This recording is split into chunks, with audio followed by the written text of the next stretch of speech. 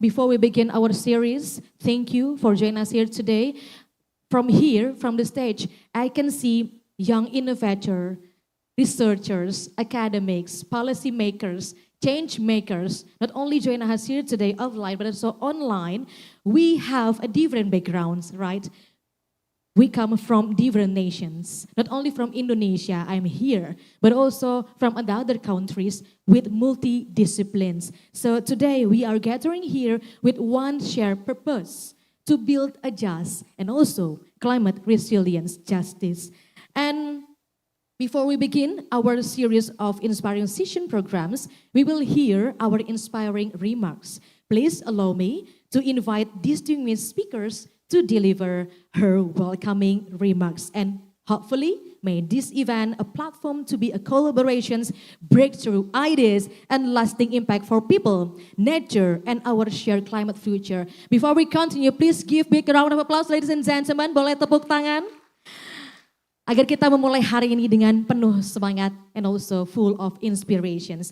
So, ladies and gentlemen, to officially open our conference, we would like to invite Chair of Board WRI Indonesia, who join us here today online from Australia to deliver her opening remarks. Please welcome Professor Mari Elka Pangestu. The screen is yours.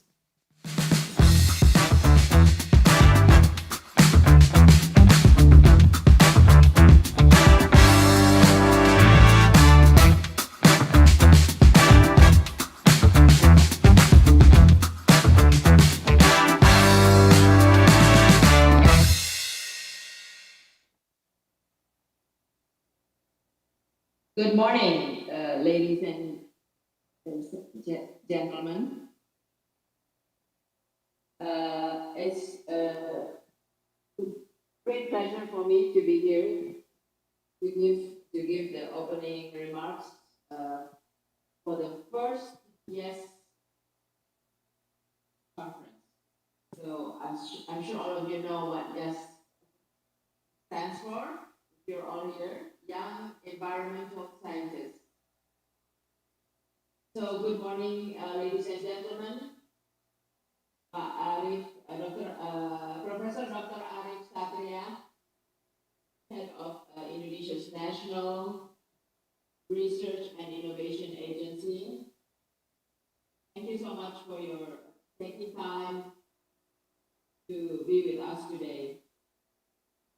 And of course, I want to acknowledge a special acknowledgement to all the experts and most of all to our young environmental scientists. I'm so sorry I can't be there in person, but you can be assured that I am there in spirit because I am a researcher at heart. And I'm a great believer in the importance of evidence-based, data-driven, and science-based research that should be the basis of our policy making. I'm very excited to be opening the first YES conference. It is a milestone for WRI Indonesia. As really an institution that believes in science and youth-led research and innovation. So we hope that we can have a great conference today to provide really the evidence-based analysis and solutions to today's urgent existential challenges and problems. Seeing all of you in this room participating in the first YES gives us hope for the future. So let me just make 3 points in my opening remarks. First, the urgency of why we need to do more research. Second, the importance of data science and evidence-based research. and the importance of youth researchers. And third, the importance of linking research ecosystems with policy links. On urgency, I think all of you in this room recognize the urgency. We are in what is often called a poly-crisis situation. We have the climate crisis with us already. It's not something that can be pushed back or reversed. But the challenge ahead for us is how to mitigate and adapt.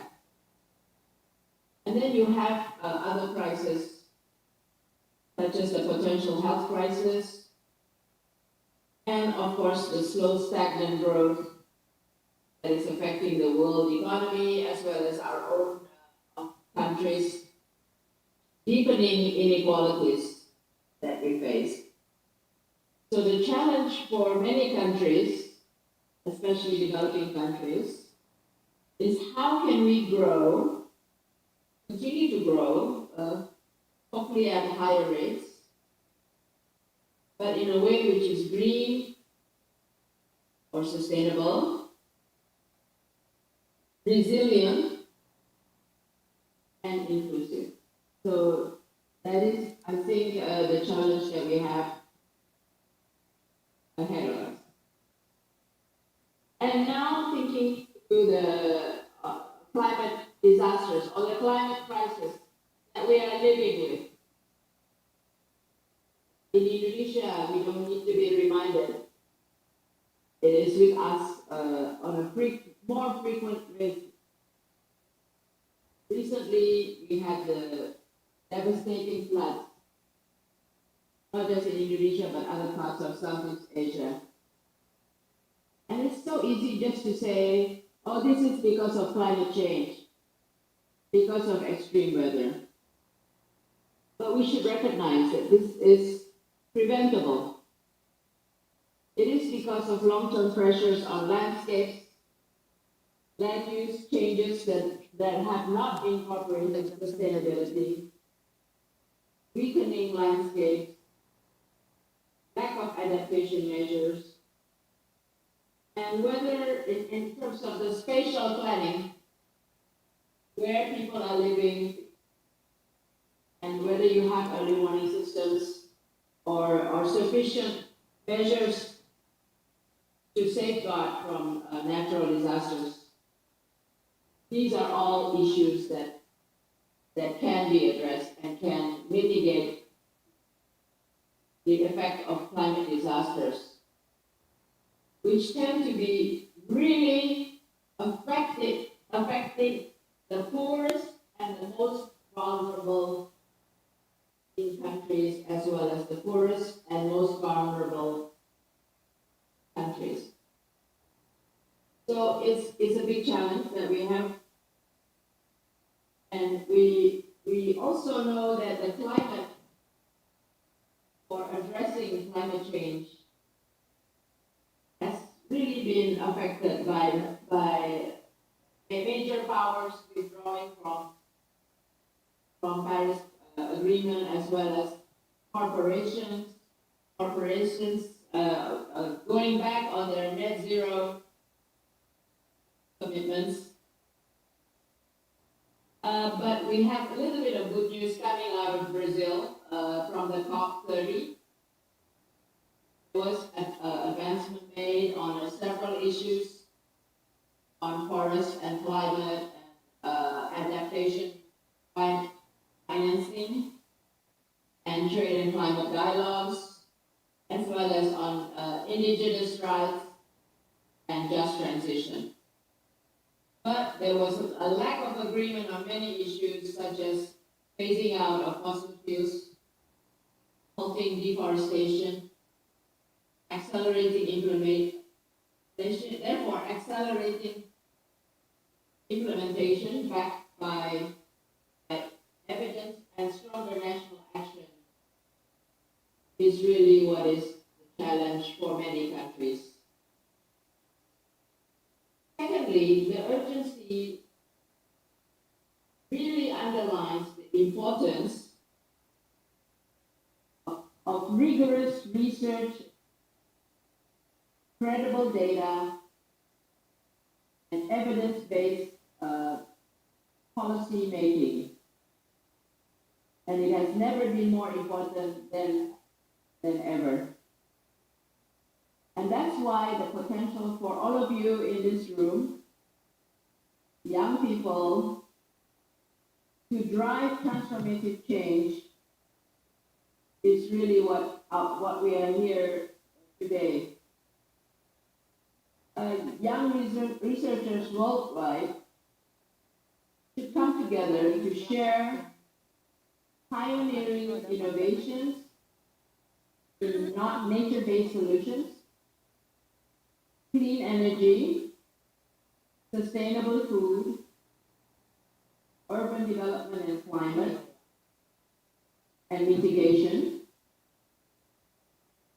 It's really what we are about to talk about today, in all of us. There is really a lack of young researchers being involved in this space. And according to UNESCO, only 2.5 researchers in developing countries are below the age of 30. Some of the barriers, like what we face in Indonesia, is limited capacity building opportunities, lack of mentorship, restricted access to publication platforms, and minimum engagement with decision makers. This is the spirit behind the S conference. The conference aims to showcase research excellence and innovation of young researchers. And we hope that this conference will provide a platform for young researchers to present key findings, innovative methods, and actionable insights, and highlight their contributions to addressing the pressing environmental and development challenges. I think we have a comprehensive agenda addressing mitigation and adaptation, sustainable systems, land and water, climate action, sustainable ocean economy, and so on. And I'm also very impressed by the diversity of presenters and participants of this conference. So not only do we have representatives from Indonesia, but we have presenters from China, India, Bangladesh, Greece, Australia, Netherlands, Japan, and the UK. And we have also a lot of participants offline.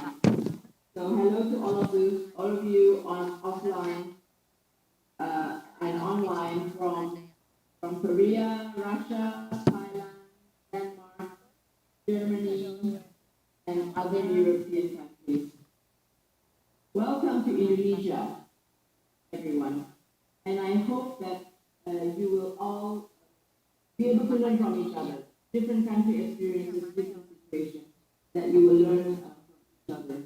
And as I watched the opening, I looked around the room, and I'm very happy to see that there are as many women as there are men. Maybe more women, in fact. So I'm very happy to see that the young researchers are also being well represented by women. And finally, my final point is that this is an academic forum, but it is not just a forum for researchers.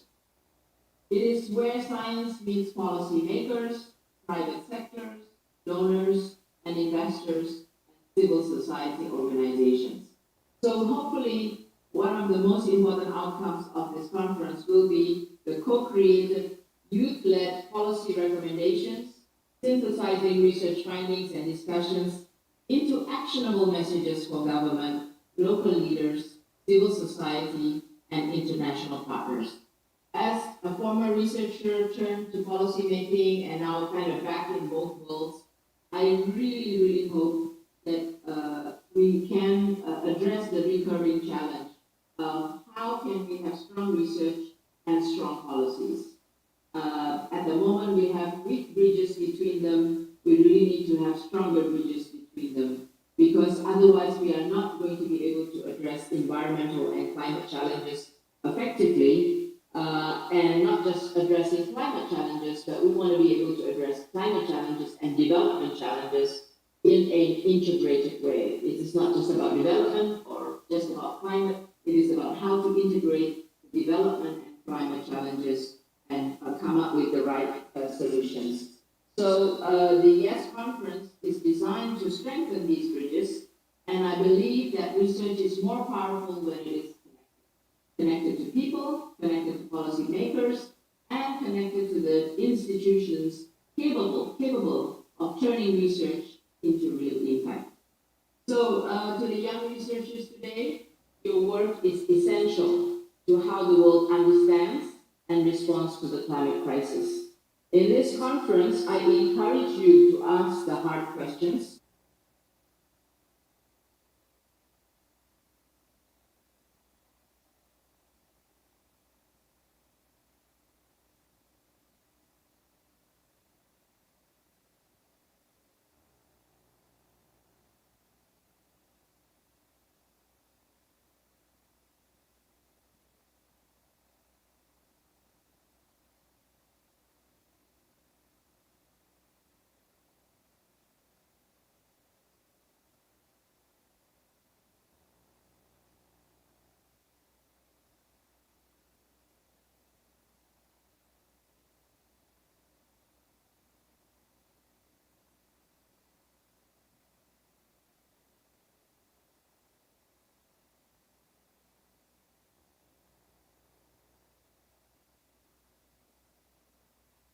I look forward to your insights, and I wish you have inspiring discussions, meaningful collaborations, and co-creations, and that new ideas will move the world forward.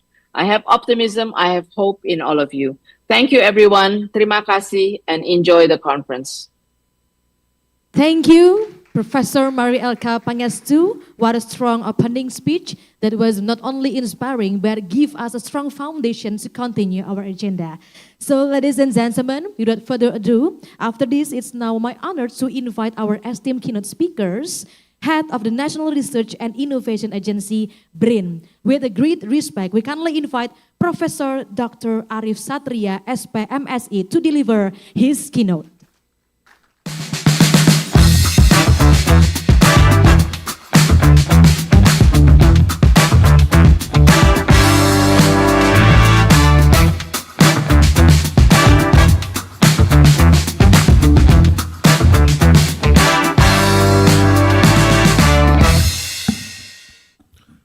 Assalamualaikum warahmatullahi wabarakatuh.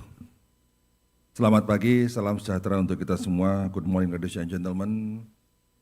Honorable Ibu Mari Elka Pangestu, Pak Koni, and Pak Arif, and distinguished guests, college speakers, and more importantly, the young scientists of researchers gathered here today.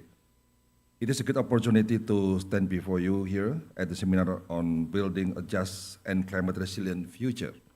Youth innovation for people, nature, and climate. This is not just a theme, it is a call to action for our generation and the next. Ladies and gentlemen, economic growth has long been seen as the engine of progress. Evidence shows a positive correlation between economic growth as measured by GDP per capita and innovation capacity as measured by Global Innovation Index, or GII. Economies that achieve higher level of GDP tend to score better on the GII, reflecting stronger investment in research, technology, and human capital. Paul Romer's indigenous growth theory reminds us that sustainable growth economy requires innovation and investment in human capital. This relationship underscores that while growth provides the resources for innovation, it is innovation itself embedded in education, science, technology, and entrepreneurship that sustains long-term prosperity and resilience. Ladies and gentlemen, economic growth generates income, reduces poverty, and expands opportunities. Indeed, growth is important for improving human well-being. However, growth alone is not enough. History shows us that while innovation has driven economic development and prosperity, it has also brought unintended consequences: pollution, inequality, and ecological degradation. Economic growth alone, even when marked by rising GDP, does not guarantee cleaner air, healthier communities, or equitable societies. When innovation strays from sustainability, it risks undermining the very future it seeks to build. Ladies and gentlemen, Indonesia exemplifies this growth paradox. Between 2000 until 2020, our economy expanded significantly, with GDP rising to nearly twice its earlier level. However, this impressive growth has been accompanied by mounting environmental pressures. Carbon dioxide emission increased by almost 1.7 times, while natural capital depleted by around 35% over the same period. These figures serve as a stark reminder that growth without sustainability is a fragile path, one that risks undermining both our environment and the well-being of future generations. Ladies and gentlemen, progress cannot be measured only by GDP per capita. The Sustainable Development Goals provide a broader framework, reminding us that GDP growth is important. However, genuine sustainability must be inclusive, resilient, and environmentally sound. The National Research and Innovation Agency, BRIN, developed a research agenda aligned with the Sustainable Development Goals, and this agenda ensures that innovation complies with sustainability principles, and it emphasized that the goals of SDGs are integrated and indivisible.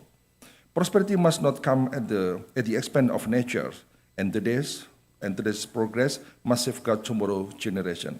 For instance, our research agenda focuses on sustainable agriculture, low carbon energy, water and environment. And it requires us to respond with science and that is collaborative, evidence-based, and grounded in the holistic understanding of climate, nature, and people. This is the spirit of which BRIN advanced Indonesia Research and Innovation Agenda so that we can achieve national priorities while in the same time contribute meaningfully to global solutions. The interactions between climate, nature, and people are deeply intertwined, creating challenges that are increasingly complex and interconnected. Addressing these issues requires more than isolated scientific efforts. It demands a transdisciplinary approach that brings together diverse fields, collaborative action, and strong evidence-based decision-making. BRIN plays a central role in consolidating national research and innovation with a transdisciplinary framework, connecting knowledge across disciplines, aligning national resources, and ensuring that scientific insights translate into real solutions for society. Through this integrated approach, we aim to strengthen Indonesia's ability to anticipate future challenges, protect our environment, and improve the well-being of our people. And BRIN serves as a key actor in integrating research and innovation nationwide, guided by a transdisciplinary framework. Ladies and gentlemen, the Inclusive Wealth Report highlights that sustainable development is characterized by growth in total wealth, not just produce capital. Human capital, our knowledge, skills, and creativity, is the most critical driver of long sustainability. This is where the young generation come in. Young generation are not just future leaders, they are innovators at present. In the framework of sustainability, youth play a decisive role in realizing change, in leading change, in managing change. The creativity, energy, and courage of young generation are essential to build a climate-resilient future. And we, as BRIN, acknowledge the role of young generation and has established significant programs to accelerate youth talent, which includes, among others, research internship for undergraduates, degree by research pathway for master's and doctoral students, research assistantship, doctoral scholarships, and research visit and postdoctoral opportunities. These programs are designed to empower young scientists or researchers to innovate responsibly, ensuring that their work contributes to prosperity without harming the environment. BRIN provides research assistantship program awarded to active master's and doctoral students as part of the degree by research program from 2022 to 2025. More than 1,000 students participated in this program. Ladies and gentlemen, BRIN also provide degree by research program for master and doctoral students for universities, both domestically and internationally, based on collaborative research between university and BRIN. From 2022 until 2025, approximately 2,000 students benefited from the degree by research program at both domestic and international universities. In collaboration with LPDP, BRIN provide targeted doctoral scholarship program, and this program focus on area including advanced biodiversity utilization, maritime and deep sea resources, nuclear and radiation technology, and space and aviation. It is awarded directly to undergraduate and graduate students. These four focus areas are closely related to climate change: natural resource management, water, food and agriculture, health, energy, and artificial intelligence, as well as to economic and socio-cultural aspect. This opportunity is widely open to understanding undergraduate and graduate students who wish to continue their studies at universities abroad with leading research group in this focus area. For young students, BRIN provides opportunity to participate in Indonesian Research and Innovation Fair, IRI Fair. IRI Fair is a platform for exploration, exhibition, competition, and appreciation designed to seek potential talents in the field of innovative research through collaboration with BRIN. To foster interest among young talents and recruit technopreneurs capable of exploring business ideas based on key stakeholders, BRIN creates Technopreneur Talent Program. This program aims to bridge research results with real-world commercialization opportunities, helping participants refine prototypes, validating user needs, and designing sustainable business models. To sum up, in pursuing sustainable future, building a just and climate-resilient future is a must. It is a responsibility we must embrace today. Economic growth must serve people, nature, and climate together. Innovation must be harnessed not only for profit, but also for justice and sustainability. To the youth, you are the architects of nation's future. You can lead Indonesia and the world toward a path where prosperity and well-being walk hand in hand with environmental stewardship. Let us commit together to a future that is just, resilient, and sustainable. Again, thank you very much for WRI. Assalamualaikum warahmatullahi wabarakatuh. Waalaikumsalam warahmatullahi wabarakatuh. Please remain on the stage, sir. Mohon tetap berada di atas panggung karena berikutnya akan ada token of appreciations. There will be a plaque of presentations, appreciation from WRI Indonesia. So please come forward. Bapak Mr. Nirarta Samadi. Thank you for the keynote speech and also the background of how Indonesia's, especially governments, talking about innovation that driven economy. Thank you once again. Please give big round of applause, ladies and gentlemen. Terima kasih, Bapak. You may continue your agenda. Terima kasih.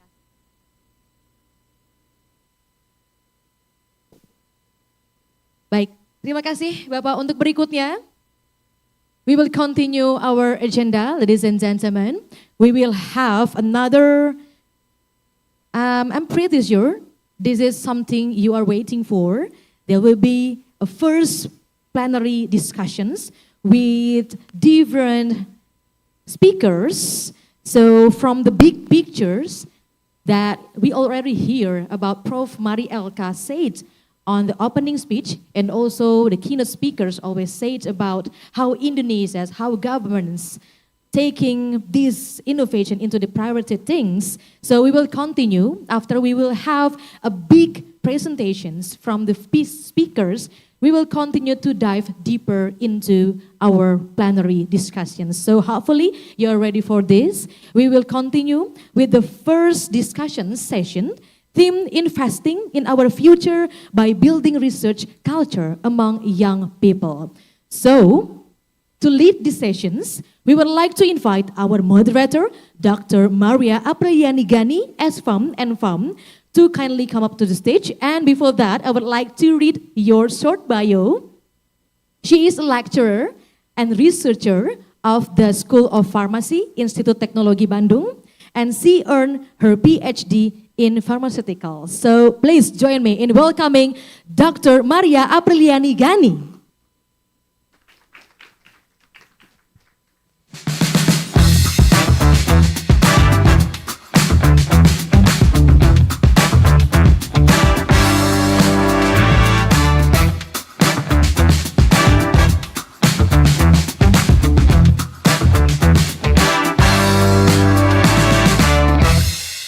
Okay, thank you very much for the nice introduction.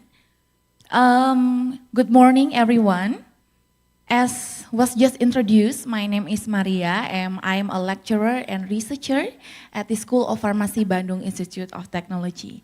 And today's plenary will be discuss a theme that is very close to my heart. Investing in our future, strengthening research culture among young people. Why is this important?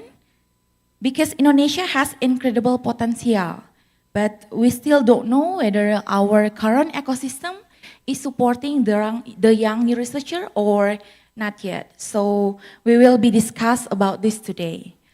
So before that, just to give a little bit of context, here is the situation today.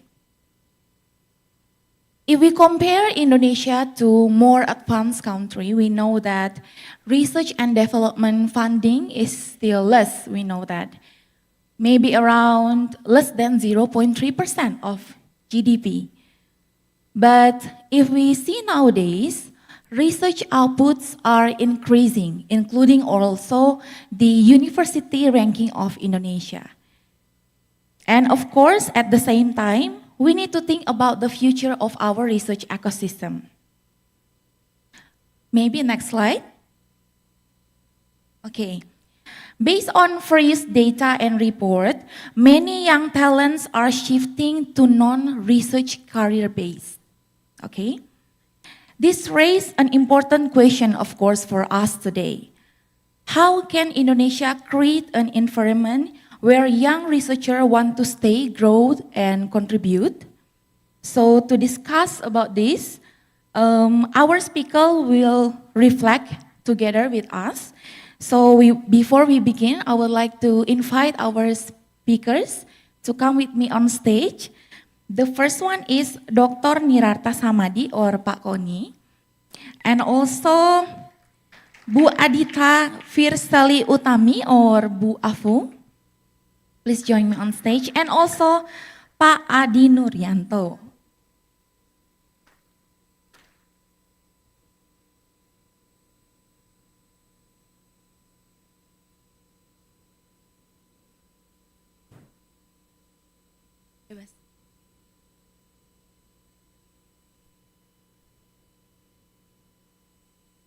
Okay, how are you?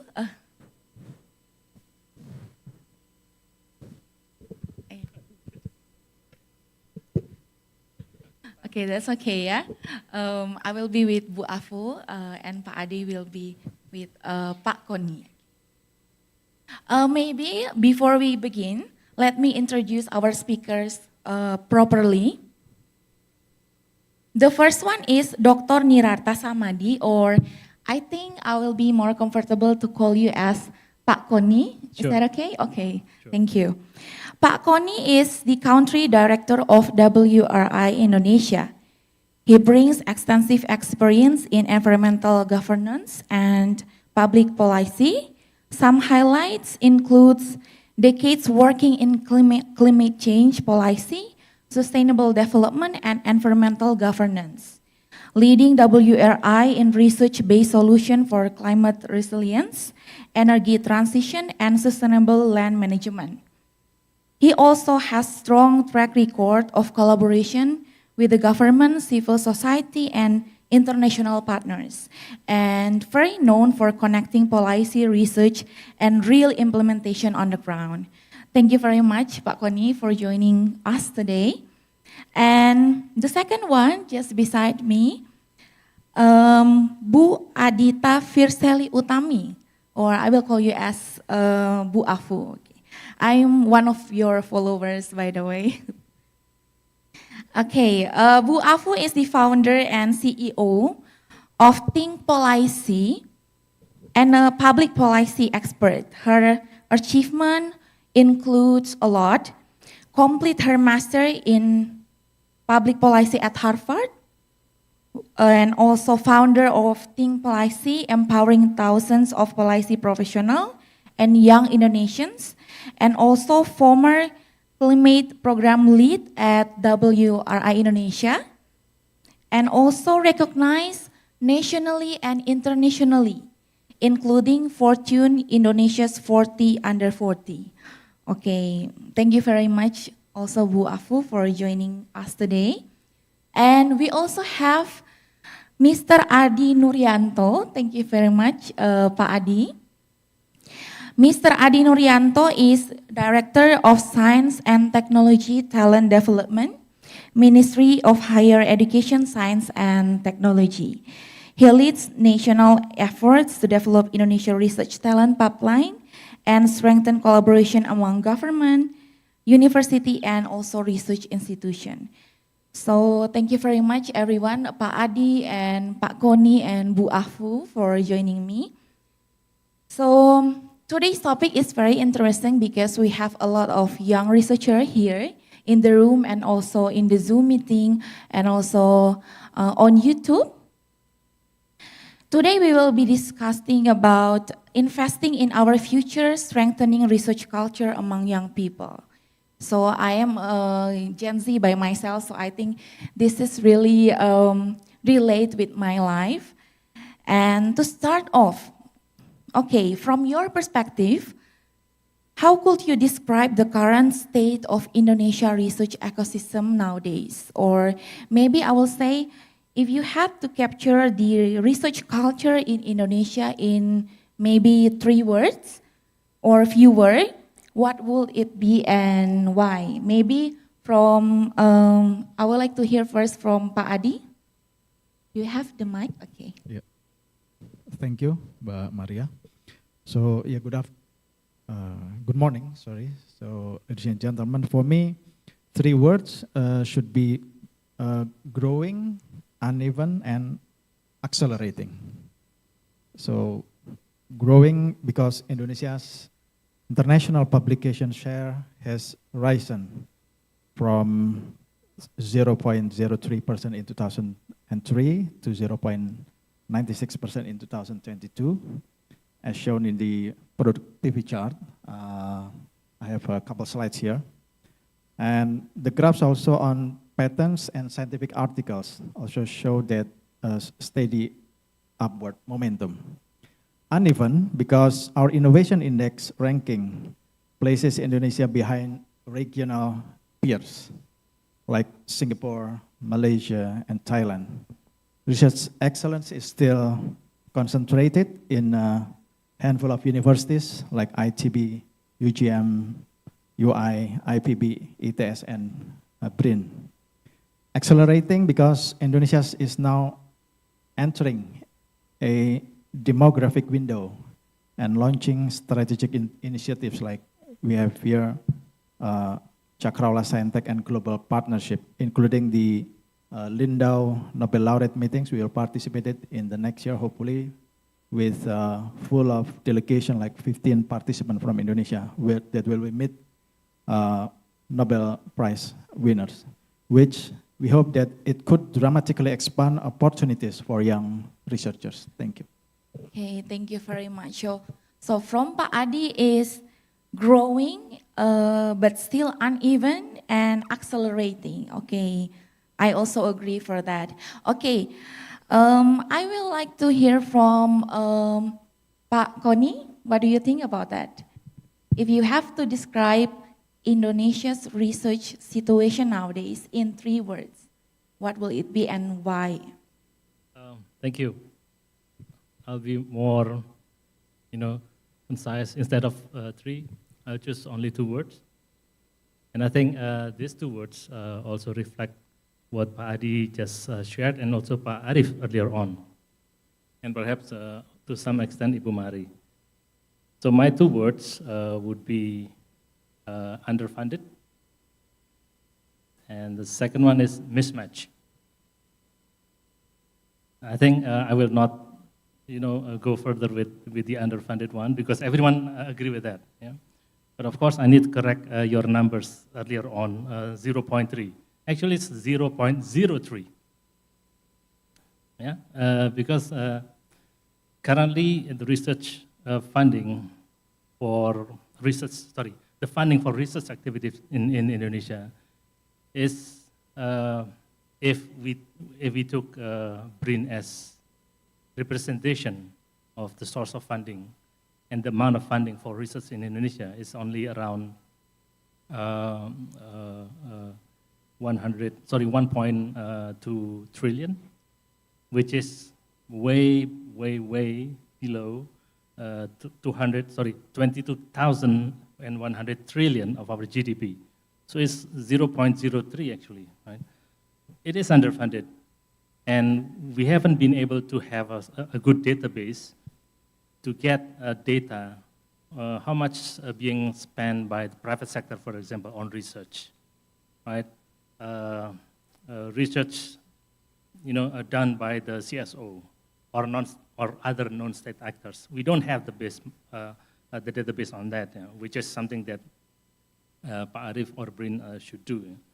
But I would say it's still way below the OECD standard that you mentioned earlier on. The second one is, of course, mismatch. Mismatch. I'm trying to quote the numbers of publication, scientific publication coming from Indonesia. In 2013, we have around 5,400 publications. In 2022, we have way more than that, around 54,000. So it's a huge leap, but it doesn't correlate to the economic development that needs to be, there's a rule of thumb, to connect research publication and the economic development, and it doesn't, have a strong link. Leaping from 500 to 50,000 more, but the economic development is not translated or not reflecting that kind of leap. So there must be some sort of mismatch there. Yeah? So thank you.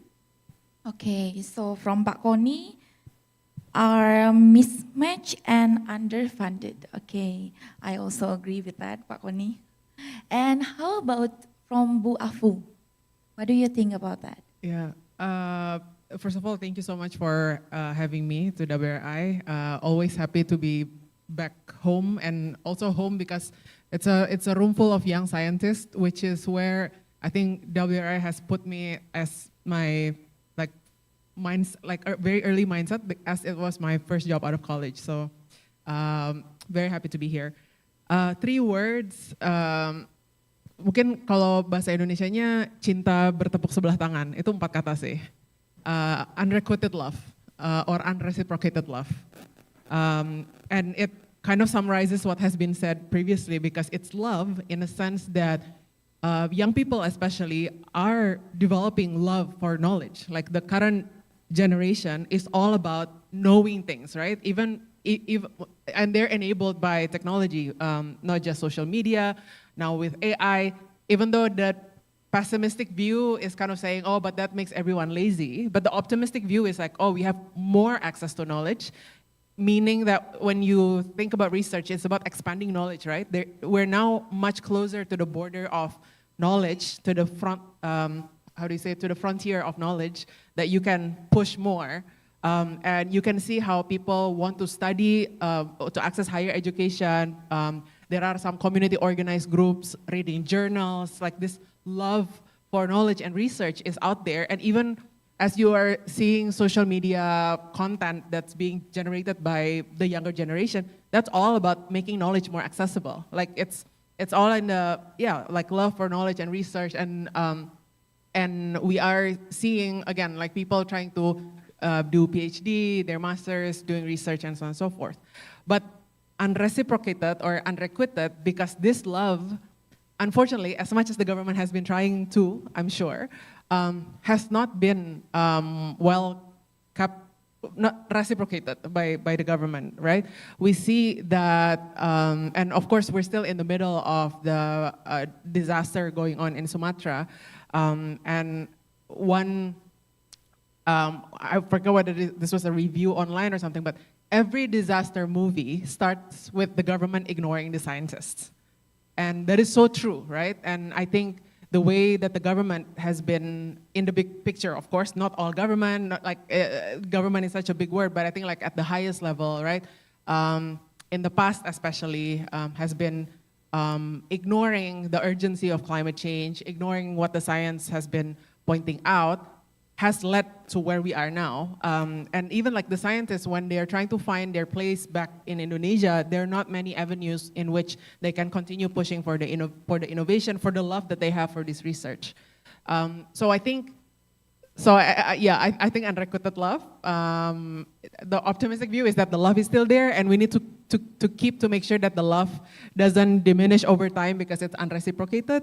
So there is that time window in which we need to really like capture and respond. And I think like this kind of conference or like events or avenues are so important to keep memupuk, like to keep the love alive, I guess. Thanks. Okay, thank you very much, Bu Afu. So it is cinta bertepuk sebelah tangan ya. Okay, thank you very much. Cinta bertepuk sebelah tangan. Yeah, it's 4 words, but that's okay. So I think I do agree with that. So from Pak Adi, are growing, uneven, evolving, and from Pak Koni, mismatch and underfunded. And also from Bu Afu is cinta bertepuk sebelah tangan. Okay. So I think the problem is not just for young researcher, right? But also for researcher in general. And the problem is, actually, young researchers face a lot of difficulties, not only that problem that you mentioned before. And I want to ask that, what do you think make it difficult for young people to grow in research? We know that we have budget limitation, uneven distribution maybe, and mismatching, funded, we don't have funding, especially for young researcher, maybe, I don't know. But what do you think about that? What makes it difficult for young people to grow in science, and what support do they actually need for that? Maybe I will ask first for Pak Adi. What do you think? Yeah. Especially for young researchers. Yes, thank you. So, from our point of view, that at least 3 things that hindering as the barriers for young people doing meaningful research. So the first is about a limited early research exposure. That early research participation builds scientific curiosity, analytical reasoning, and innovation skills. Yet many Indonesian students only encounter real research late in their academic journey. And the second one is about unequal research infrastructure and access, as mentioned by Pak Koni, Bu Afu, and Bu Mari and Pak Arif, about the access to labs, data, advanced methods remains uneven across the regions. And as shown in the GII index, Indonesia ranks still lags behind regional peers in innovation system and technology readiness. And the third one is about weak global linkage and mentorship pathways. And the need for international collaboration, mobility, and mentorship, opportunities that are available but not yet widespread. So we create in our Ministry of Higher Education, Research and Technology, trying to give more exposure to early researchers by like creating the global research residencies in our directorate especially, and also the collaboration with leading international scientists, and the clear STEM talent pipeline development. So this program is quite new. Next year will be launched, since our ministry is just divided formally from the Ministry of Education, Culture, Research and Technology into 3 ministries. So now we are trying to create more new opportunities for young researchers to be exposed by the ecosystem of research. So this creates structured pathways for youth to enter, persist, and advance in research careers. Thank you. Okay, thank you very much, Pak Adi. So there are limited early research exposure to young people, especially maybe before university, right? Okay, and unequal research access, and more, we have to set more clear mentorship pathways, right? Okay, I think I agree also with that, because I think since I am a Gen Z myself, so I know a little bit about this. I think many young people never get chance to do real research before university. So they don't really know that a scientist is really a career, right? And I think nowadays a lot of young people are surrounded by many other career options. So maybe they are choosing the other career options because they simply don't know about the science itself and research itself. But I also agree with Pak Adi that nowadays the government launched a program that is called Sekolah Garuda. I'm pretty sure you know well about this. And Sekolah Garuda is preparing top high school student to join top universities in the world from their IELTS score, so from their SIT score, and also start introducing mini research to them.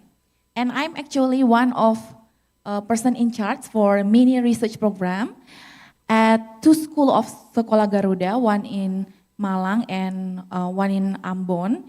So I see by myself how this high school student got really excited in doing research. And I think this is a very good step from our government. Thank you very much, Pak Adi and team, for doing that. Okay. So I would like to hear from Pak Koni. What do you think about that? What makes it difficult for young people to grow in research, and what do they really need? Right, thank you. So, to me, the environment, the environment that we have is not actually glorifying the research, policy that has been taken, decision that has been made. It's less and less based on science, based on research, based on data, and so on and so forth. So, I mean, that kind of environment which is not glorifying things, related to science, data, and everything, it's numb us, membuat kita lebih tumpul gitu ya. It's numb us, and makes us, some sort of seeing things more in a direct shortcut, if you like. Why do I need to do research if the decision that has to be made doesn't need to have that kind of depth, data integrity that is built into it, and so on and so forth?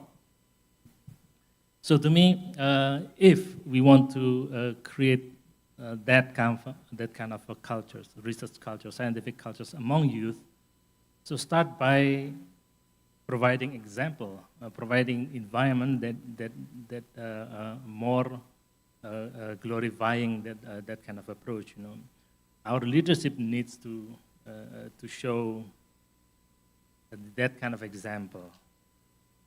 You know, so it is kind of fresh to hear what Ibu Mari have conveyed earlier on, and also Pak Arif and Pak Adi just now.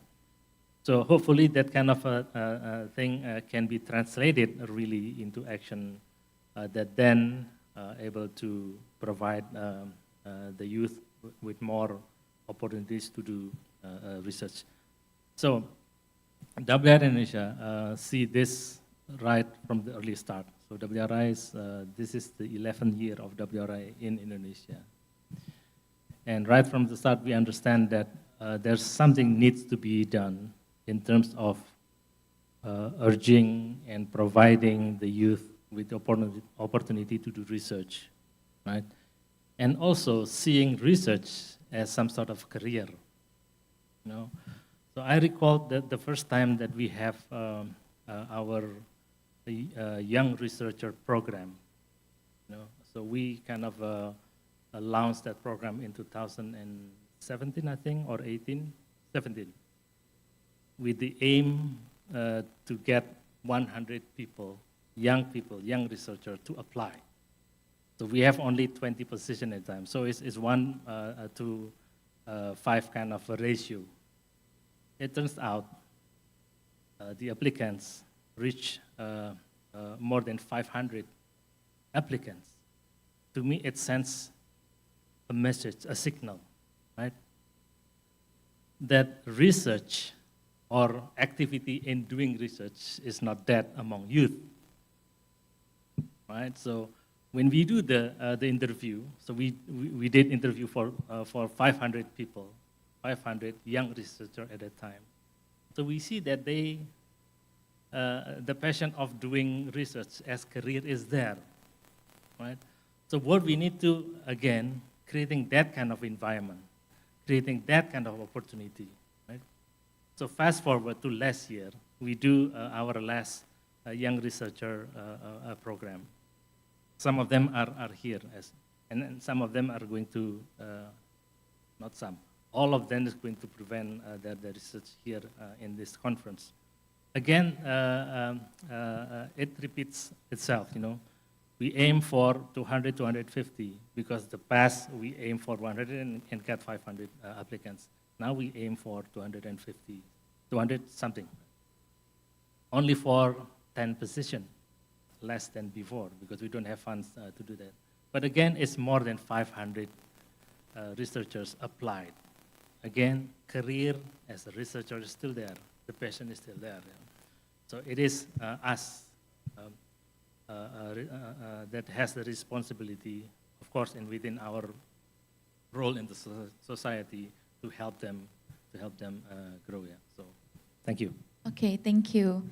So from Pak Koni, because maybe the environment is not supporting young people in doing research, right?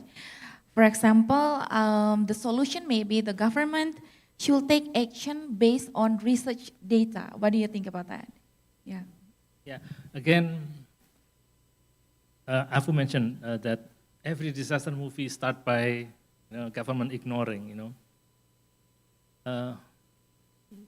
It is unfortunate that we have the disaster in Sumatra, which is still continue until today. You know? So we need to you know, not just pray, but also see what is actually behind that. The cyclone, the warning that there will be a cyclone is already there 8 days before, right? It is being shared with all the government that is in relevant with this kind of incoming disaster. The local government, the national entities, and so on and so forth. 4 days before, also being alerted. 2 days before also being alerted, right? But there's nothing that we are doing in preparation to that. We only reacted when it's already happened, when it's already too late, right? So this is this kind of sense, you know, relying on data, relying on scientific approach. PMKG surely is an entity of research. You know. They use a scientific method to come up with that kind of prediction and so on and so forth. So if we believe in science, right, this kind of disaster, I mean this magnitude of disaster can be prevented. Loss of life, loss of resources and so on and so forth can be prevented only if you believe in science and make decisions out of that, based on that. Thank you. Okay, thank you, Pak Koni, for that. How about Bu Afu? You mentioned before that about the current situation, and what do you think about that? Is that because we are ignoring scientific data, or? Yeah, I mean, you mean the disaster in Sumatra? Yeah, no, I think, agree with everything Pak Koni already said. I think it's very layered systemic barriers, but at the core of it, it is about how we use data and insights and science to make better decisions, right? Especially policy decisions. So I think one of the easiest way to see what the government is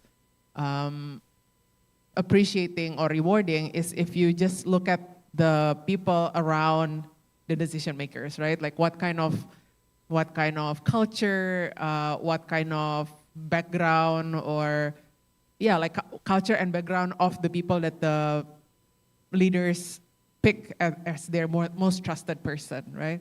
And if I can go back to a somewhat more ideal time, I think during SBY's presidency, for example, you see that the scientists, the technocrats, the professionals are all in government positions. You see, I mean, we used to have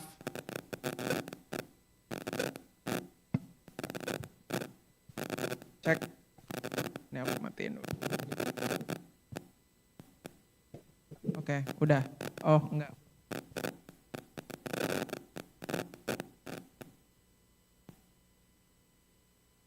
Check. Okay. So yeah, I wanted to talk about like during SBY's time, for example, we used to have the late Pak Kuntoro Mangkusubroto as the head of President's Delivery Unit, right? And he, among others, as we are talking about disaster, right? When you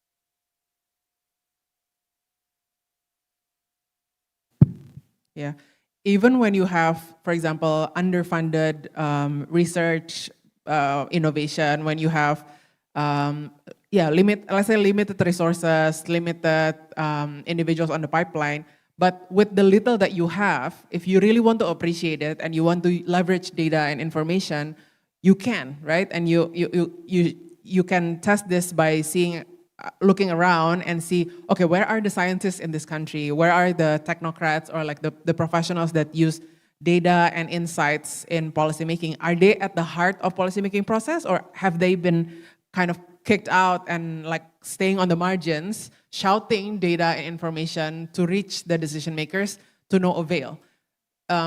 So I think that's one of the easiest indicator or like way to really see where the state of this country vis-a-vis how we appreciate the scientists, regardless again of resources and so on and so forth. And I don't think right now the scientists are at the heart of the policymaking process, unfortunately. And if we can simplify, you asked earlier about what are the constraints that young scientists are facing, right?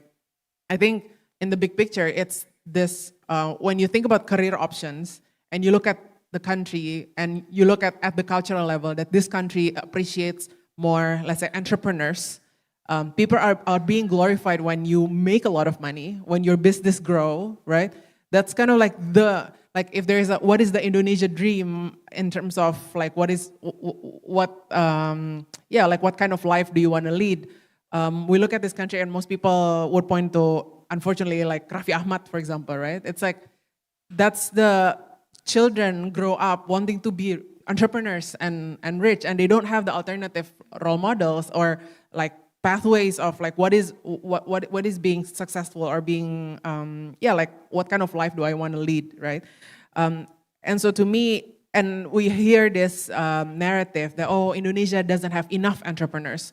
Less than 2% of Indonesians are entrepreneurs. We need more, like all this statistics, which is true to some extent, yes, but we need the same narrative also saying that this country doesn't have enough scientists, this country doesn't have enough statesmen, people who actually think about the country and think about like policy making process through statesmanship, like negarawan.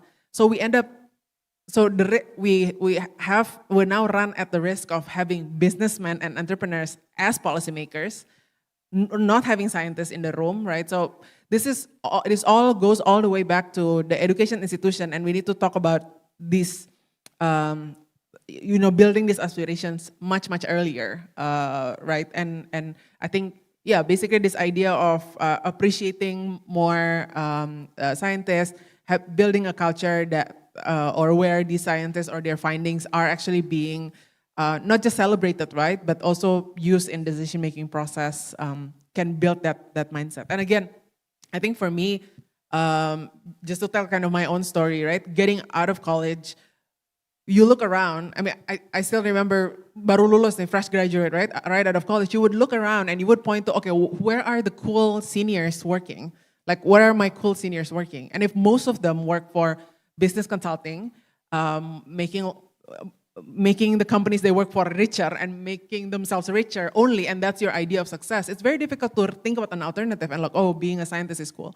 Lucky for me, I had, at that time, my senior that I look up for working for WRI, and I was like, oh, she's really smart, she's really cool, I want to work where she works. And she works for WRI, like a research institute, right, where you actually do research and try to influence policy-making process. And I, out of curiosity, did an internship at WRI, and it was so rewarding, like the way that knowledge and research that we do can influence policymaking was so rewarding that planted deep in my head, like that keep that love for knowledge, love for research, and how to use data to influence policymaking very early, so much so that it stays with me for the next 10 years. So imagine if new fresh grads, if the first benchmark of like what kind of career, what kind of job do I want is different, that might determine their path for the rest of their professional journey. Yeah, sorry, that's a bunch of different things, but I hope that kind of answer your question. Thanks. Okay, so I think I got your point that maybe young generation see that scientists not making a lot of money, right? Instead of being a businessman or a entrepreneur and something like that. And yeah, I do agree that we have to put scientists as the policy makers, right? And the question is, yes, the question is, are we investing enough in preparing the next generation of scientists, including also for the government as the policy maker and something like that? Maybe from Pak Adi first. Thank you, Mbak Maria. So yeah, you mentioned about the SMA Garuda High School Excellence Program. It is actually under our Directorate General of Science and Technology. You mentioned about that your university part of the partner of our ministry to guide some schools to do their activities in guiding the schools so that the graduates could achieve their best performance, so that the graduates could achieve and apply to the best top 100 universities. You mentioned about SAT and ITP, IELTS, TOEFL, and other things. So in my directorate, actually, we developed 20 newly built schools. You mentioned about the program of SMA Garuda Transformasi. So in my directorate, we developed 20 newly built schools, which are quite wide. It will be built upon the 20 hectares land. So it's quite big. I think that is the one of the biggest schools, in our country. And this meant to be a pre-university program. Why is it developed under Ministry of Higher Education, Science and Technology, not under Ministry of Basic and Secondary Education? Because we are trying to connect the high school education to university. So it will have a direct linkage with the top 100 university, especially.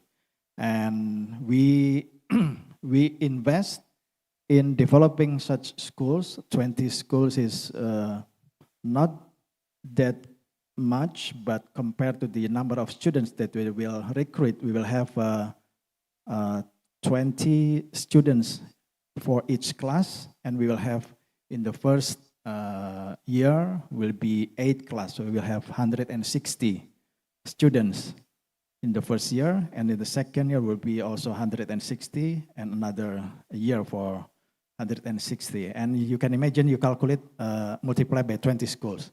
So every year we will graduate around 3,200 students, and it will be nurtured by the national curriculum, but also enriched with the global curriculum like international baccalaureate. So as President Prabowo already mentioned, that these schools, SMA Garuda, will be enriched, its curriculum, its national curriculum that will be used in this high school with global curriculum like international baccalaureate.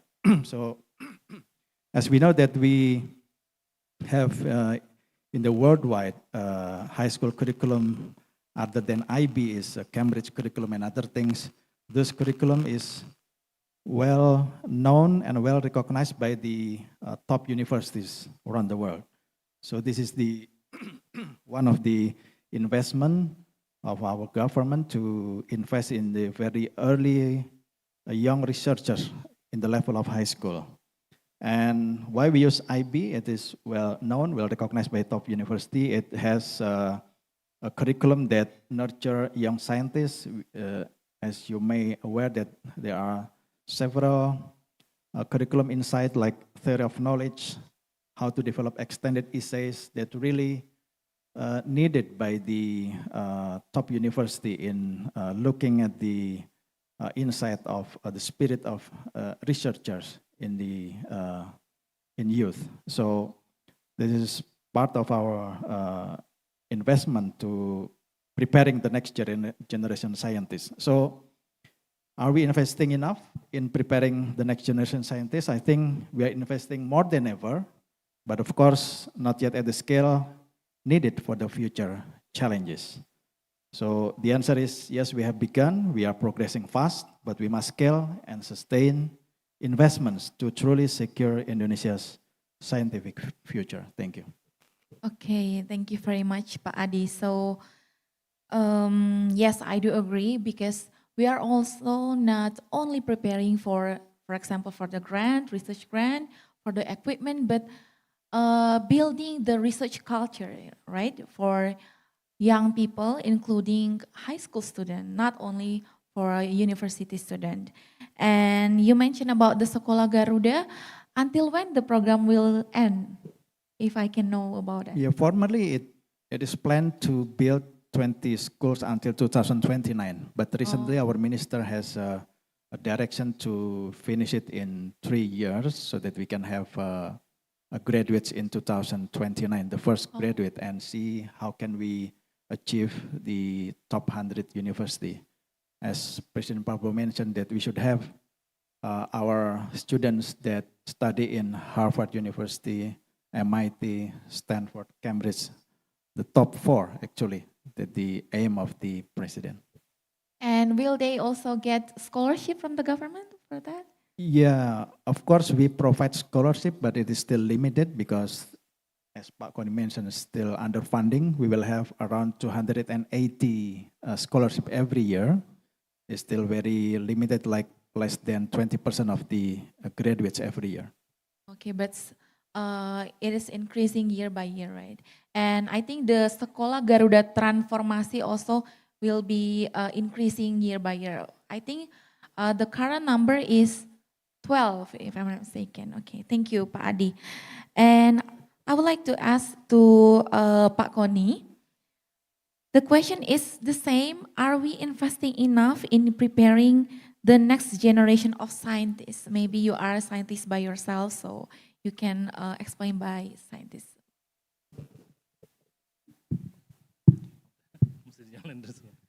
Thanks. Well, have we invest enough? I think Pak Adi used a very good word, scale. That is, I'll come back to you. Come back to that later on. But there must be some truth, when someone or entities like the World Bank, for example, coming up with a ratio, that countries like us, G20 kind of a country, need to have 1 to 2% of GDP dedicated to for research. There must be some truth behind that, right? The numbers. Countries like Korea, for example, South Korea, they put 4% of GDP for research. So this is an investment that you ask, So if we meet the ratio, I mean, we have or we allocate 1 to 2% of GDP for research in Indonesia, I think a program as simple as spelling bee, for example, would exist. And this is a program, a simple program, that nurtured that kind of cultures right at the early age. I think with 1% to 2% of GDP dedicated for research, would pay for a better capacity building for teachers at the elementary schools, which then enable to grow that cultures, curiosity, openness, and so on and so forth, right? So are we invest enough? I don't think we are. But the little that we have, and Pak Adi mentioned, needs to be scaled up. So it's the strategy on how to scale it up that has to be exist. Currently, we don't have that, right? Yeah. So to me, the question is the answer to that question is very, very simple. We haven't invested enough. But should we have allocation or budget to do that kind of investment, we have to have a good plan. Because otherwise, money is not going to be well spent. And we don't get, and we got nothing out of that, right? Yeah. So just an illustration, right? Just an illustration. If innovation is going to, innovations actually is the target of our RIRN, Rencana Indo Research Nasional. It is Perpres 38, which is being issued in 2018, right? And puts innovation at the heart of it. I don't know whether this Perpres is now being used or not. That is not my part to answer. But if innovation is the heart of it, meaning that we can see or we can reflect from the numbers of patent being locked or being put forward, being registered and everything, as reflections of that innovation as the center of our national research agenda. Among ASEAN countries, Indonesia, and I'll pick just a year as an example. In 2022, Indonesia logged only 9 patents. 9 patents. Same numbers as the previous year. Same numbers as the previous year, 2 years before that. Whilst Singapore, 1,700 plus patents being registered in single year 2022. It shows something, So when Pak Arif mentioned about GII score, the target is to reach 49th rank among 190 or 160 countries. That needs to be reflected in a parameter like patent registration, right? So hopefully we'll get there if we have enough investment in a correct kind of way. Thank you. Okay, thank you, Pak Koni. So we need to scale up, right? The percentage of GDP allocation for research and development. Yes, I do really agree for that. And I want to hear also from Bu Afu. What do you think? Are we investing enough or we haven't? Yeah, sorry. So just not to repeat, because a lot of things has been said already, and I agree with all of them. Just a little addition from my side is when we think about investing, it's also not just whether there is enough resources, but investing or like the resources in what, right? And how do you prioritize those areas? I think in addition to making sure that we have or that we produce good research and that those research is being used for decisions or being used to better the real world, so to speak. I think other types of investment that we need to start thinking seriously about is how scientists should communicate better.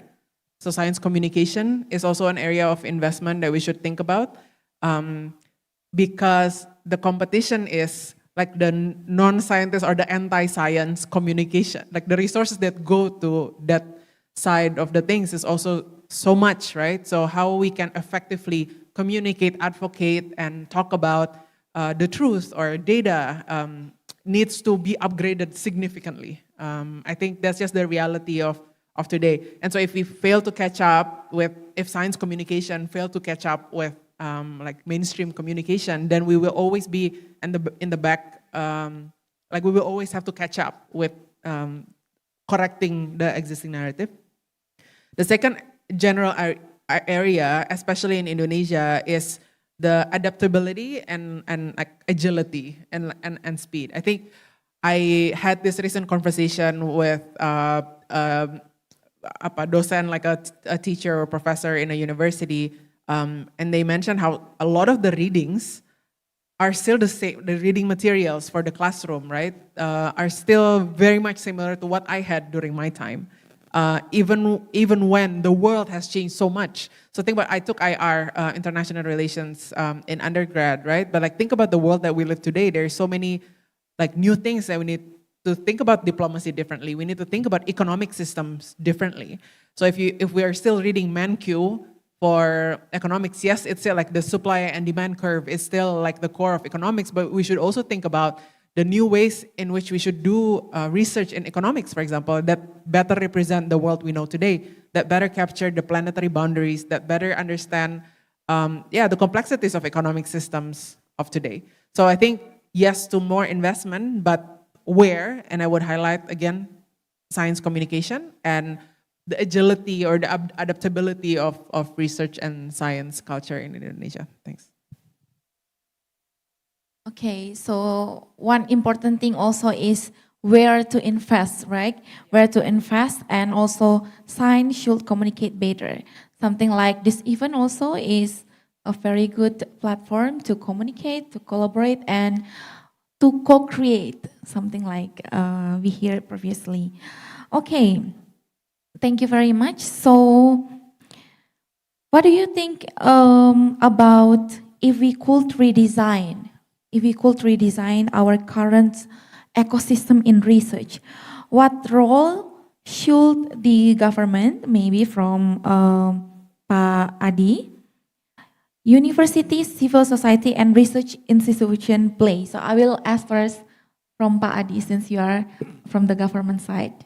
Yeah, from the government. I think alone here, I heard a lot about the government ignorance. So it's kind of touching me. But thank you for the critics. Government not only in our ministry, of course, when you mentioned about the disaster in flood in Sumatra and surrounding it. And so yeah, I think the voice of researchers should be heard. Don't be afraid to louder your voice in criticizing, not only criticizing, but developing and showing the truth. I mean, how should we develop our policy?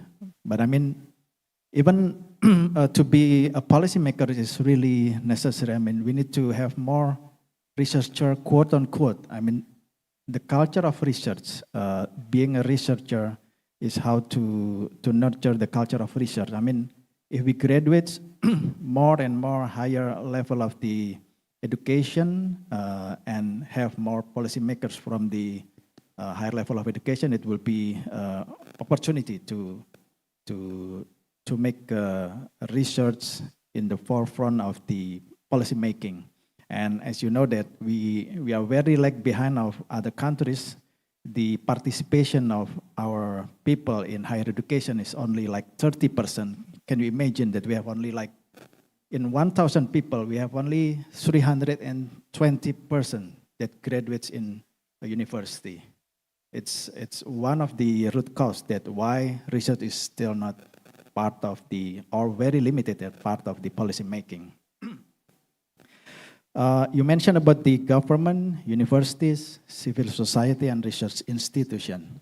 So yes, it is very important how the government enable long-term funding, mobility schemes, research residencies, reduce administrative burdens that slow innovation, strengthen national databases, and open science platforms, and how universities integrate research earlier, provide mentoring structures, connect students with international research groups, and how civil society and NGOs bridge research to community application and other things. But you forgot to mention one of the important thing is industries. So industries plays a significant role for me that how they invest to our research.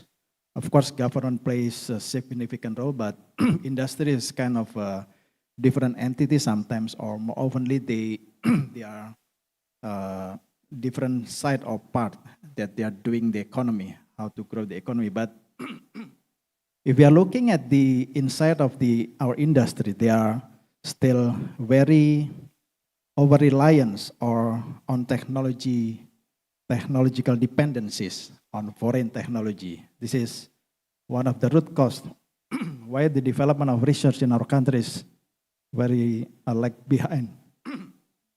Sorry, so that's why the research in our university and research institutions is dominantly the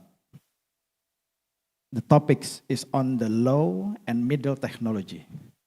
Even if we can observe that some of them are part of the high technology, but it is not creating our own technology. So this is very essential because it builds our structure of industries. You know, when we use foreign technologies, if something happened or broken in those technology, we just simply invite the foreign researchers or experts. We never invite our own researcher from university or research institution. That is really unfortunate. So we need to build our own technology. If I would like to propose that we should stand by our own technology. That's what the essence of berdikari, stand by our own. And also we need to think about the import substitution. Not only about the materials, goods and services, but also technologies. So we need to think about import substitution of technologies. Of course, we are friends of many countries. We do international trade, but don't forget to stand by our own technologies to develop our research ecosystems. So Yeah, to thrive, young researchers need an ecosystem where these actors work together, not in isolation. Thank you. Okay, thank you, Pak Adi. So we have to create our own technology, right? And one of which is by pushing industry to invest in research and development also, not only the government side. Okay, now I think I will open the floor for the question and answer by the audience, and maybe one question from the audience here. If you have question, you can raise your hand. And okay, maybe from that side. Okay, Mbak yang di sana, yang tadi. Okay. Ya, benar. Ya.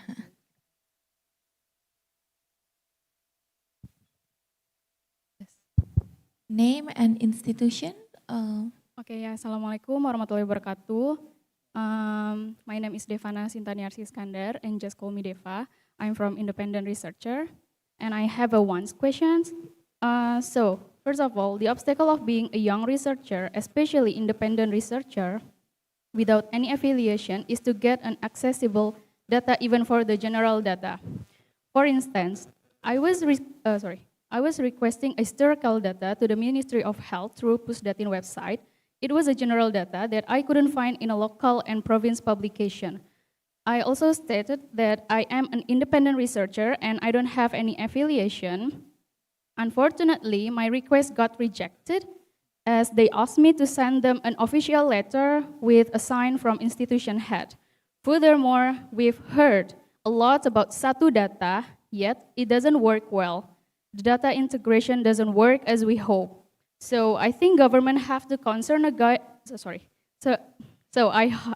think government have to concern again about it, because I believe even for the politicians, data is essential to help them making a decision. So my question is, as we know that data in Indonesia, even for general data, is hard to find, what is the government solution, and for every speaker's idea for this to support young researchers to get an accessible data? Thank you.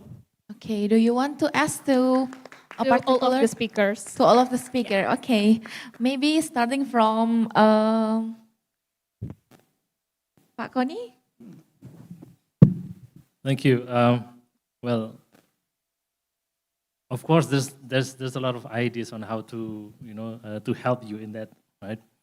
But again, it is within the government authority to be able to create a change in regard to data sharing. So the idea of Satu Data, well, Satu Data is actually one among my product during my time in the president's office, and also Satu Peta. But the idea at that time is for data to be accessible to the public, right? Of course, if only one entity, one institution within the government wanted that to happen, but others ministry doesn't want that to happen because of a lot of reason, then it's not going to happen, right? So to me, if the demand is there, and I think the independent researchers is not just you who face that kind of issues, keep doing that, keep doing that in a concerted effort if you like. So if the demand is real and it's a huge demand, then something would change. That would be the way I would do in your position. As for WRI, we are a CSO, we are a think tank, we are a non-profit. We are doing the same thing. We are asking and asking.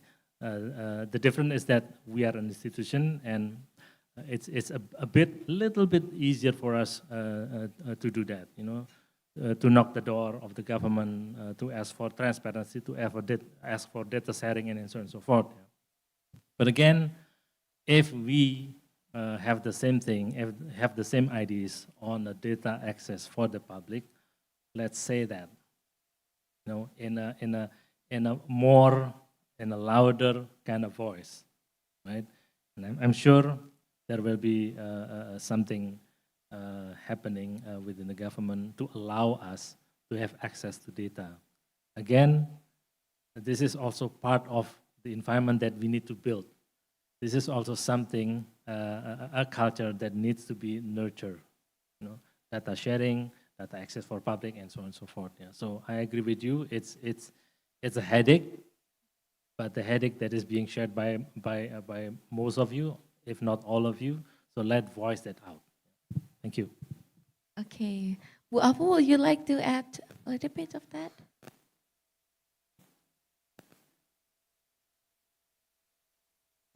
Yeah, I think like data collection and data access is always a challenge. Sometimes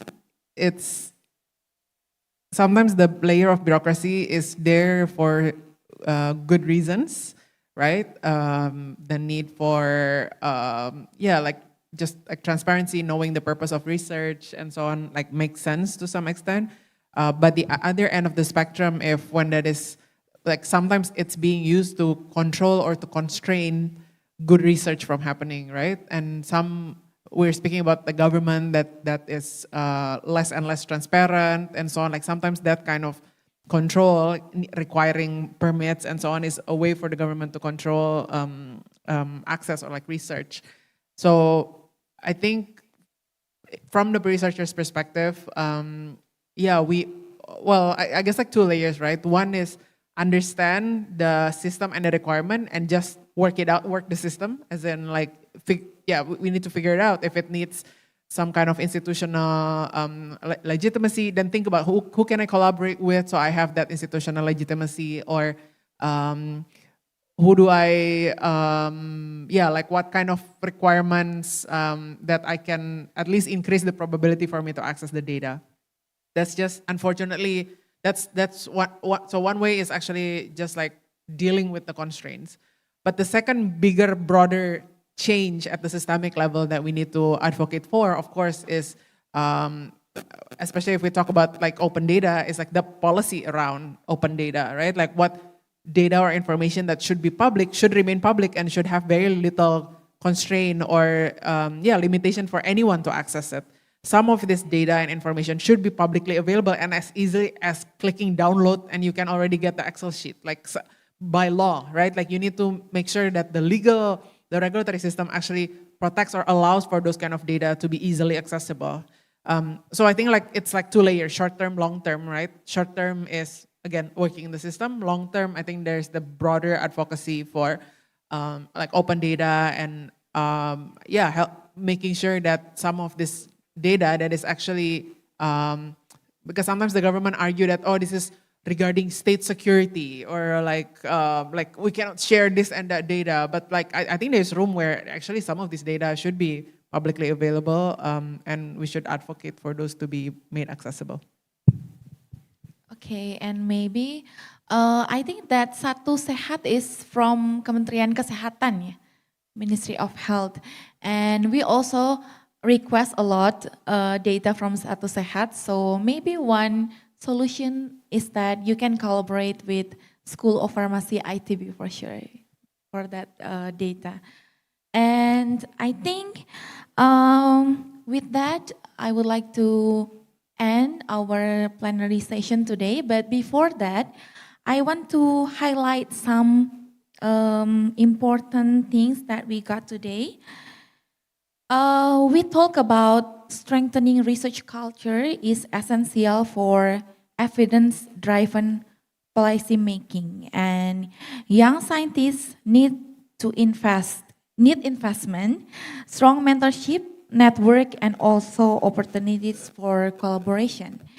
And youth-led research should connect science with policy impact, innovation, and also communities. And thank you very much to all our speakers, Pak Adi, Pak Koni, and also Bu Afu, for the powerful insights. And from today's discussion, one thing that stands out clearly is that Indonesia's future depends on how we empower young scientists today, how we nurture our next generation. And we need better system, we need better support, but most importantly, we need to believe in our young people. And as someone who grew up in the same system, I've seen that we have the talent and the opportunities hopefully just need to follow. Thank you very much for the participation and the question. And I hope that today's session inspire our young scientists. And thank you very much. And please enjoy the conference. Thank you once again, ladies and gentlemen. Yes, after this we will have photo stations. But before that, I would like to invite Mr. Ahmad to present a plaque of appreciations to all speakers and also moderators. So please stand up in the center of the stage. Ya, silakan seluruh panelis dan juga moderator berada di tengah panggung. I'm pretty sure that all of you having many things that already noted about what we have discussed. Of course, how do we need to invest to create and also investing in our future by building research culture, especially among young people. Thank you once again to all panelists, Mr. Adi, Mr. Koni, Ibu Afu, and also our moderator today, Dr. Maria. So we will have photo stations. I would like to invite all photographers to capture this moment. Okay. 1, 2, 3. Once more. 3, 2, 1. Okay, thank you very much, ladies and gentlemen. You may return to your seat. Thank you. Yeah, we already know about the fact and also hope about how we can invest to young scientists, especially in Indonesia. Yeah. So, how we can calibrate, use the resources in Indonesia. And after this, the first plenary discussions is only about the general things. We will have a coffee break after this. Kita akan ada coffee break terlebih dahulu.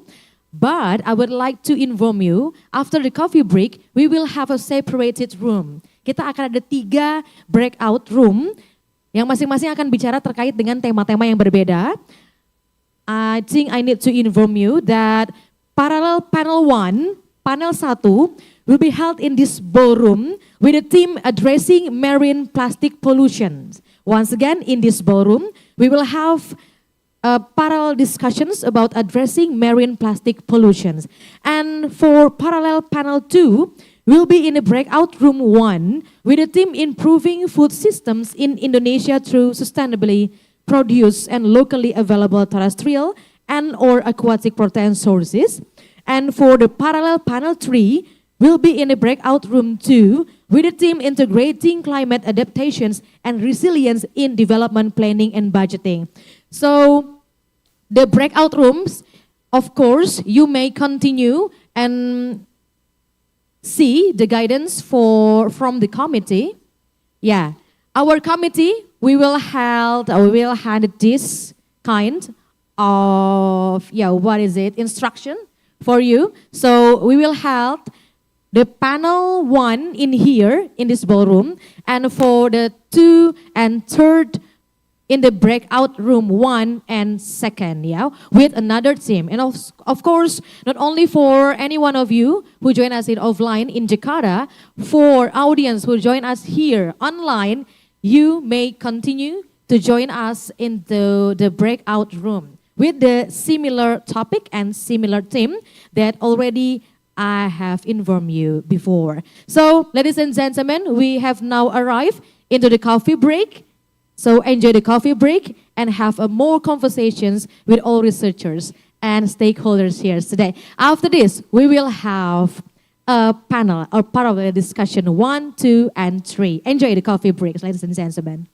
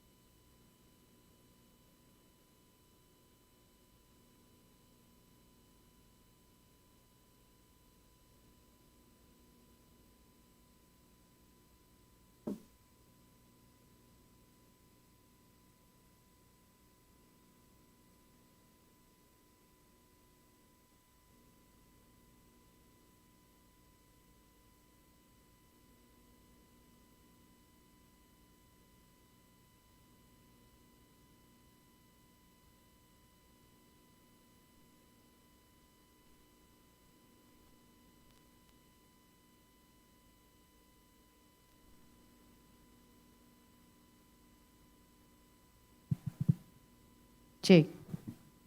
Cek. 5, cek. Ini 7. Cek. Cek. 2. Cek. Cek. Cek. Ini Enggak ya. Cek. 3.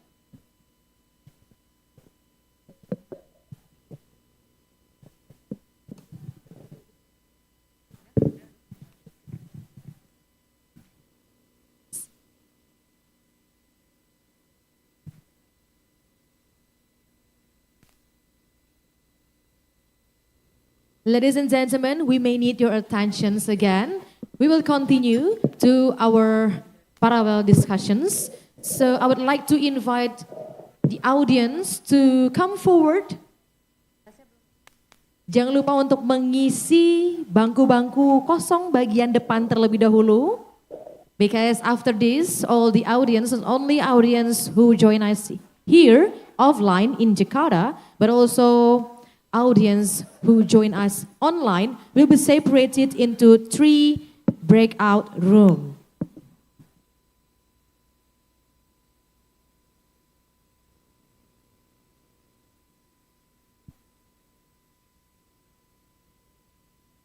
So for parallel panel 1 will be held in this room, this ballroom, with a theme addressing marine plastic pollutions. So I would like to invite all the panelists, you can sit in the front row.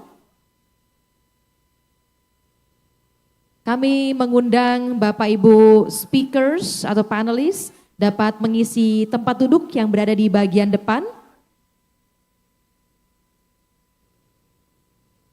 And for the speakers in panel parallel 1, it will be Andi Nazwa Aulia Baharani, Akwika Devina Hermawan, Kristanto Irawan Putra, Herlin Edi Puspita, Niputu Ayu Eka Sundari, dan Hairunisa.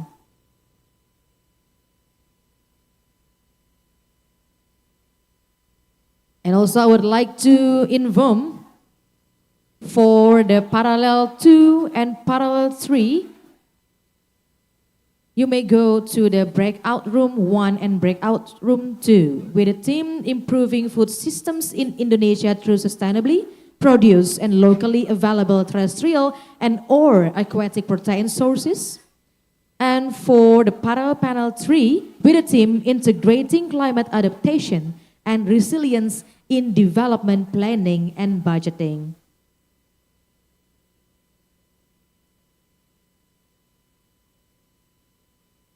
Baik, saya akan mengundang kembali panelis yang mengisi sesi paralel diskusi pertama.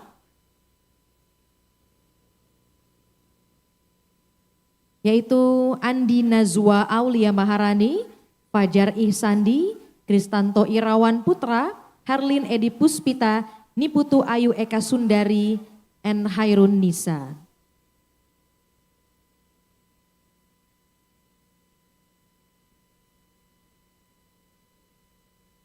And for all panelists, you may be standby in the front row.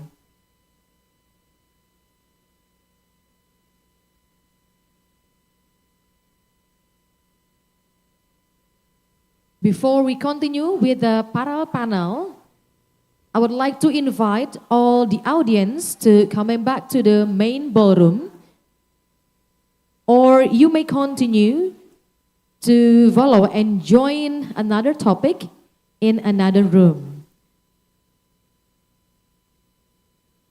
You may follow our sign by the committee.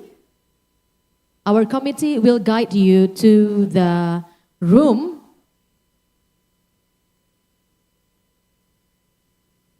and make sure you are in the room in the selected topic that you really want to be discussed.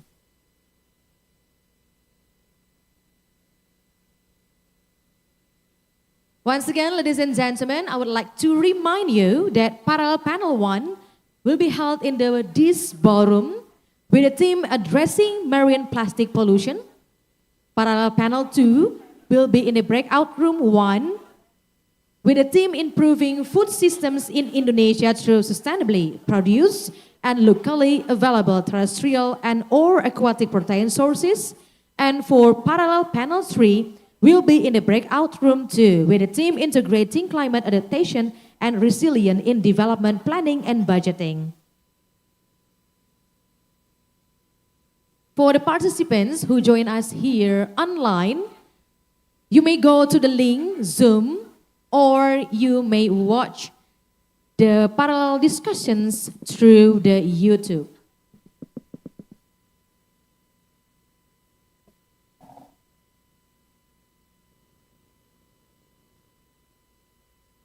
Bapak Ibu, untuk kami informasikan dan juga mengingatkan bahwa parallel panel akan kita mulai. Our parallel panel will begin shortly. We invite you to join into the 3 separated room. Room 1 in this ballroom with a theme addressing marine plastic pollutions.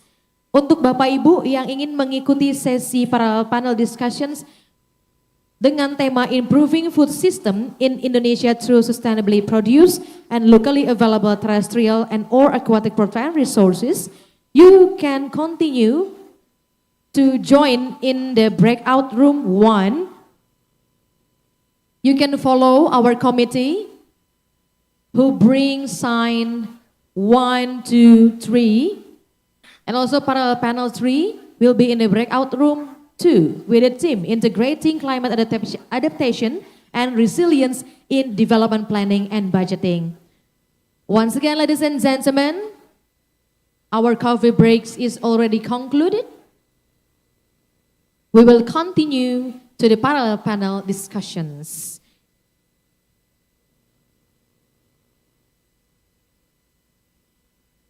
Kami membagi ruang menjadi 3 tema berbeda.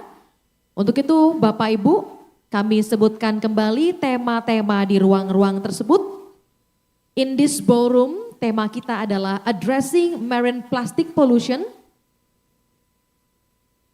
Ruang 2 atau breakout room 1 atau panel 2 dengan tema yang berbeda with different topics and theme. It's about improving food systems in Indonesia through sustainably produced and locally available terrestrial and or aquatic protein resources. So we invite you to go to the ballroom or join with the parallel panel discussions that you interested about. And for parallel panel 3 will be in the breakout room 2 with the theme integrating climate adaptation and resilience in development planning and budgeting. Feel free to pick one of the theme that you're interested in. And don't forget, and I would like to remind you that parallel panel will begin shortly. So make sure you are already in the ballroom with the topic that will begin shortly. Recording in progress.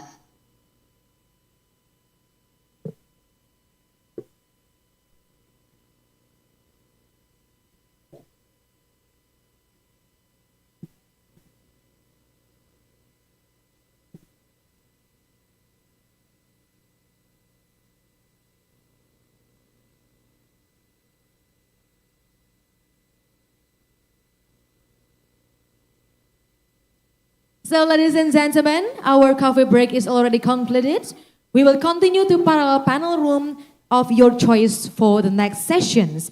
In the ballroom, we will now proceed to parallel panel 1 with the theme addressing marine plastic pollutions. And to lead this session, we'd like to invite our moderator, Bunga Karnisa, to kindly come up to the stage. The stage is yours.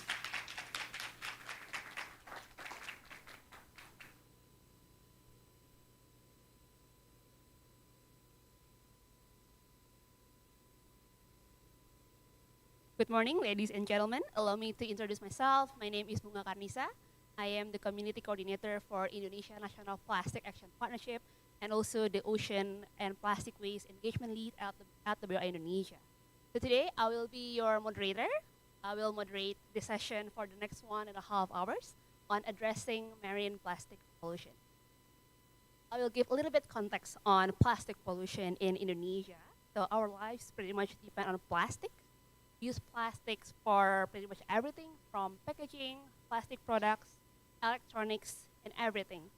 And also in terms of economic dependency, Indonesia still, of course, rely on plastic for GDP. For instance, we use plastic for our manufacturers, and also still rely on petrochemicals for the income and consumption for our GDP. However, our insufficient capacity to manage the plastic waste, resulting the plastic waste leakage in terms of macro and also microplastic to the environment, and from this, resulting various environmental impacts, for instance, biodiversity loss, and also indirect economic loss, and also affecting human health, including, for instance, we've seen like traces of microplastic in our bloods, our lungs, our brains, and even in baby placenta. So recognizing the negative impact in plastic waste and also in plastic pollutions, the government of Indonesia is currently developing several. The government of Indonesia is currently developing several policies as an intervention to manage the plastic waste. For instance, they're now developing the draft of presidential regulations for waste management with the circular economy basis, and also making the plastic waste and solid waste as one of the national priorities under RPJMN. So without further ado, I would like to invite the speakers for the today's session. So we'll have 7 speakers. The first one is Andi Nazwa Aulia Maharani from Universitas Indonesia, and also Fajar Ehsandi from RSPR Institute, Akwika Deviana Hermawan from the University of Edinburgh, Kristanto Irawan Putra from Bintari Foundations, Herlin Edi Puspira from WRI Indonesia, Niputu Ayu Eka Sundari from WRI Indonesia, and also Hairanisa from WRI Indonesia. So without further ado, I would like to invite our first speaker for today, Andi Nazwa Aulia Maharani from Universitas Indonesia. You have 10 minutes. The floor is yours.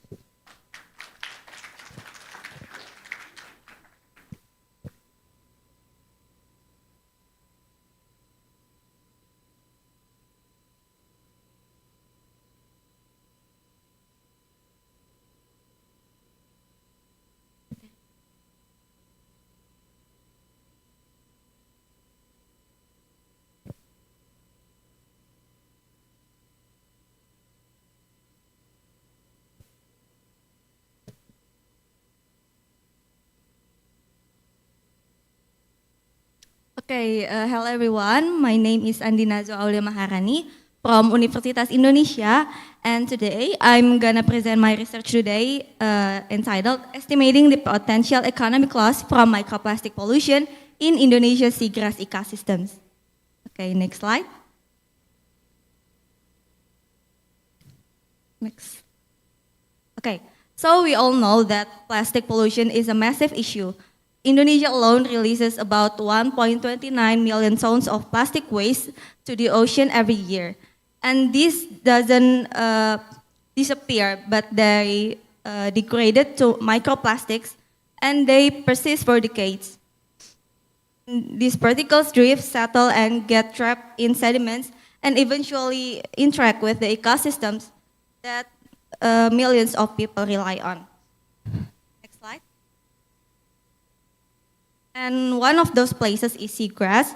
Seagrass meadows are incredible because they support fisheries, they storage carbon, and then they also protect coastal communities from erosion. But here's the problem. Indonesia's seagrass is declining by 7% per year, and making worse because of microplastics.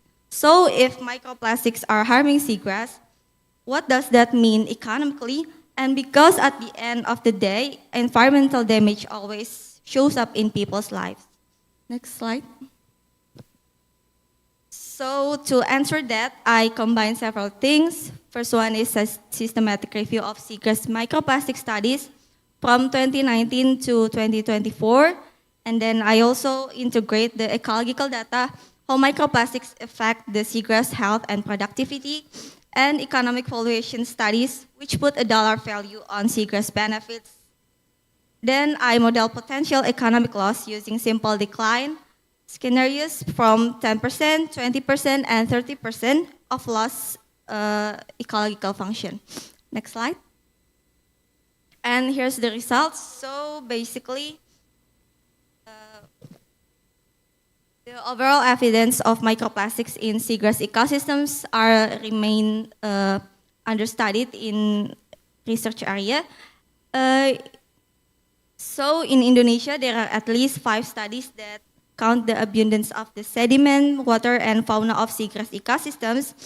In Mare Island, in example, we can see that the abundance of their sediments is like 18 to 27,000 particles per kilograms, and its spatial variability is driven by local hydrodynamics and land-based pollution sources. So we can see that average global abundance is on like 2,000 particles per kilograms, and in Indonesia is like still under the average global abundance, but in Mare Island it's so extreme amounts. Next slide. So what it affects, there are 3 major impacts. First one is sediment disruption, because microplastic change microbial communities and increase sediment oxygen demand and speed up the decomposition of organic matter. And it's noted that like 30%, and then it also make the physiological stress, because microplastic exposure can reduces the chlorophyll A by 15% to 40% under a low concentration.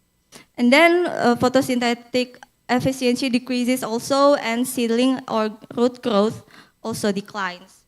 And last one is impact on nursery roles, because lower productivity affects small fish and invertebrates that depend on seagrass, and also enhance trophic transfer, such as in sea urchins and sea cucumbers. Next slide.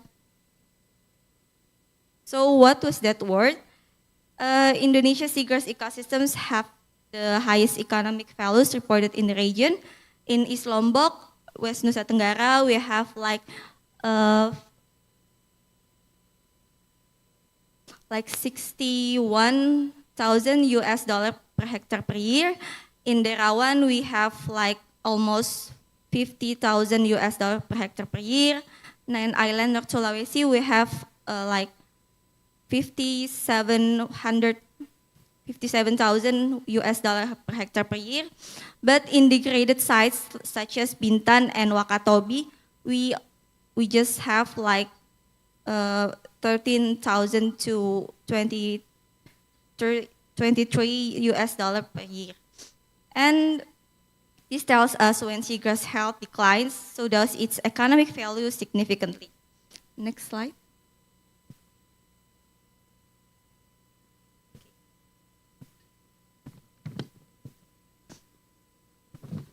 Okay, so to conclude, we can know that Indonesian seagrass ecosystem shows significant microplastic contamination, with some sites like Mare Island exceeding global average by large margins, and microplastics can impair key ecological functions of seagrass, and linking these impacts with the EU values suggests potential economic loss of $6,000 to 17,000 per hectare per year. Next slide.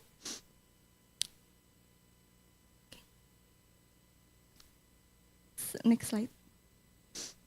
Okay, and these are the recommendations. We should strengthen the monitoring of microplastics in seagrass habitats, including sediments, biofilm, and associated fauna, and prioritize management of land-based plastic sources near seagrass-rich coastlines, and incorporate seagrass degradation risk into coastal development planning and blue economic strategies, and expand restoration and protection programs for seagrass meadows. And last one is integrated economic valuation into policymaking, enabling cost-benefit arguments for seagrass conservation and justifying investment in plastic mitigation measures. Thank you.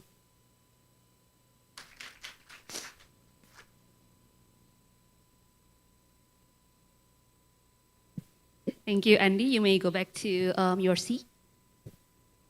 Next, I would like to kindly invite our second speakers for today. We have two speakers. The first one is Mr. Fajar Ihsandi from LSPR Institute, and second is Akwika Deviana Hermawan from the University of Edinburgh, who will deliver and present on the presentations on ensuring coastal economic justice, comparative explorations on policy gaps in Indonesia's marine plastic governance. So, Fajar and Akwika, you have 10 minutes. The floor is yours.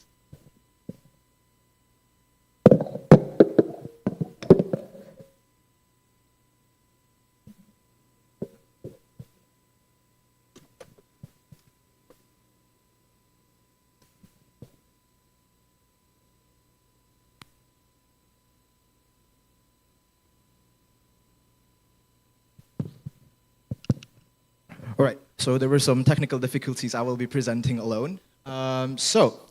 Distinguished participants and ladies and gentlemen, allow me to first and foremost extend my sincerest gratitude for giving me the floor to present the findings of our study titled Ensuring Coastal Economic Justice, a comparative exploration on policy gaps in Indonesia's marine plastic governance.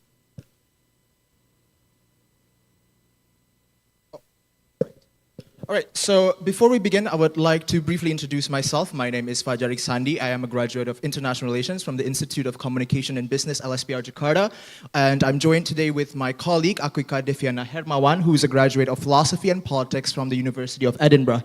Currently, we work for the ASEAN Center for Energy, where we focus on bridging cooperation to ensure a more sustainable and energy-resilient ASEAN. Now that we are acquainted, I'll go straight to the substance. All right, so our study examines the existing loopholes within Indonesia's marine plastic governance. This topic is of particular relevance given Indonesia's current positioning as one of the world's largest and dominating fish producers as of 2025. With approximately 70% of its population residing in coastal areas, this figure represents roughly 7 million Indonesians who's dependent on fisheries and aquaculture. 90% of these 70 million Indonesians are traditional and small-scale fishers who contribute 2.6% to the national GDP. Now, despite this significant contribution, Indonesia continues to face persistent policy gaps that threaten the sustainability as well as the livelihood of its coastal economies. An estimated 620,000 tons of, or 9% of Indonesia's plastic waste ended up in the ocean annually. In addition, improper fishing practices, including extensive use of fish nets, further exacerbates microplastic accumulation. These microplastics can absorb and transport hazardous pollutants such as heavy metals and/or pesticides, which may infiltrate the tissues of marine organisms, leading to ecological disruptions and reduced livelihoods for coastal economies. These realities reveal a concerning injustice. Coastal livelihoods remain vulnerable, and existing policies do not yet provide the comprehensive protection needed to ensure a just and inclusive future.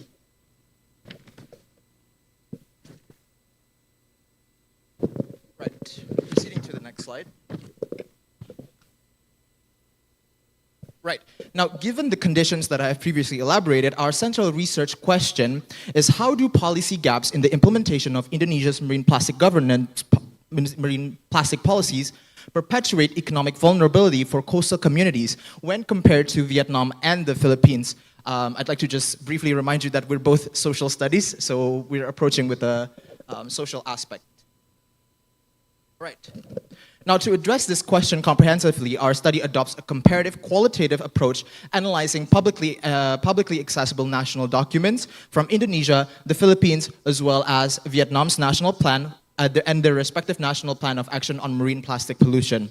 We are also guided by 10 key indicators which is legal and institutional frameworks, targets and measurable metrics, source control or EPR, waste management and diversion systems, policies on sea-based leakage, financing mechanisms and incentives, monitoring data and scientific baselines, enforcement and compliance, local government and decentralization systems, and stakeholder engagement and public awareness.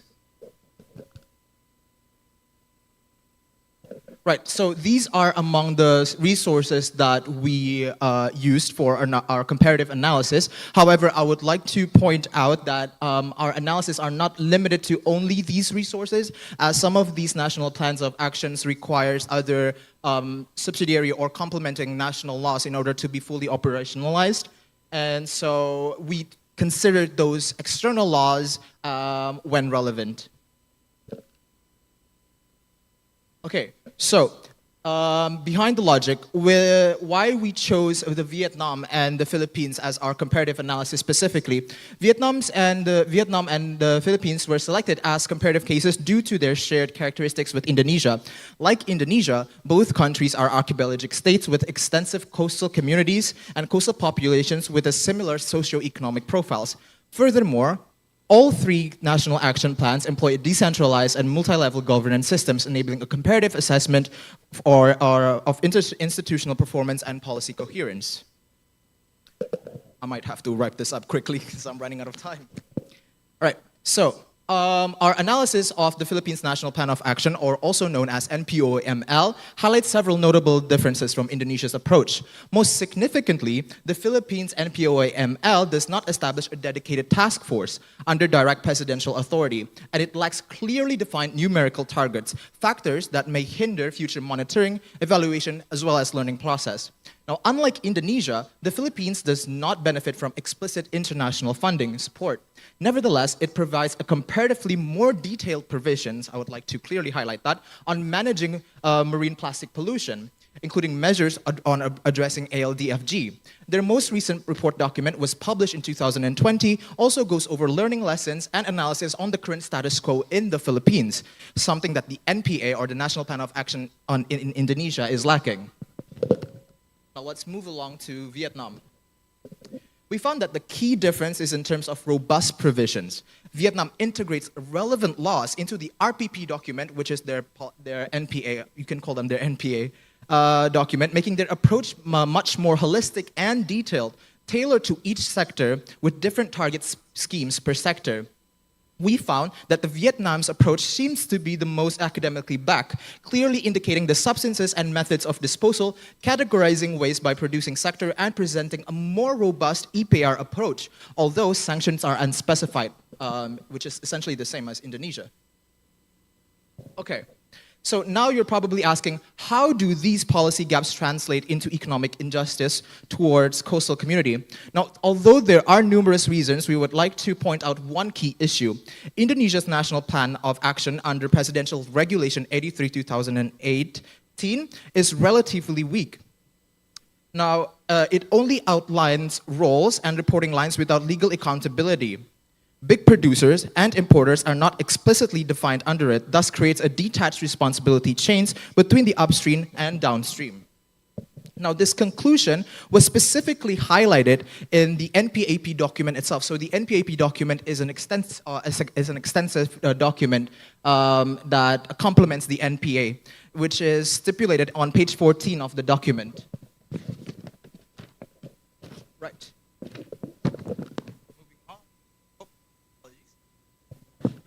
Now, the burden effectively shifts downstream from high-profit producers who face minimal legal obligations to coastal communities that lack resources and capacity building to address the issue. For instance, Chapter 3, Article 6F of Indonesian Law 18/2008 states that there is a responsibility of local governments to deploy technologies for civilian waste management.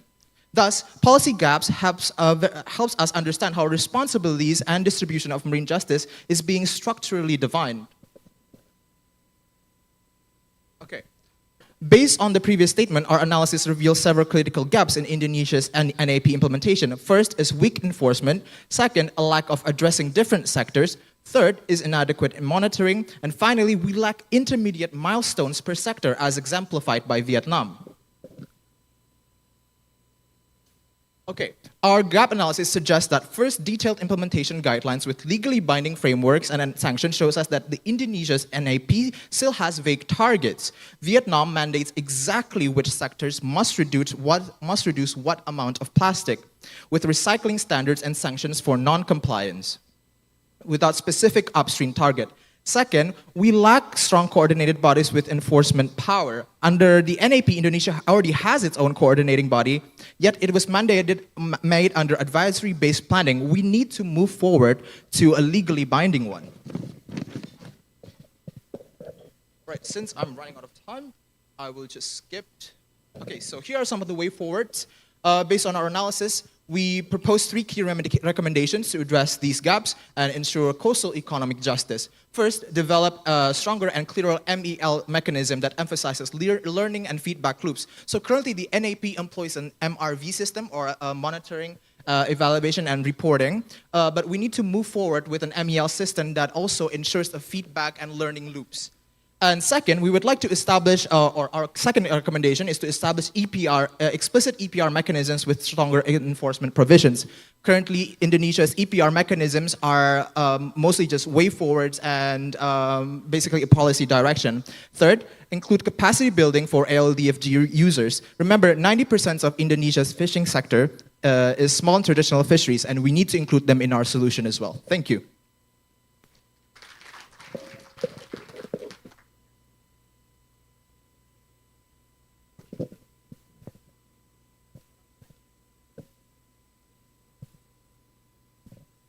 Thank you so much, Fajar. You may go back to your seat. Interesting research, because I work for NPOP, and now the government of Indonesia is developing a president regulation as the extending person of the marine debris action plan, where we actually gonna have hopefully mandatory EPR by next year, including the ocean-based mitigation of marine pollution into the presidential regulations.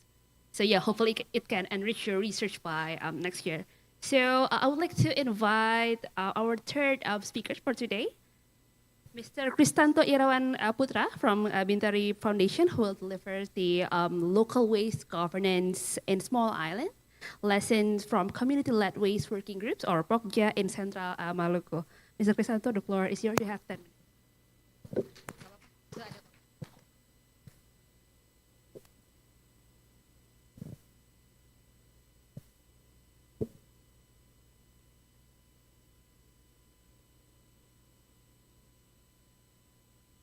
Yes.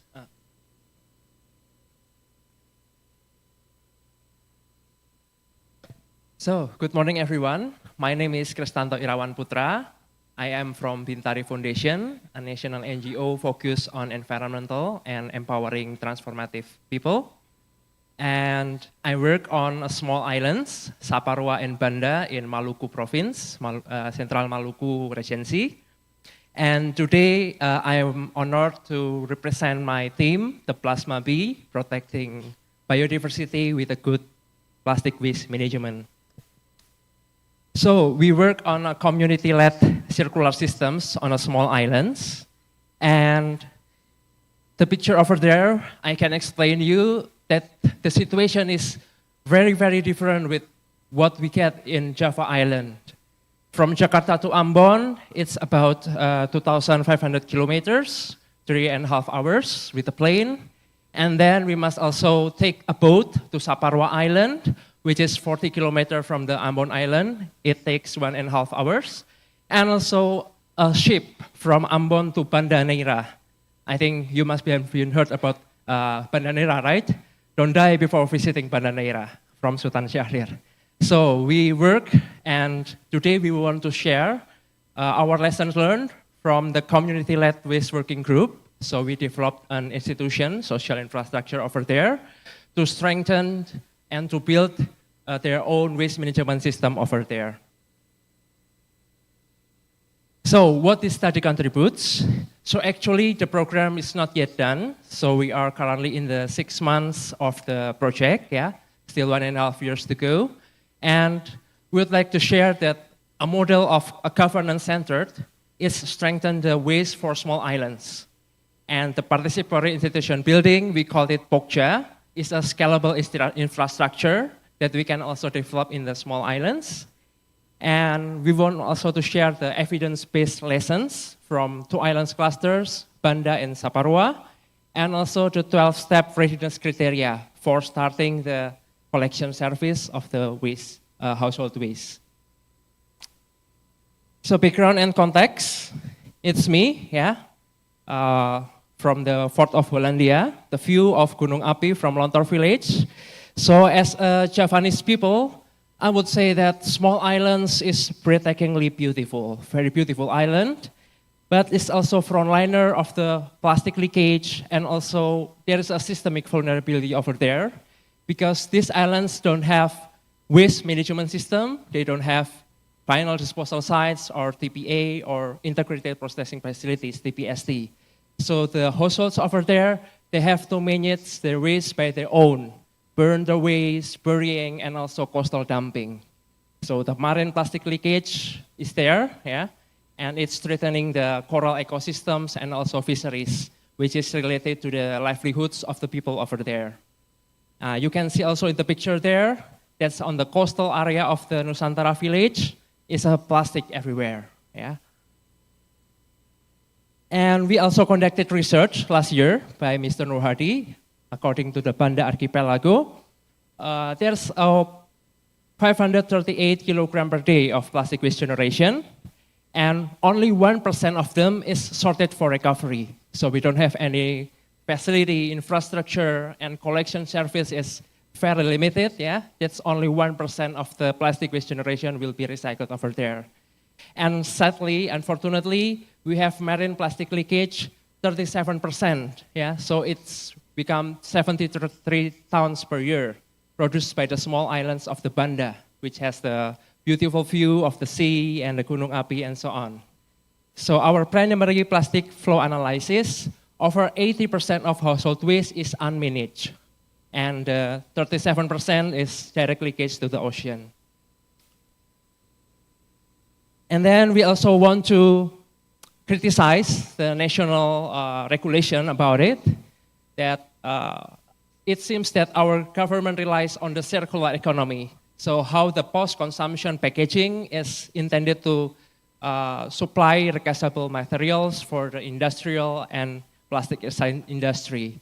However, such a condition cannot be applied in the small islands because we have problem with limited infrastructure, high transport costs, and also fragmented governance. And the reality that the island itself generate waste in a small volumes. If Java has 30 million people, for example, for the Jakarta, the small island only have 30,000 population. So we cannot rely on the circular economy over there. We also have data about how much is the price of cardboards and PET bottles in Surabaya, Semarang, and Banda, and the price is very decreasing. So we cannot rely on the circular economy. And it seems, based on our regulation and also derivative products, the national waste regulations and budgeting frameworks are often only assume mainland accessibility. And as a result, unintentionally, small islands community are always left behind. So our approach is using the evolutionary governance theory, yeah, by the Van Assche. We believe that a dynamic interaction between institution and also configuration of actors can build a new institution. And this institution, we call it by Pokja, the Waste Working Group. And the Pokja task is to plan the waste reduction, collection, processing, and also education efforts with aligning with the district and village policy over there. Yeah, so there's big actors in the village, for example, the village head, the village councils, but also small actors like a women group, youth group. We incorporated all of the team in a Pokja, and then we learn together, building their own capacity, yeah, building their own leadership, and we believe that we did education, mentoring, and also empowerment at the same time to increase their capacity, to let them plan what should be going on with the waste management over there. These are the examples of the Pokja structure. It contains technical operation, inter-island, logistics, socialization, sanitation, marine waste, and so on. Okay, and the finding and result, Yeah, it's still a preliminary result actually, but we see that it's a social infrastructure needed over there. Yeah, we strengthen their capacity, and they want to build their own waste management plan. And our hypothesis is it's the sustainable waste solution for small islands because it begins with the community itself, the governments of the community itself. And it's not a top-down community with sometimes we cannot rely on what is going on with our regulation. It doesn't apply to the small islands. That's an example, for example. Yeah, so the POCJA member, they help us to understand, oh, if there is a collection service over there, we should go through this route, and this route to be able to collect all the waste across the village. And we also discuss much about the 12 readiness criteria, for example, the vehicle, SOPs, operators, and also how we develop a strategy to the education of the people over there. So as conclusion and recommendation, for number one, the national waste regulations and budgeting frameworks often assume only for the mainland accessibility. With small islands, we face difficulty how to recycle the things from the Banda Islands, from Saparwa Islands, and then move it to Ambon, from Ambon to Surabaya. It's difficult and also costs money, much money over there. And the top-down regulation itself are often poorly understood by the people over there, yeah? And their messages may not reach the communities, especially in the remote island settings. So they have limited access. What is going on right now in Java Island, it seems that they don't know very much in detail. And we believe that sustainable marine and waste management should incorporate science, local wisdom about their social culture, and also community participation. And as the final word, a broader core for archipelagic justice. So strengthening island community-led waste management is a shift from the governance where policies should reflect on the island realities, yeah? And the social capital of coastal communities we should use to overcome the isolation problem. So they know better than us about how to manage their waste, and we must hear their voice. It's the voice from the small islands. Yeah, as a final word, I want to say that bring support to places that often too far to be seen, yeah? It's too important to be ignored. It's the community in Maluku. And if your organization is exploring work in outer islands or coastal communities, I'd love to explore all collaborations. This is the t-shirt I bring from there. So from the history, it was the island of spices, nutmeg over there, yeah? And there's an island called Manhattan, yeah? Exchanged by the Manhattan in the New York. And it's the Rune Island. It is located in the Banda. But now it seems that the islands are forgotten. There are no waste management over there. And I'm here to say the voice from the islands.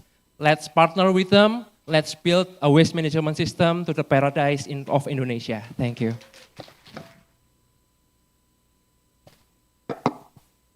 Stanto, thank you for the insight as well, for the infrastructure and also a leakage condition at the small island, and also the importance of community-led approach in supporting waste management in small islands.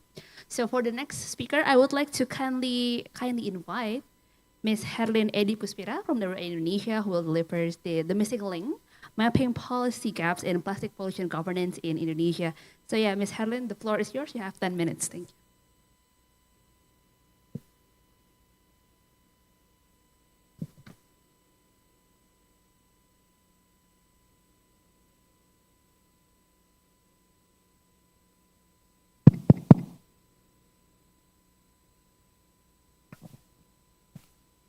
Okay. Hello, everyone. Good morning. How are you today?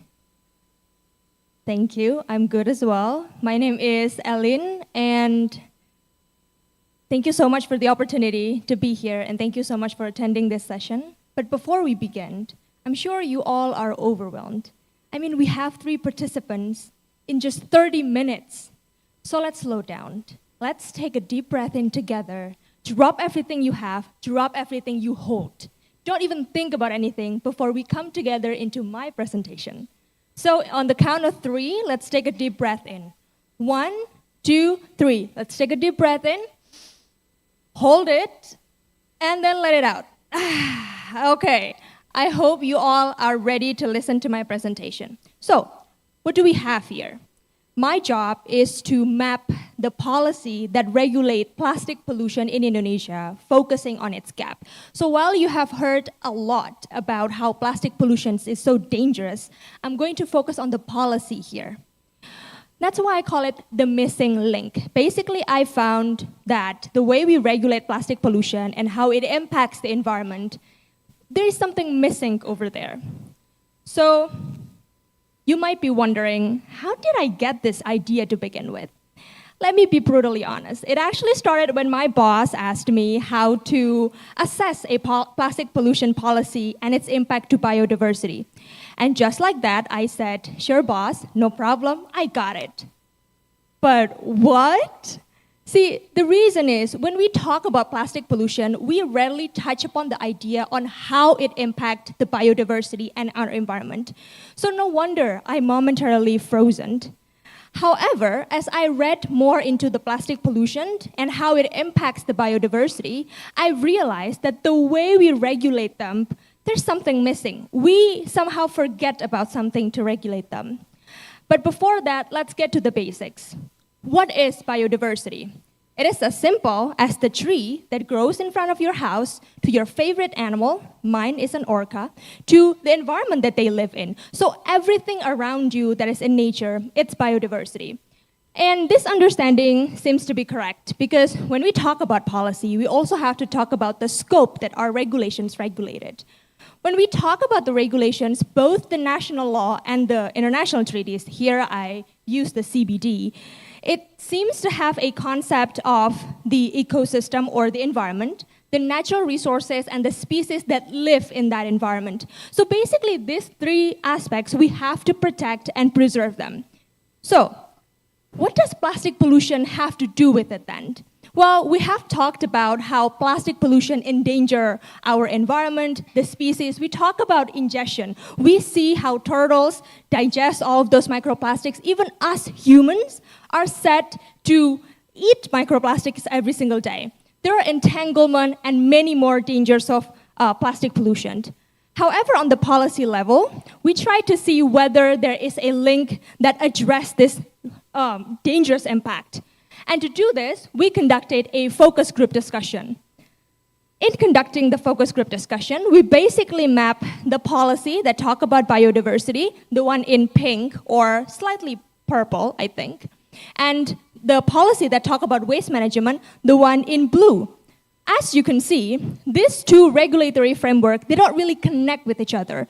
This means when regulations talk about biodiversity, they overlook the risk of pollution, especially plastic. Same thing with waste management. When we talk about waste management in regulatory framework, it also overlooks the biodiversity aspect and how it impacts the ecosystem.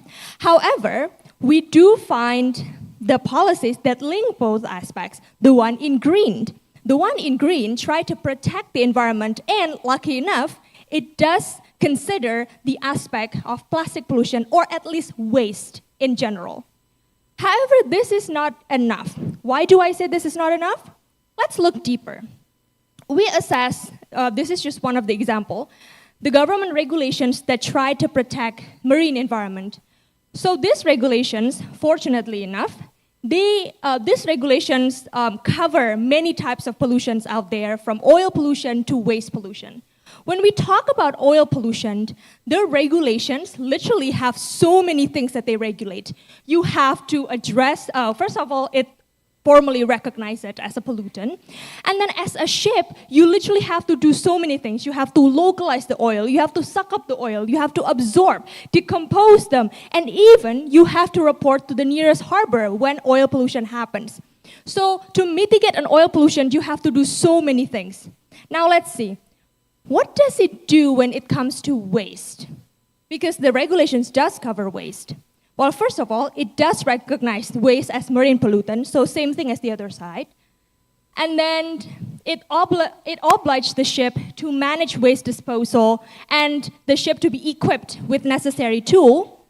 And then ships are also not allowed to dump the waste. So basically it also says you are not allowed to pollute the marine environment. Same thing as the other side, right?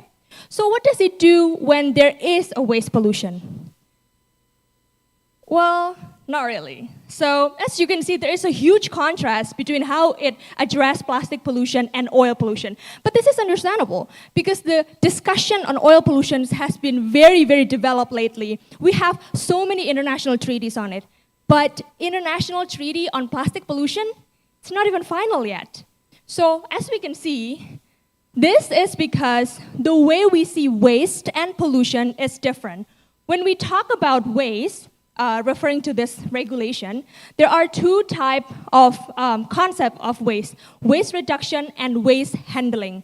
Basically, it tried to reduce the waste and it tried to ensure that waste is not leaked to the environment. That's what it does. What about pollution then? Pollution that try to protect the environment, it have three aspects: prevention, mitigation, and remediation. As you can see, the focus is different. This one focus on the waste, that it should not enter the environment. That one focus on how the environment is protected and rehabilitated when something wrong is happening. So with this, we tested 21 regulations out there. Among 21 regulations, only 3 that directly address waste, at least directly mention waste inside of them, and they incorporate 3 aspects of pollution management.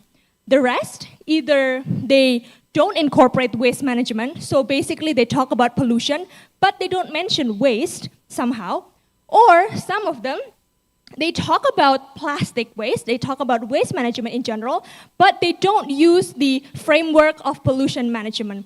What does this mean?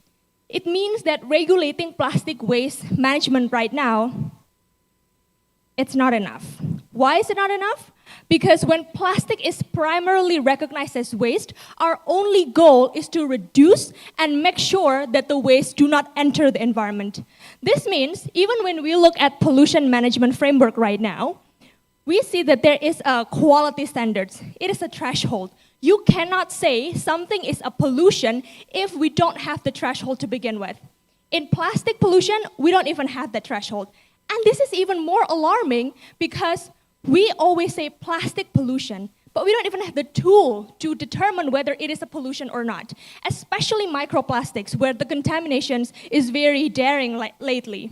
We don't have the binding standards to regulate this thing, and even worse, we don't have the binding standards on rehabilitating the environment. What does it look like? For example, your turtles that digest all of those microplastics can't really save them. The marine environment that is contaminated with microplastics can't really save them because we don't have the regulatory framework to do this. So in our research, we have to step up our game and start recognizing plastic not only as waste, but as a pollution. Therefore, the conclusion in our research is, we do have a very comprehensive framework on how to manage waste. However, when plastic waste is proven to have an impact to our biodiversity, we have to regulate this impact with a very comprehensive pollution management framework to mitigate all of those impacts. And this is the missing link that we found out in our research. Thank you very much. Thank you, Herlin. So you may go back to your seat, and thank you for sharing your insights on sometimes our policies in Indonesia is missing the interlinkages between the waste and also the biodiversity.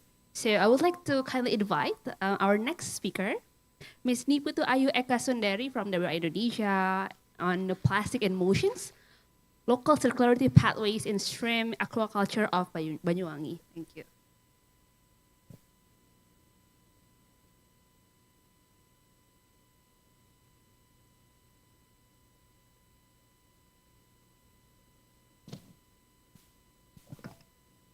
Good morning, everyone.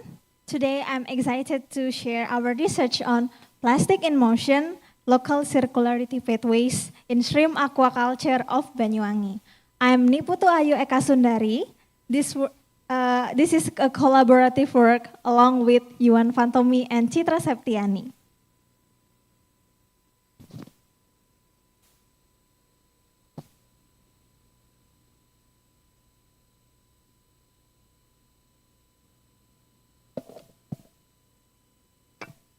Let me start by explaining why plastic are so important in shrimp farming. Plastic are used throughout the entire production cycle, from preparation of pond, growing phase, and all the way to harvesting.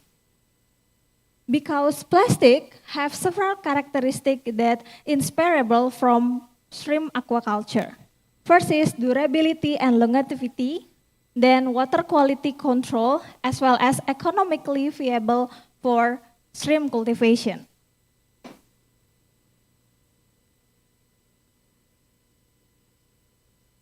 But how does the plastic waste end? Aquaculture is often blamed for marine plastic pollution. However, plastic, as a recent studies show, it often leaks to the environment. But existing studies primarily focus on the impact of the plastic waste disposal, not to the function and the whole full of cycle of the plastic. This is bring us to our study location, Banyuwangi. Why we choose this location? First, Banyuwangi is a major national hub and center for shrimp production. It represents diverse farming system from traditional, semi-intensive, and intensive individual as well as corporate farmers. In Banyuwangi, it also has a lot of diversity in terms of material flows, management practices, and links to circularity. Simply, Banyuwangi is ideal place to explore plastic management and circularity dynamics.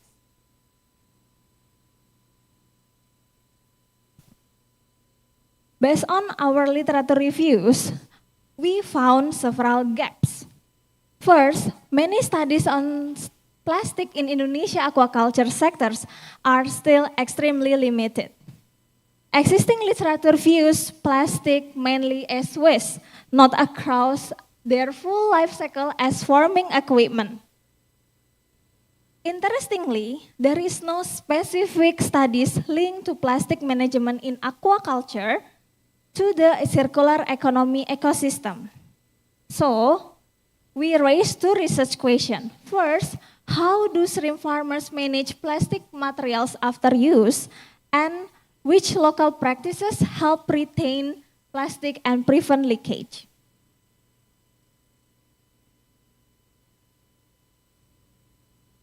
So to answer those questions, we use exploratory mixed method approach by three strategies, by three key strategies. First, we field observation, which is we directly observe of farm practices, how farmers use and handling their waste, as well as the waste handling system in Banyuwangi.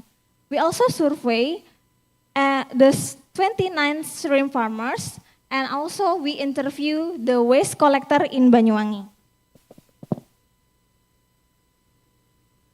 After we collect the data, we analyze the data through quantitative and qualitative approaches. For quantitative analysis, we profiling the plastic equipment used in shrimp ponds, and for qualitative analysis, we address the pattern of use and end-of-life management. Therefore, we can integrate those analysis into identifying the circularity pathways. So based on the findings, we found the 12 plastic equipment used in shrimp aquaculture, from pond liners, nets, water wheel, protein skimmer, automatic feeder, pipe, hose, bucket, bottle, styrofoam, feed packaging, and shrimp fry packaging. And each of those plastic equipment has very specific function in the shrimp pond. However, not all shrimp farmers use this plastic. As you can see in this graph, traditional farmers tend to use less plastic rather than intensive individual or corporation farms. For instance, As you can see, pond liners, water wheel, protein skimmer, and automatic feeder are mainly only used by the intensive and individual farmers. So what does the graph tell us? Why shrimp farmers different of the using the plastic equipment? The first thing is because the cultivation system, if they are use traditional or semi-intensive, it will be different, as long as they also have different production scale. In this term, we calculate as stocking density or population per meter square. So as we found on our result, each farmers do not only rely on one disposal method. Usually farmers use 2 or 3 disposal method. 79 farmers say yes that they are sold their plastic waste into a local waste collector. And 55% say yes that they are share their unused plastic equipment to the neighborhood community. And 45% reuse the plastic waste within the shrimp ponds. Unfortunately, 62 farmers still say yes that they are burned when those plastic is unused or cannot be sold anymore. Actually, those 12 plastic equipment are sellable to the local waste collector. However, not all the waste collector will receive it. And not all the farmers have access to the waste collector.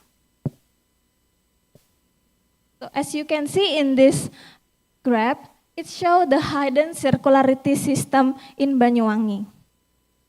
Either from corporate farmers, semi-intensive and intensive individual, or traditional farmers, they have 3 main pathways: being sold, reused, or give to the community. And some of them have burned, and of course, as you can see, the red line is the arrow for the plastic leakage. Corporate farmers and semi-intensive and intensive individual farmers have more change to the recycle plastic cycle, so they can less to become leakage into the environment. We can conclude from what we found that leakage from the shrimp farmers to the environment, especially water body, is still minimum. The circularity in Banyuwangi vary depending on informal system, which is farmers, collectors, and communities. Multiple leakage points exist throughout the entire chain, and it also increases the risk dramatically as production intensifies without systemic improvement. As I mentioned earlier that there is plastic leakage existing, primary sources is by community disposal by open burning, large-scale collector or pengepul contribute to water polluting during washing or cleaning processes. And traditional farming operation 100% their plastic to waste burning. So to answer the research question, we have key findings here that first, shrimp farmers manage plastic to 3 pathways: selling to collectors, reusing within farm, or giving it to the communities. And second, for the informal actors, waste picker, pelapak, or pengepul create circularity by collecting, sorting, and channeling plastic toward recycling. This is our recommendation both for shrimp farmers and local government. For shrimp farmer, they need to implement the simple sorting, either storage practices for reusable and non-reusable plastic, and reduce open burning of plastic.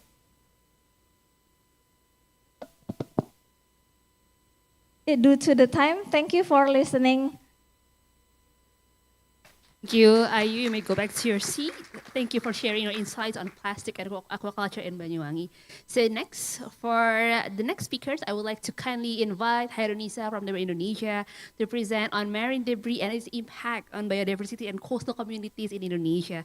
So yeah, Nisa, you have 10 minutes. The floor is yours.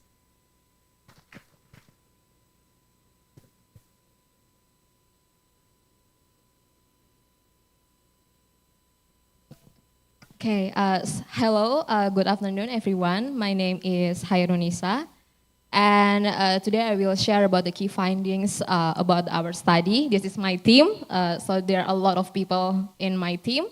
And the study is about marine debris and its impact on biodiversity and coastal communities in Indonesia.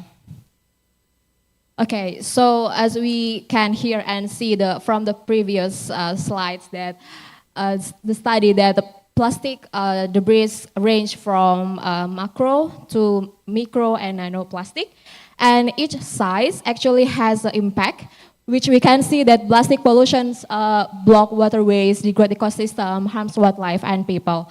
And actually it's concerning because in Indonesia, Indonesia is one of the most biodiverse nations and a home from estimated thousands of fish and coral species. So if you talk about the plastic debris, we should think about waste generation, especially plastic waste generation on land. And we can see that actually waste generation in Indonesia mostly about food waste. But once it enters the ocean or marine environment, it changes swiftly into plastic debris. So actually it has it aligns with the percentage of plastic waste that being recycled, because it's only 19% plastic that being recycled, and from another source it's only 10%. And estimated 800,000 tons of plastic waste will enter marine ecosystem in 2025. So to tackle this condition or problem, Indonesia has committed target 30% reduction and 70% waste management by 2025, or we call it Jakstranas, and 70% cut in marine plastic by 2025, and this commitment reinforced by IPSAP, or Indonesian Biodiversity Strategy Action Plan 2025 until 2045. So because we have this background, we have the objective of this research, which is the first objective is to address the connection between marine debris and threat to biodiversity. And the second is understanding the perspectives of coastal communities on marine debris and waste management. We have two methods in our methodology. The first is literature review, and the second is fieldwork survey. But I think I will highlight in this study, we are heavier on the literature review than the fieldwork survey. We only did fieldwork survey for around 2 weeks. We do fieldwork survey in northern Sulawesi, in Likupang, Manado, and we did field survey in Raja Ampat. And the two locations, we did the survey only 2 weeks. So the literature review, we gather information from report and also data SCPS and also PADI aware. And from the survey, we did FGD interview and a little bit bird survey. Okay, so from field observation, we found that coastal ecosystem is the most heavily found in plastic pollution.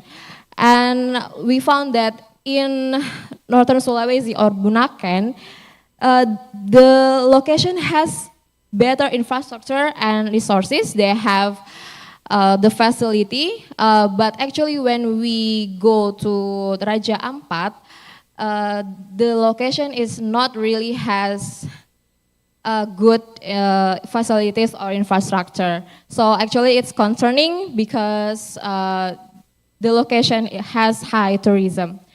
And the last bird survey, we did bird survey in 93 site location.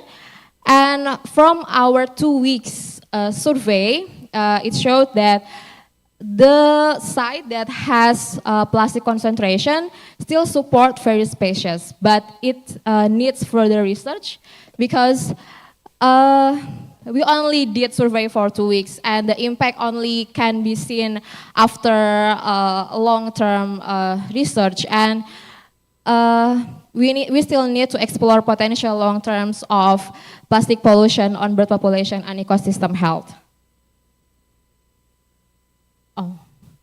Okay, so this is the secondary source from Padi Aware, and we can see that most of the marine debris in the field is plastic, like sachet and from fishing equipments. And this is the result of our study that actually we have evidence from our literature review that actually plastic pollution has impact on species, and the strong evidence is from plastic pollution can direct harm by entanglement and ingestion, and also plastic can act as a factor because it can invite chemicals and heavy metals. Okay, so there are 4 pathways from the interaction. The first pathways is ingestion, and then entanglement, habitat alteration, and also chemical interaction, which is 4 pathways has each case in Indonesia, as you can see in the figure. And because the plastic originally from the land, it enters the limnic ecosystem or rivers and lakes, and also there is a mangrove ecosystem, and it acts plastic sinks, and finally it ends up in marine ecosystem.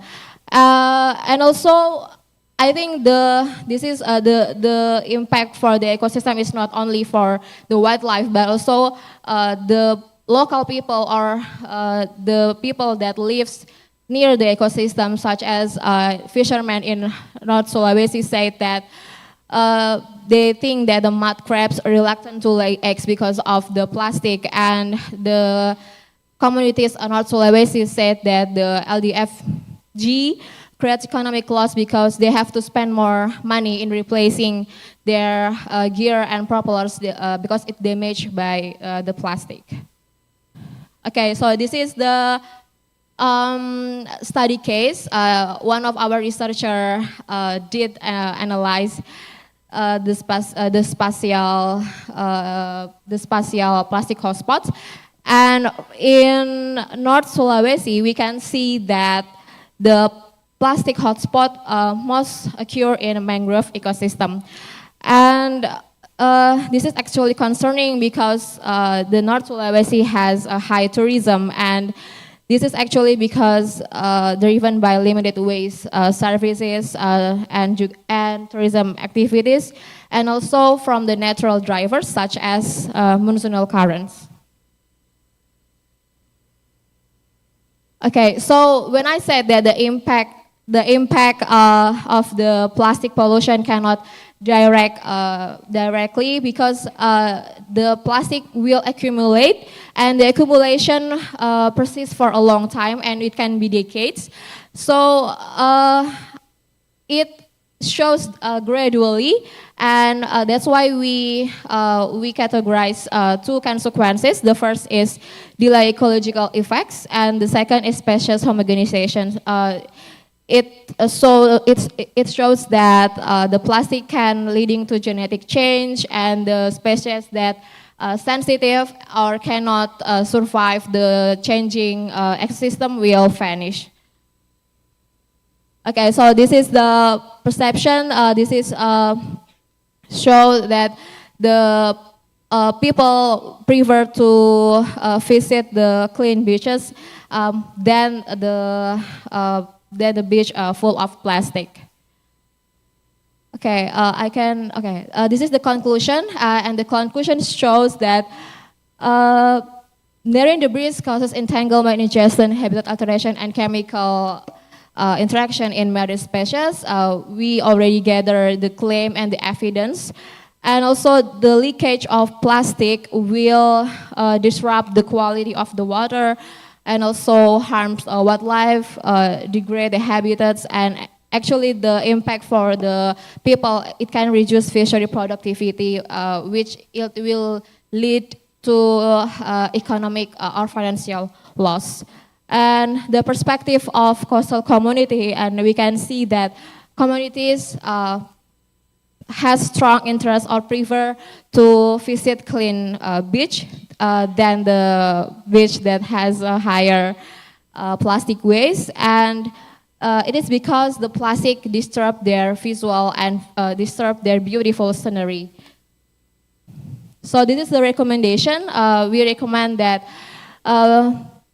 there is need improvement of land-based management, and also especially in LDFG in the ocean, and also enhanced waste management facilities, both capacity, accessibility. Actually, maybe it's particularly in remote areas. And the last, we need multi-stakeholder collaboration to establish bioregional coordination.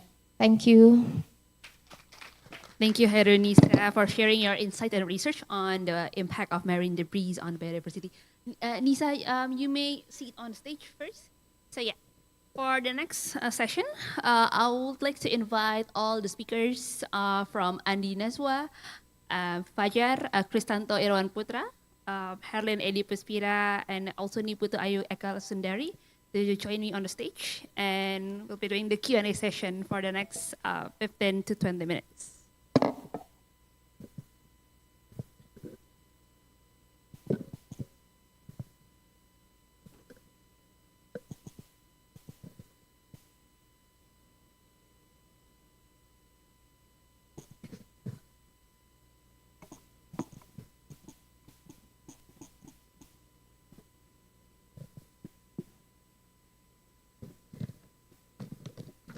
Okay, so I would like to open the Q&A session. So if there's any questions to the speakers, please raise your hand and say your name and your institution and the questions. So if there's any questions or comments or statements from the audience to the speakers.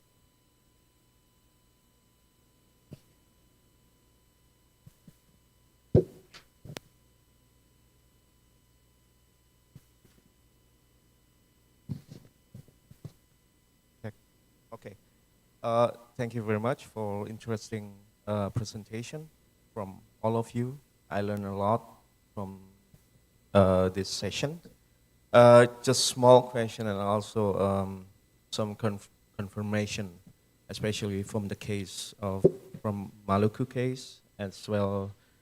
I'll start from Maluku first because you mentioned about the issues of waste in a small island, which actually not only in small island but also happens in Java. I live in central Java in a rural area. There's no infrastructure for waste management from the, let's say, from the city administrations. So most of the villagers work by their own. Similar, they burn, frustratedly, they just waste into the river. But my question would be, you mentioned about to empower them, to give a chance to, what we say, the waste poacher that actually, let's say, independently work by the community. Is it any support, like, let's say, small support from the government? If not, then what they have perspective on the future how to manage the waste in the future without any, let's say, help from them? And if so, can we replicate that system into more broad community, let's say in a village, and what kind of support that we can give to them? And yeah, that's the first question. And the second will be for the missing link. It's a little bit surprised because there's no specific definition for what we call it, plastic marine pollutions. Yeah. My question will be why? Why there is no such a definition? It's because, probably it can relate with the inland pollution that would be more easier to define.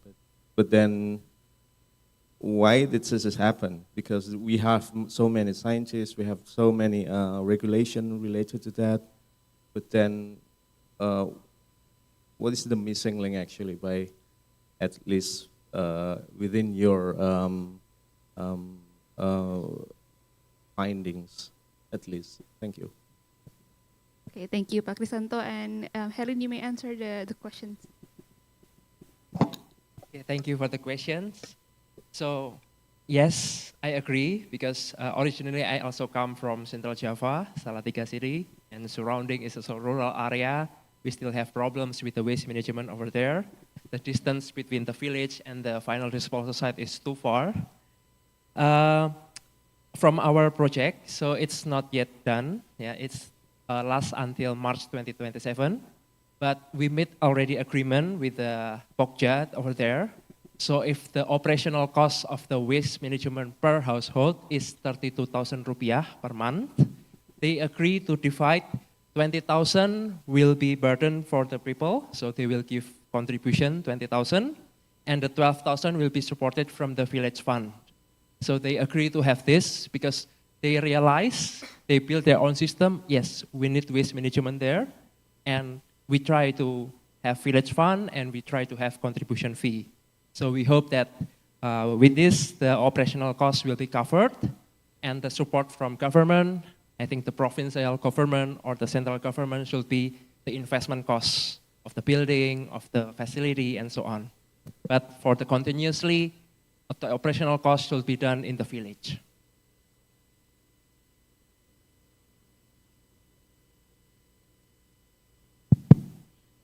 Thank you so much for the question.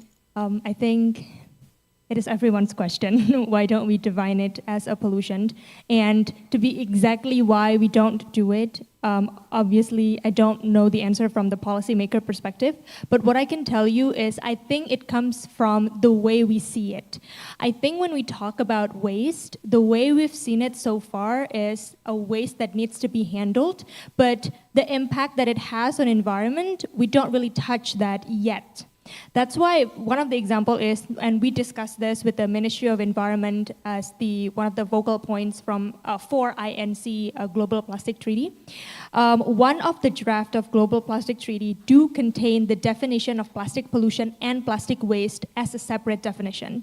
And from that draft, we can actually see a very big contrast on what do they mean by plastic as waste and plastic as pollution. When you talk about plastic as pollution, the highlights is on the impact to the environment. And this definition, sadly enough, in the recent INC is gone. So I think the way policymakers see whether plastic needs to be addressed in a way that environmental pollution is addressed is still kind of debatable in there. But additionally, we also talk about this with Ministry of Environment in terms of we talk about the definition of pollution itself. So when we look at the law, I believe 32, 2009, pollution is when a particles or materials enter or being entered into the environment that exceeds the quality standards. So there has to be a threshold in which we can agree that this is a pollutant. When I see the environmental quality standards, the basis of the environmental quality standards is the environment. So we have like water pollution, air pollution, and so on and so forth. But there has never been a pollution that specifically talk about the pollutant. But even if so, when I see the environmental quality standard, there is a standard for waste. So waste is actually recognized as a pollutant. But even that is still lacking because the threshold for waste is a big particle. It does not incorporate smaller and micro particles as microplastics as one of the threshold to determine whether it is a pollution or not. So even in that level, I think the discussion, it's understandable because the discussion on waste as a pollution and how microplastics is very dangerous is still kind of developing. Like right now, we are still in negotiations on the international treaty. We're not as developed as, let's say, oil pollution. Oil pollution regulations has been developed since many, many years ago, even in international level. So I think in that sense, I think it's because we haven't touched upon the discussion on how it impacts the environment and how to protect and rehabilitate the environment when the impact does happen. So I think that would be my answer. Thank you, Pak Krisanto, and also Herlin. Next, I would like to open for the second questions.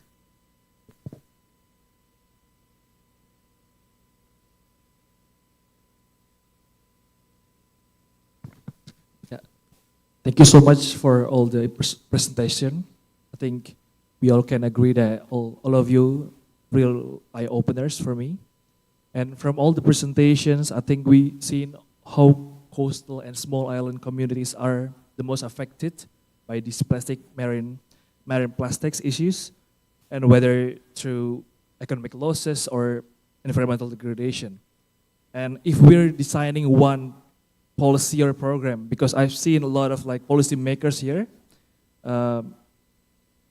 what one policy or program that would be effective, practical, and feasible to implement.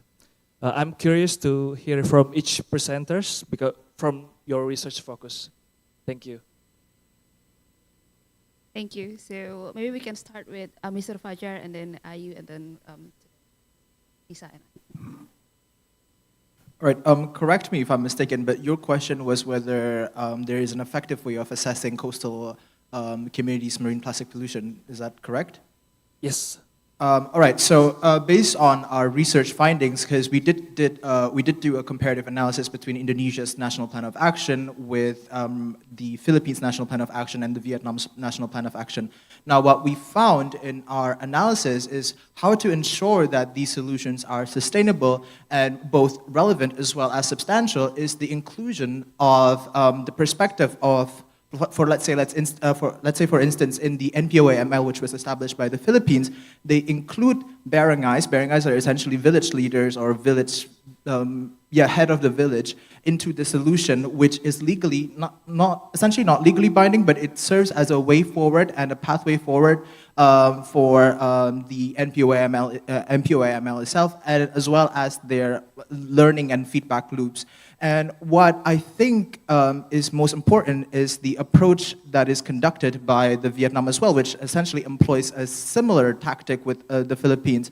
However, unfortunately, with the Indonesians' NAP and its subsequent document, which is the NPAP, the partnership document, it lacks a specific mandate or any legally binding obligations for the inclusion of those most affected by marine plastic pollution, for example, small-scale fishers and fishermen. And we think that these approaches that has been employed by the Vietnam and the Philippines are essentially imperative for Indonesia to go forward to make sure that the feedback and learning loops are the ones that directly comes from those who experience it themselves. As we all know, the topic for this conference is to ensure economic justice as well, or circular economy as well. And we think that by including first-hand knowledge from those most affected could pave the way forward for a more inclusive and a more sustainable as well as more substantive policy making in the future. I think that's for me. Thank you. Ms. Ayu, you can answer the question as well. Thank you.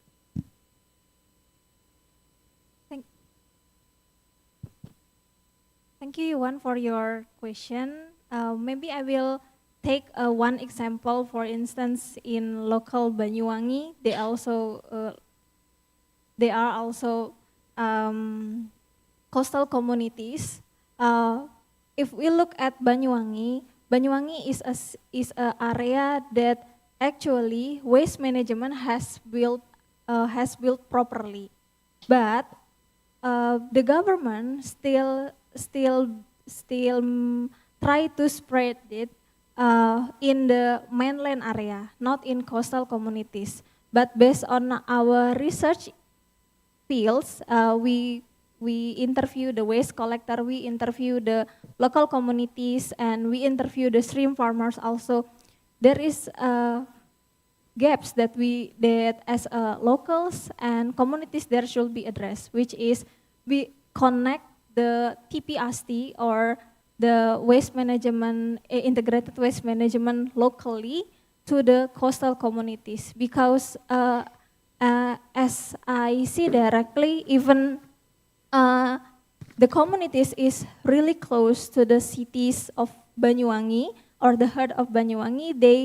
They are still don't have access to the waste facilities, so they just burn.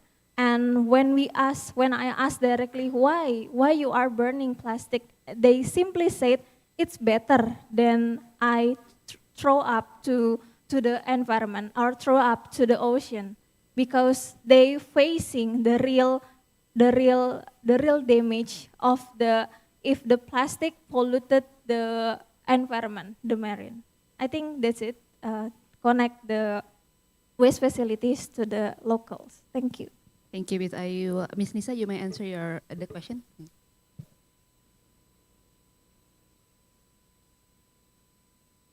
Okay, so because my research is about economic pollution and on seagrass ecosystem, so my answer is like integrating economic pollution into policy making. It might be an effective recommendation because it translates ecological damage into monetary terms, which is the language for the decision makers, investors, and development planners to actually respond to. And in my opinion, seagrass meadows, normally seen as environmental assets, suddenly show up as contributors to carbon sequestration value, coastal protection saving, and fisheries revenue. So when those services are quantified, governments can run cost-benefit analysis, demonstrating that conserving seagrass generates higher long-term returns than allowing degradation or paying more expensive restoration later. And at the same time, putting a price on the economic loss caused by plastic pollution creates a solid fiscal argument for investing in mitigation measures. So in short, I think economic pollution aligns conservation goals with budget priorities, making policymakers much more willing to fund protective actions and integrate them into formal planning. Thank you.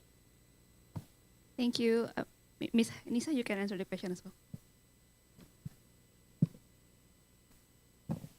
Okay, so based on the case when we visit Raja Ampat and Bunaken and Likupang, actually they have the facilities and infrastructure, but most of them is not active anymore because there is no collaboration such maybe like a TPS3 or Waste Bank. They do not have the off-taker to sell their recycling products.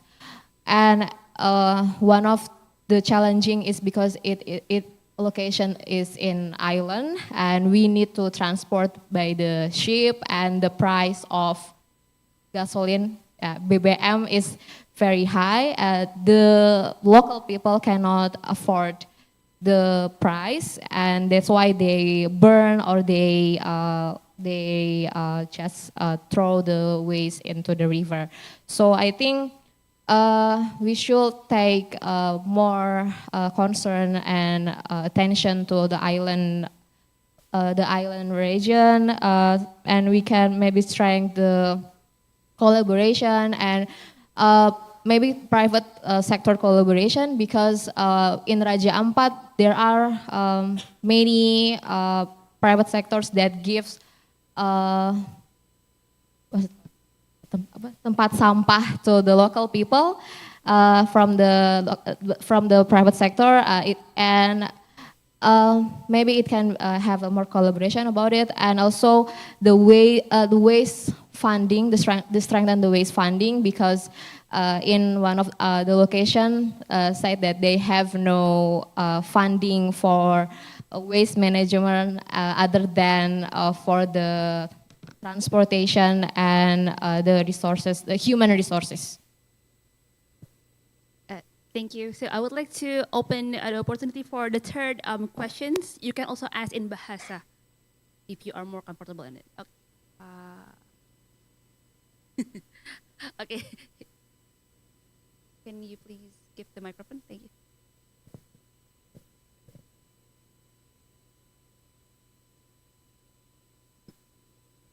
Okay, thank you so much for the opportunity. I guess I really want to ask a question about microplastic. It's become something that's very bigger problem right now, because microplastics has contaminated fish in the sea, and we eat the fish, and we then contaminated by microplastic itself. So it's not really great for us as a human, and also for the habitat in the ocean actually, because when I learned about international law concerning in seas and oceans, I learned about that not many regulations that in Indonesia especially have regulated this matter, especially in plastic pollution. And then when it's become microplastics and it's polluted the oceans, it becomes something bigger like that. So how do the speakers in front of me, it's finding the way to solve this problem actually? Besides that, we need to new regulation, we need to learn more about the gaps of the regulation from the policy making actually. And then is it really only hanging on the policymakers? How about the coastal community itself? And how about the social inclusion surrounding the coastal community itself? So that's the question. Thank you so much. Thank you for the question. Since the question is about policies on microplastic, It's about policy makers. So yeah. So I would like to give the floor to Herlin and Mr. Fajar to answer the questions.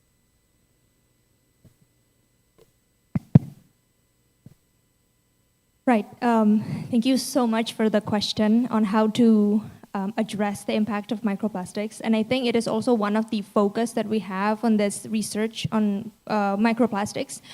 I believe that, but this is from the policy perspective. I'll let the other speaker answer from implementation and practical perspective. I think not the easiest, but I think the thing that we can do right now is establish the standards for microplastics, so the environmental quality standards specifically for microplastics. But even for a bigger particle of plastics, like the one that we can see with our eyes, it's also not enough addressed in current regulations. But in our research, unfortunately, because of constraints, we don't dig deeper on how to exactly establish such standards. So I believe that it requires much more research to develop it. We talked about this with Bapenas, I think yesterday, that they are concerned with the microplastics, but we definitely need more research on how to establish the standards, because it's really difficult to count the particle of microplastics since it is micro. And there are also challenges on how to determine the methodology and so on and so forth. So I believe that the way to go forward is actually to recognize microplastics as pollutants and how to establish a standards or a threshold to call it a pollution in the first place. So I think that would be for me. Right, this is a rather interesting question, one that I did an extensive research before finally coming to this specific conclusion. So the sheer definition of microplastic, or how we perceive microplastic alone, is a bit complicated.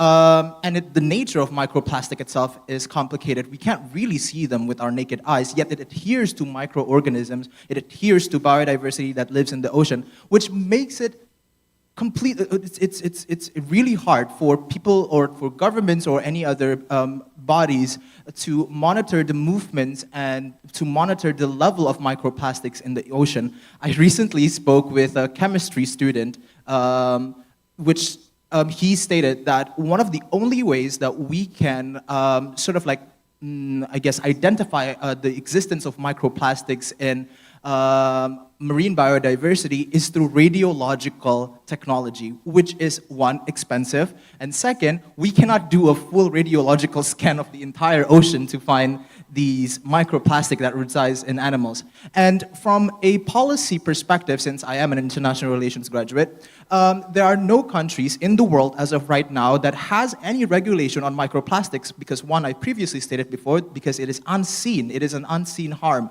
And so it makes it relatively hard for people to make policies on something that they do not yet fully comprehend or understand, and nor can they actually see it. So I guess what would be my best guess right now, or what would be my best answer to you right now, is to develop nuclear technology, actually. So nuclear technology, as I have previously mentioned earlier, can help to mitigate, or at the very least, ensure that the produce of fisheries and aquaculture are scanned through these systems of technology. I'm sorry, I'm not an engineering student, but we could perhaps in the future come up with a way to identify these microplastics in marine organisms. And second, I would also like to address the matter of how microplastics are, because you did mention earlier on the inclusion of coastal economies and coastal communities, is to educate them about microplastics and I guess, how to put it, for a lack of better word, to build a capacity building, but those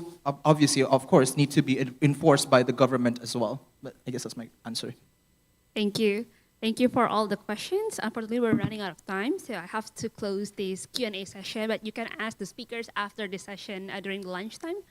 So allow me to give a short summary from today's session. So unmanaged plastic waste harm the environment and, of course, human health.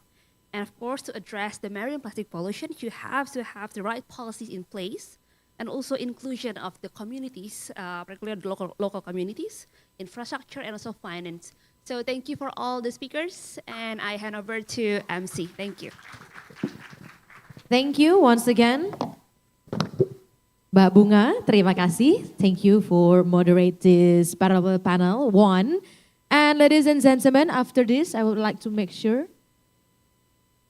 Okay, after this we will have a lunch. So once again, thank you very much for our panelists. Thank you. And also moderator, you may return to your seat.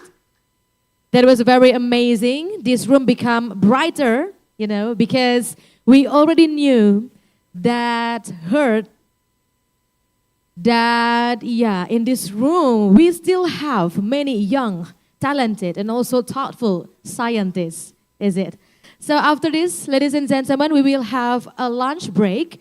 And after that, after lunch, we will continue to the parallel discussions. So I would like to read the panel 4 will be held in this ballroom with the theme Ocean Inclusive Climate Economic Actions. Then parallel panel 5 will be held in the breakout room 1 with the theme Advancing Behavior Change Strategies Toward Healthier Diets and/or reduce food loss and waste.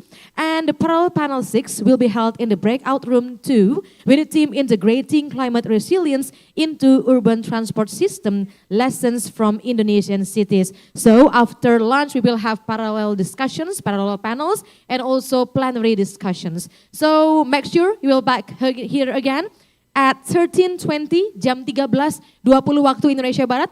We will reconvene here in the ballroom and also another breakout room. So have a good lunch, ladies and gentlemen, and also have a good conversations with all researchers here today.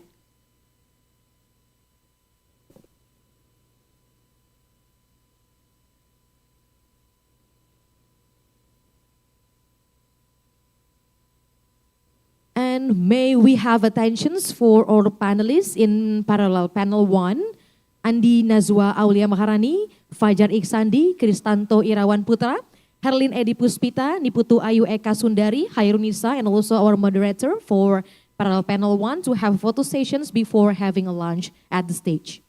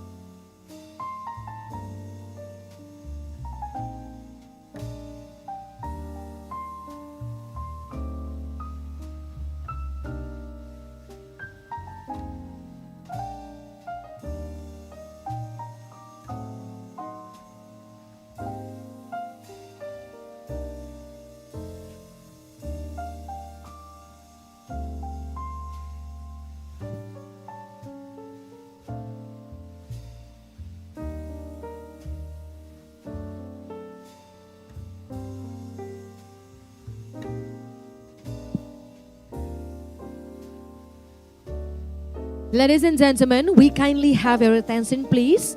We'd like to announce that our conference will be begin shortly in 3 minutes again. So you are warmly invited to make your way into the ballroom and take your seats. And I would like to inform you that after this, we will have parallel panel. Panel 4 will be held in this ballroom with the theme Ocean Inclusive Climate Economy Actions. Then panel 5 will be held in a breakout room 1 with the theme Advancing Behavior Change Strategies Toward Healthier Diets and or Reduce Food Loss and Waste. And for parallel panel 6 will be held in breakout room 2 with the theme Integrating Climate Resilience into Urban Transport Systems, Lessons from Indonesian Cities. Bapak Ibu, kami ingatkan bahwa 2 menit lagi, tepat pukul 13:20 waktu Indonesia Barat, kita akan memulai kembali rangkaian conference dengan parallel panel. Panel 4 akan dilakukan di ruangan ini, main ballroom, with the theme Ocean Inclusive Climate Economy Actions. Panel 5 with the theme Advancing Behavior Change Strategies Toward Healthier Diets or Reduce Food Loss and Waste. And panel 6 in the breakout room 2 with the theme Integrating Climate Resilience into Urban Transport Systems, Lessons from Indonesian Cities. We would like to inform all the audience who join us here online. We will start our parallel panel discussions at 13:20 sharp. Thank you.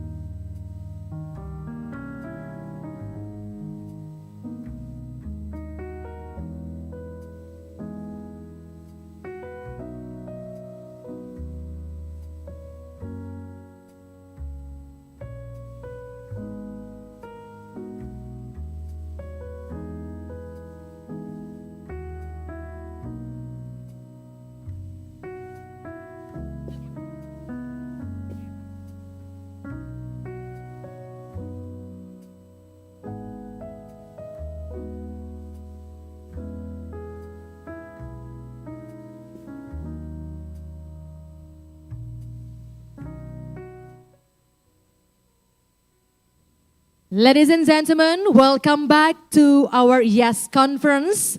As we schedule, we will continue to our parallel panel discussion too, with the theme, of course, with the different theme.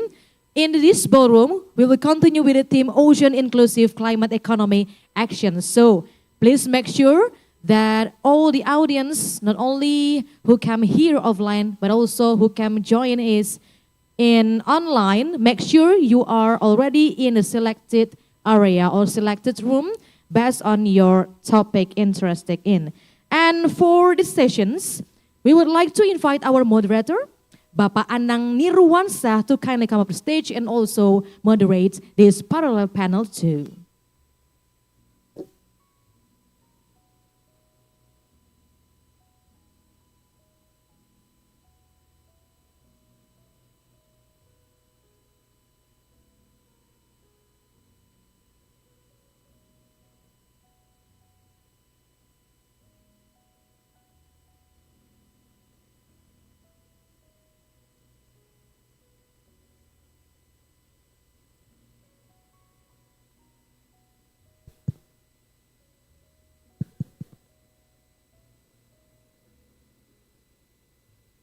Yeah, okay.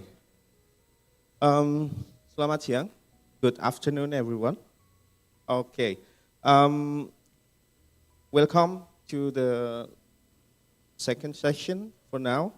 We will start our panel parallel sessions. We have a packed and crucial 65 minutes ahead of us. And whether you're focusing ocean inclusive, climate, economy actions, you are tackling the same central challenge, finding practical, integrated solutions to a changing climate. To our esteemed speakers and presenters, you have 10 minutes for share ideas and critical insights, research and policy recommendations, and we are looking for tangible lessons for us. You can move to the room into real-world applications.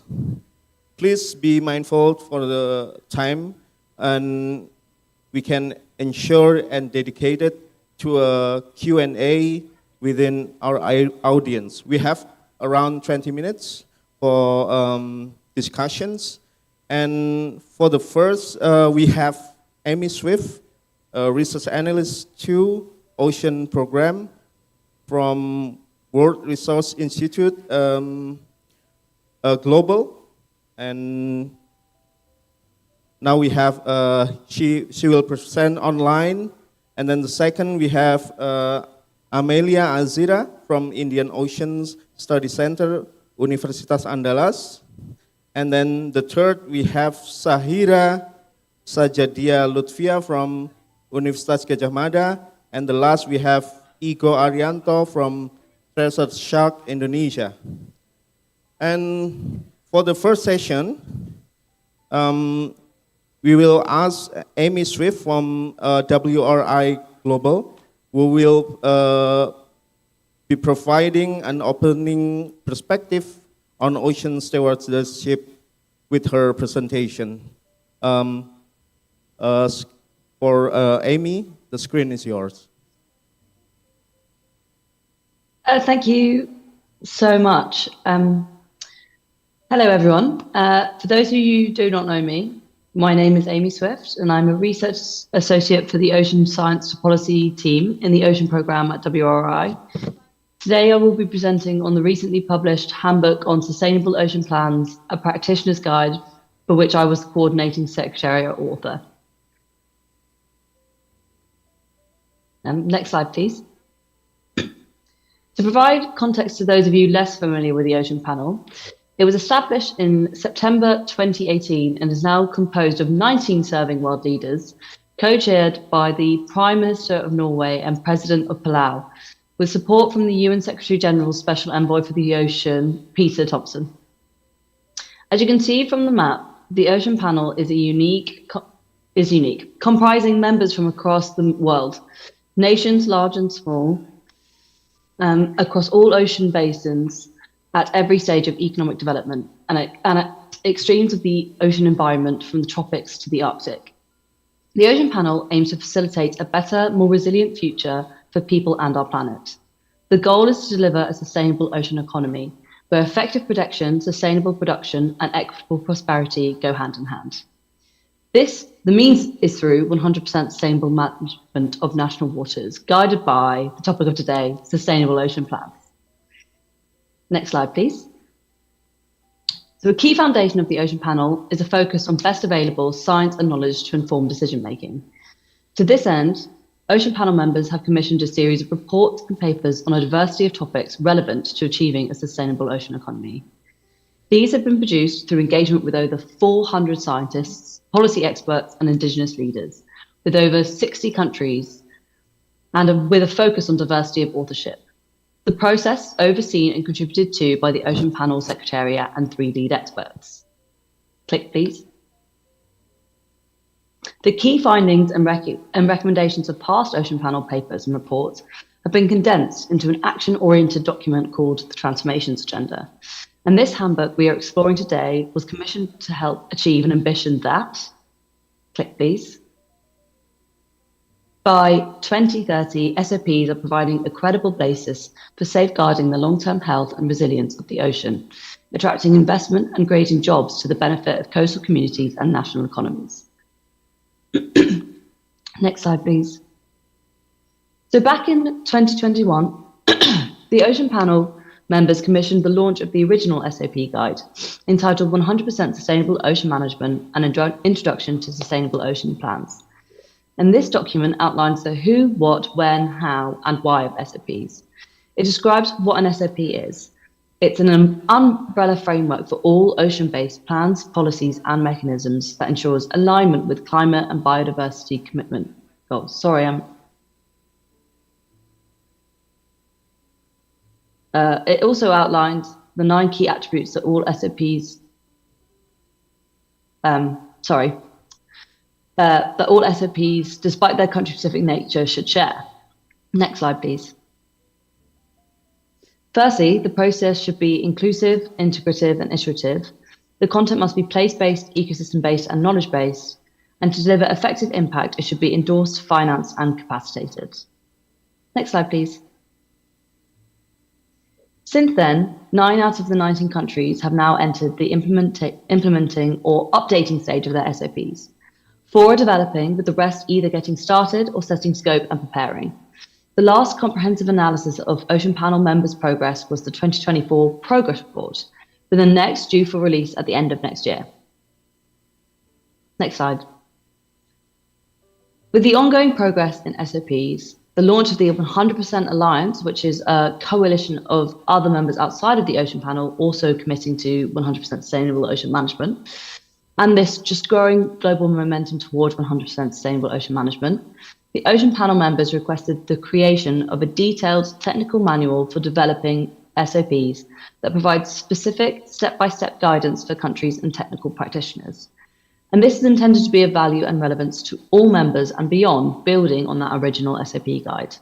So this handbook essentially gives a comprehensive overview of all relevant information required to produce an SOP. It is broken down into key steps, designed so that the practitioner can defer to the section most relevant, depending on their current progress, whether just starting out or finalizing implementation and monitoring processes. Next slide. The handbook begins with an introductory section on the overview and importance of SOPs before going into the 5 steps for production and implementation. So step 1 is all about setting objectives and defining the scope of the SOP through collaboration and coordination. Step 2 is all about financial planning and resource mobilization.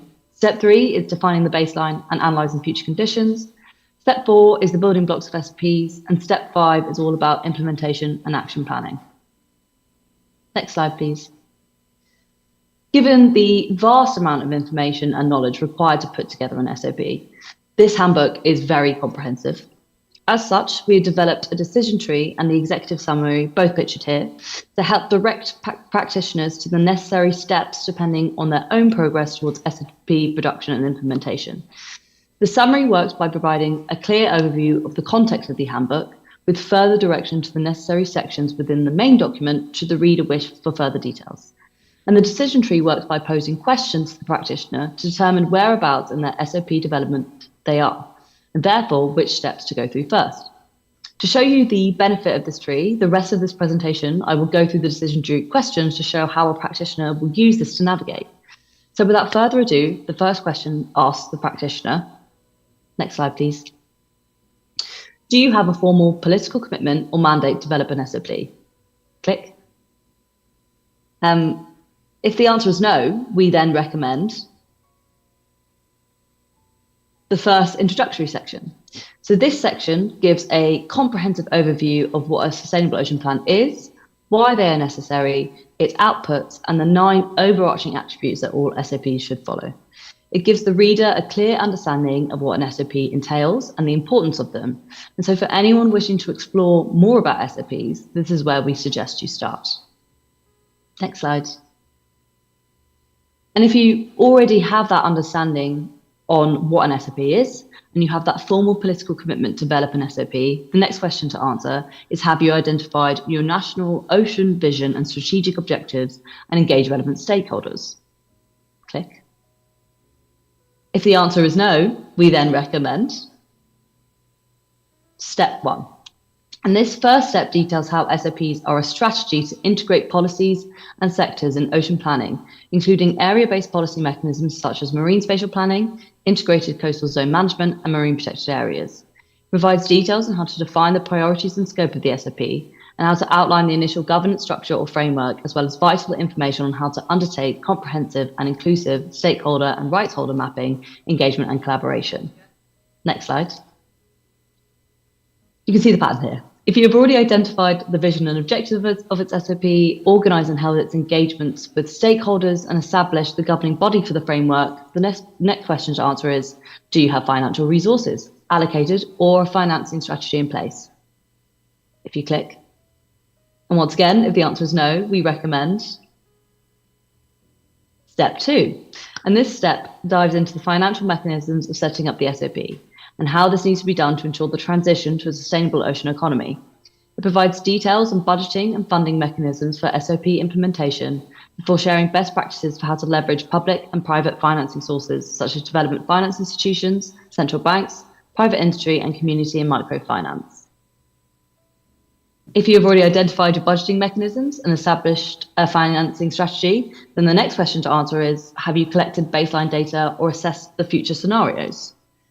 And again, if the answer is no, we then recommend step 3. Apologies, I've gone ahead. Step 3 outlines the key actions needed to identify and collect baseline environmental, economic, and social data for sustainable ocean planning.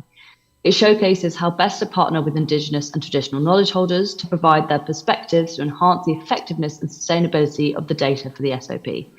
It also provides details on the tools and methodologies for effective and integrated data analysis, such as decision support systems, ocean accounting, impact mitigation strategies, geospatial data, indicators, and methods for projecting potential future conditions. So then, once again, if you've already collected this baseline data and assessed those future ocean use scenarios, then the question to ask is, have you synthesized your vision, financing, and data into a whole SOP document? And again, if the answer is no, you go on to now step 4. So step 4 builds on the previous 3 steps, outlining how these are combined to build the strategic plan, including outlining the SOP actions, goals, and objectives using the SMARTY method, meaning they must be specific, measurable, achievable, relevant, time-bound, inclusive, and equitable. And this step provides information on how best to deal with policy integration and regulatory adjustments, and outlines how to deliver the organizational structure, collaborative frameworks, and the importance of clearly defining the financial framework. And if you have the SOP document ready, you've got the data, the plan, the objectives, and the actions, then that leaves us with the final question. Do you have an implementation strategy, monitoring protocols, and defined institutional roles? And again, if the answer is no, we then recommend the final step, step 5. And this step dives into the details of developing a phased implementation plan, including ensuring compliance and enforcing the SOP. It outlines the required endorsement needed for the SOP to be implemented. This step also gives an overview of monitoring and evaluation protocols, including guidelines for data collection and annual reporting on SOP milestones, and how best to establish a monitoring and evaluation framework. And if you run through that decision tree and every question is answered yes, you have the plan, you've engaged all relevant stakeholders and rights holders, you have the financing, the baseline data, and the implementation strategies, then you are already ready to implement and iterate your SOP. Thank you for your attention today, and we hope this has been useful and you've learned more about SOPs and the steps required to put these together. The QR code shown will direct you straight to the handbook, as well as the link shared here. And if you have any further questions, please do contact me at the email shared. So thanks again for your attention, and I hope you enjoy the rest of the conference. All right. Thank you, Amy, for the presentations. For who interested for the material or SOP that Amy has been presented, you can get the material in the poster sections. All right, for the second speaker, let's give a chance for Amelia Azira from Indian Ocean Study Center, Universitas Andalas. Big round of applause for Amelia.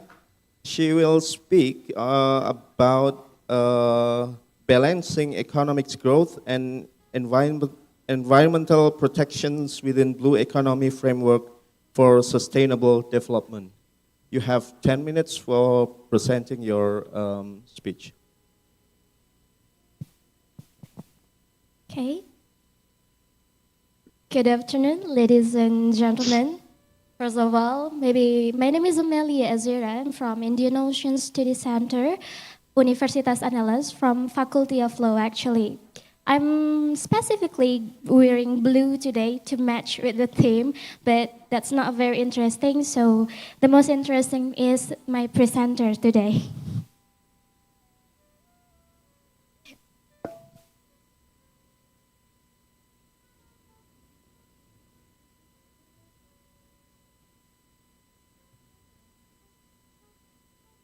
I'm so sorry. Okay, first of all, I'm gonna talk about balancing economic growth and environmental protection within the Blue Economic Framework for Sustainable Development. So we will talk about balancing economic growth and environmental protection in Blue Economic Framework. The only thing that we need to understand first is about the background that I want to show you here is based on international law. We have UNCLOS, United Nations on Convention on the Law of the Sea, 1982. It's regulated all law on the sea, especially for the states of United Nations. So in this framework, we know that states can do exploitation and exploration in the sea based on international law, and many areas in the sea have its own regime. As a sample of territorial sea, the regime is sovereignty, and for example, for the exclusive economic zone, the regime is sovereign right. So state have a right to do exploitation and exploration in the sea. So that's why why do we need to do exploitation and the exploration in the sea or the ocean actually? So the main reason is for the economic purposes. So the economic purposes is bringing up the idea bringing up the right for the country, for the state to do the fisheries as example, or do exploitation in mining gas or mining oil, or do shipping or anything else that related to economic in the sea or marine economy. And then the thing that's become something very interesting in here is while we do the economic purposes in the sea, there are also environmental challenges that happen. As example, traditional fisheries that happen in the coastal community, they often dump their waste, net fishing as example to the sea, and then also the oil pollution in the sea where kapal tanker ship that shipping the oil become damaging, and then they dump the oil pollution of the sea. It's become something that's very challenging for the environment of the sea, because it's not really considering about how we do the economic, while we got the economic growth, but we still preserving the environmental side. And then there is a new framework that happened as one of the idea to not only think about how we got the benefit from the sea in the economic purposes, but we're also preserving and protecting the sea. So the framework is called a blue economy. So blue economy framework is not very new framework or a very new concept. It's actually have so many research about this, but not many of us know about what is blue economy actually. So blue economy is one of the idea to conclude everything about economic growth while also preserving and protecting the environmental of the sea. And then this idea is to balancing economic growth and environmental protection, and then it will become sustainable development, especially for the sea, and it's related to the SDGs number 14, life below waters. And then objective of this research is first to analyze how the blue economic framework to contribute and to balancing economic expansion and environmental protection. And then to assess the connection between marine resources, utilization, environmental sustainability, and social inclusion. And then to evaluate government and policy mechanisms supporting sustainable marine development, because as we know that Indonesia haven't any specific regulation about blue economy actually, and the research about it is very not well known, or it's not very deep. So the policymakers or the policy making of this blue economy framework was not done yet, or maybe not specifically have great impact for the society actually. So the last is to explore the studies of blue economy best practices. And then the methodology that I use is actually a qualitative approach, because I will use library research and use the secondary data with primary resources for the methodology. So it's basically I will use literature approach to do the research.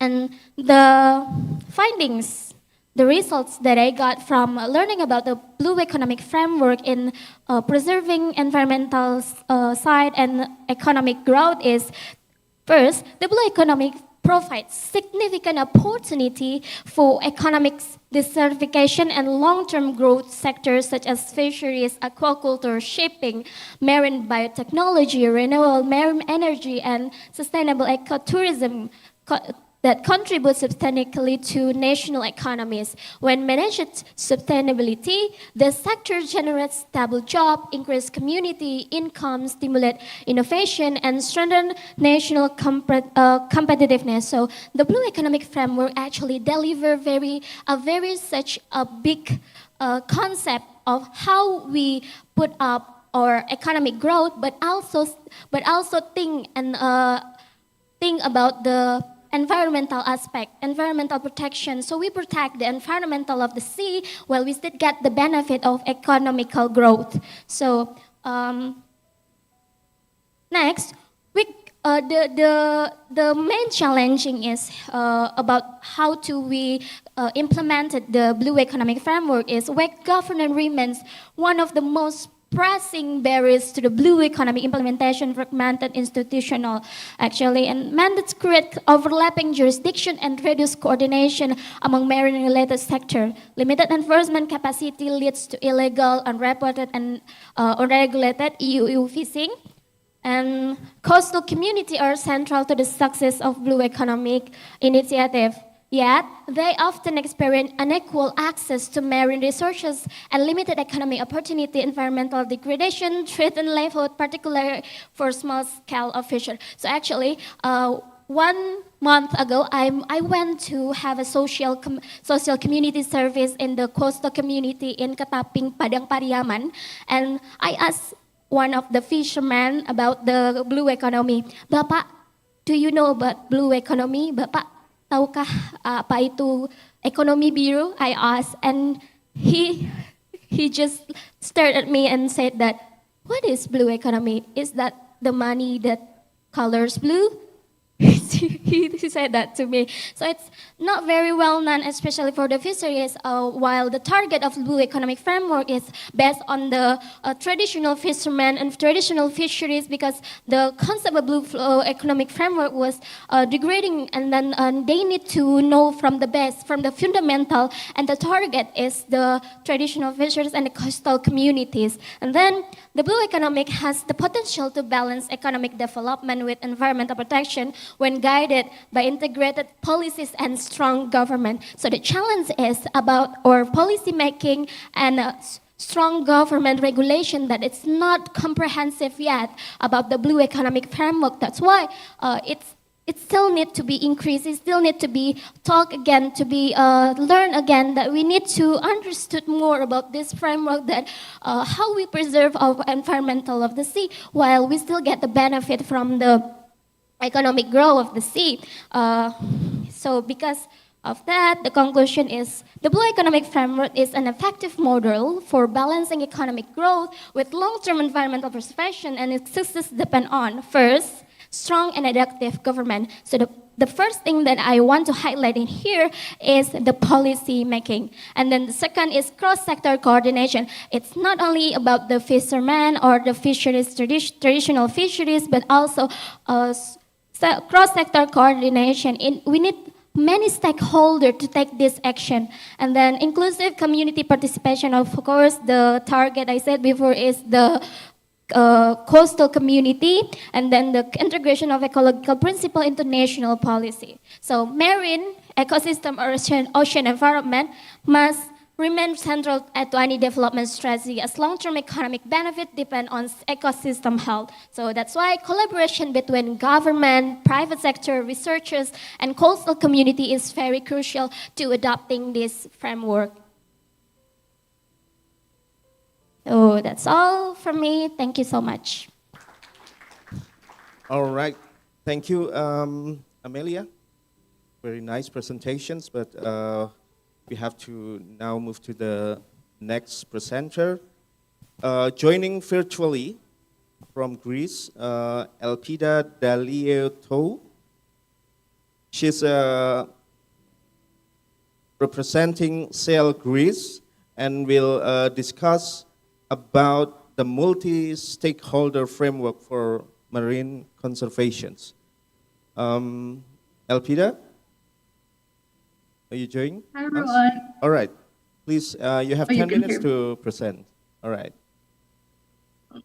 Awesome. Thank you so much for the introduction. My name is Elpida Daliotou, and I'm from Greece.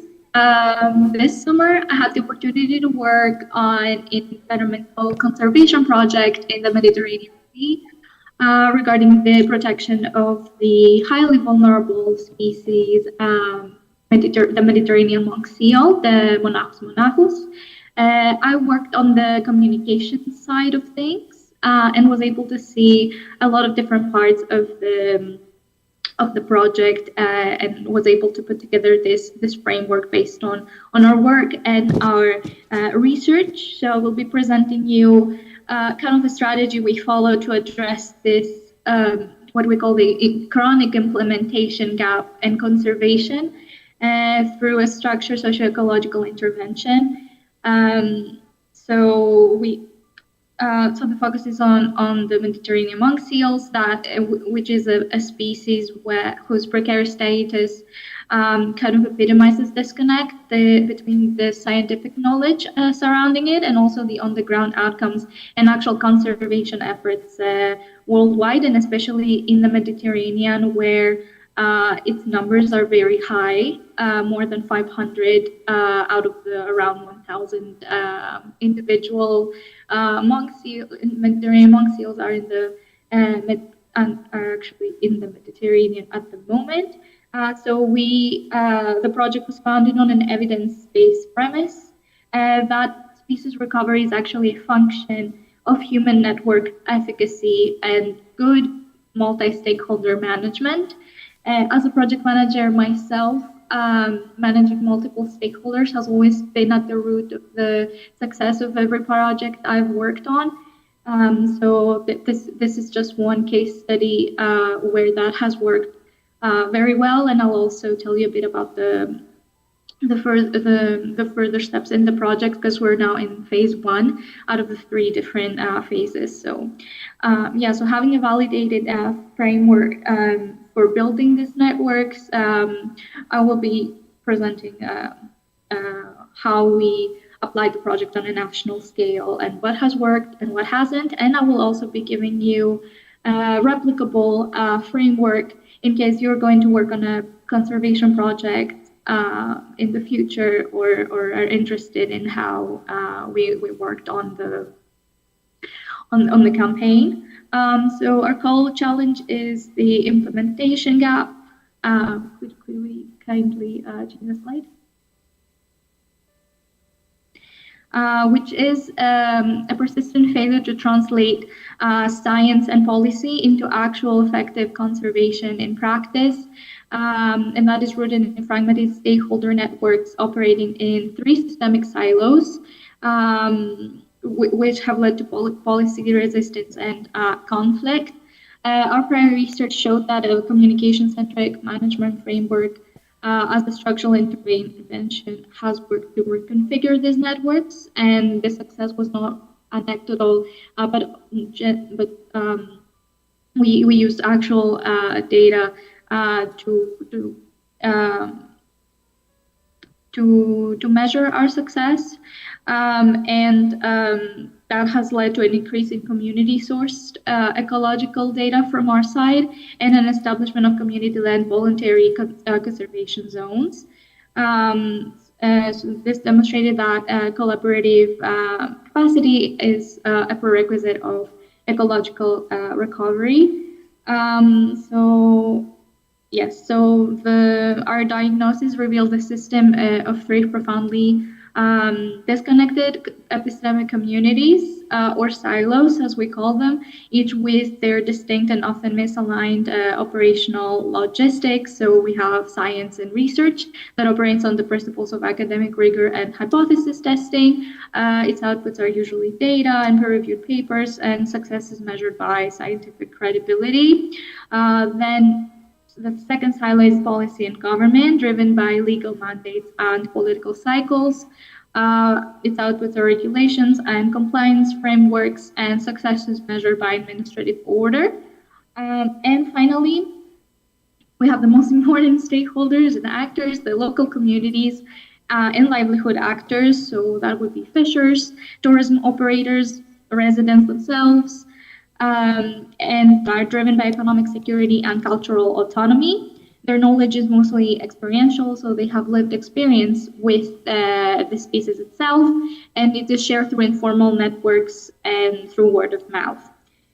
So the result is a system where each actor's legitimate success metric and already undermines the others, creating a stable state of conflict and paralysis. We've noticed that there is a big disconnect between these different stakeholders, and our kind of task was to unite them in a way that helped enrich our conservation efforts. So our research posed the question, can a structured intervention reconfigure the stakeholder networks to enable cooperation? So the affirmative result was achieved through this communication-centered campaign that we did during this summer. So next slide, please. Yes. I've already covered that as well. Okay, awesome. So we have structured the framework into 4 different pillars. So the planning phase that we're currently into right now, as the project started in late 2024, beginning of 2025, is the foundational phase. in our implementation cycle. So the objective is to construct the foundational social infrastructure for nationwide impact for the project. So we're transitioning from generic awareness to engineering the specific conditions for sustained collaboration between our stakeholders. So our planning objectives are designed to produce collaborative artifacts. So those are outputs that simultaneously build and formalize the multi-stakeholder network necessary for this long-term governance. We have worked to implement channel-specific tailored messaging for different stakeholders, so for fishers, for the tourism sector, for government agencies, and we have also institutionalized reliability protocols to build systemic trust.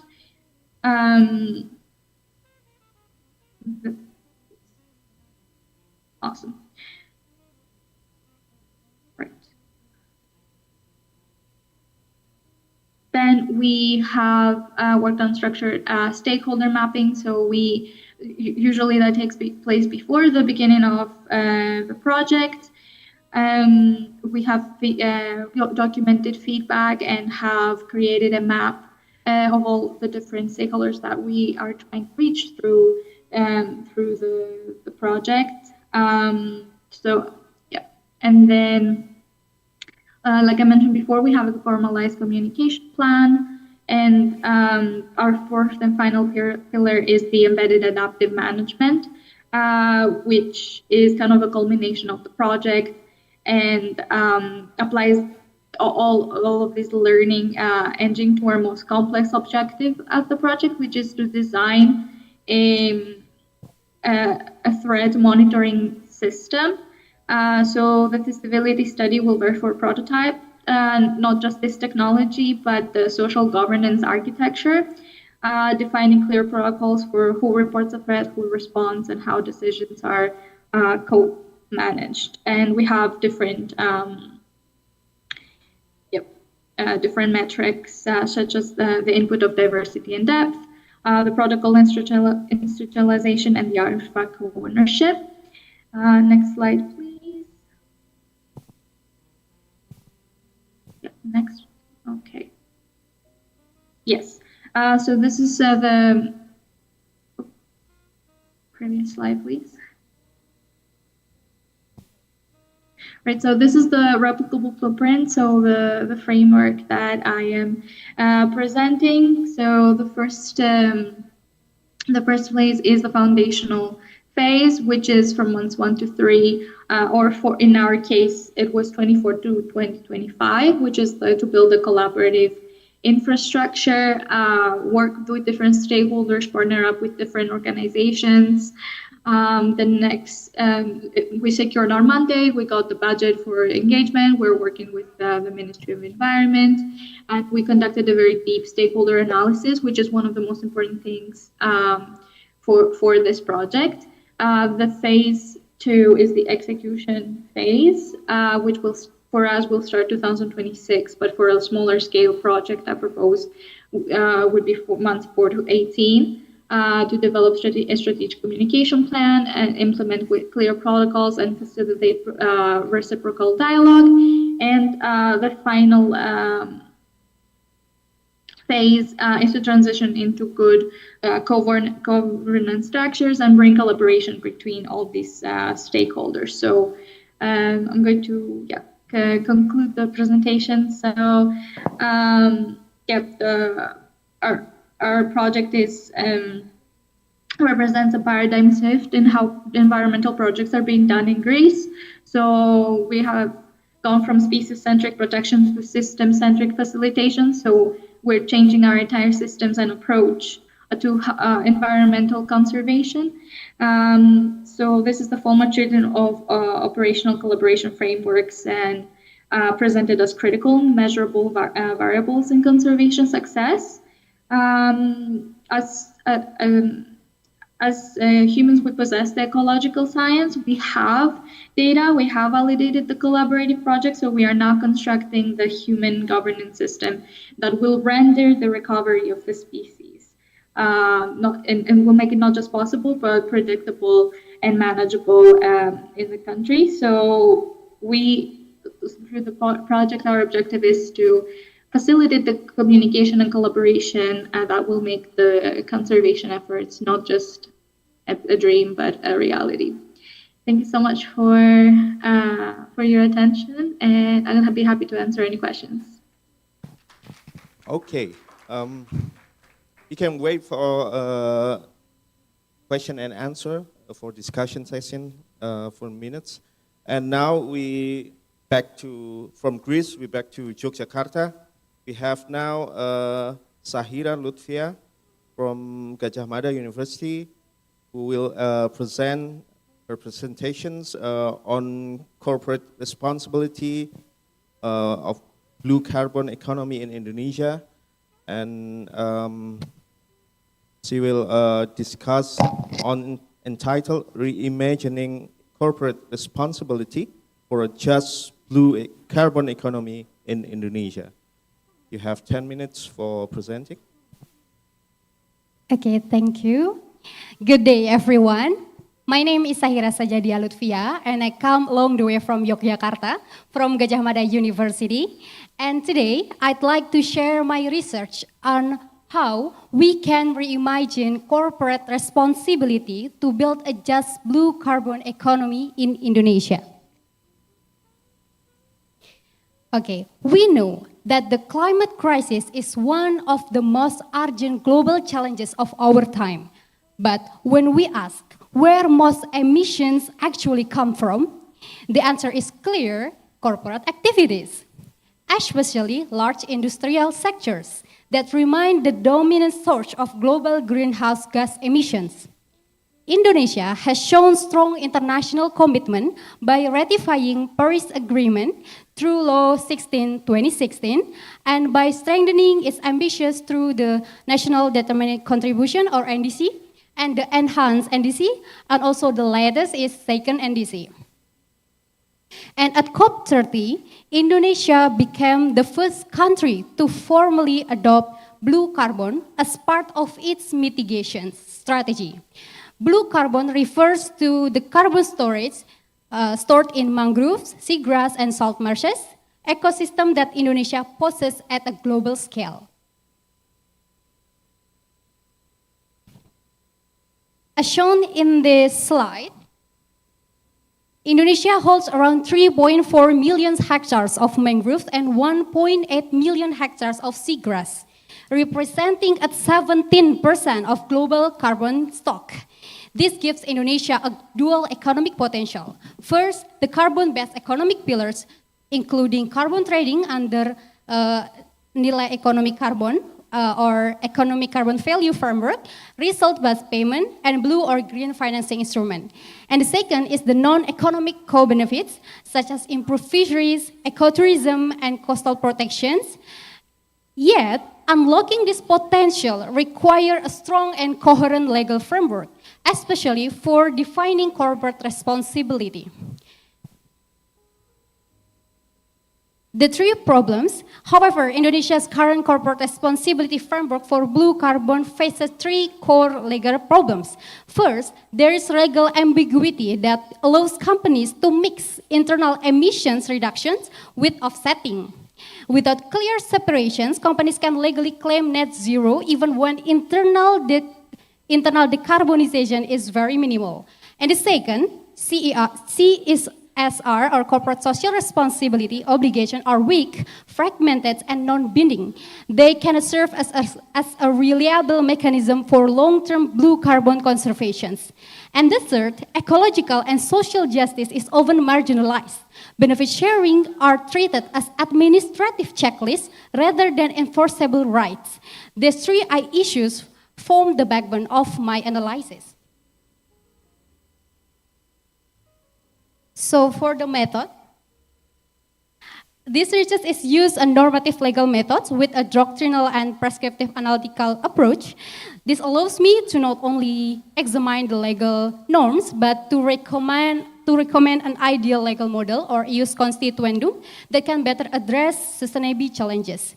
For approach are integrated philosophical, statutory, conceptual, and comparative.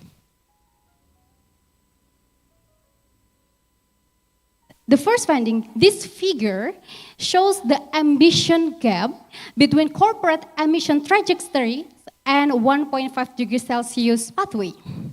My first finding is that ambiguous rules allows company to use blue carbon credit as a reputational shortcut.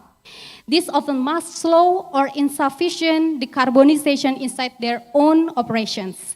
Moreover, corporate climate budget tend to shift toward cheaper offsets rather than structural changes like process innovation or fleet electrifications.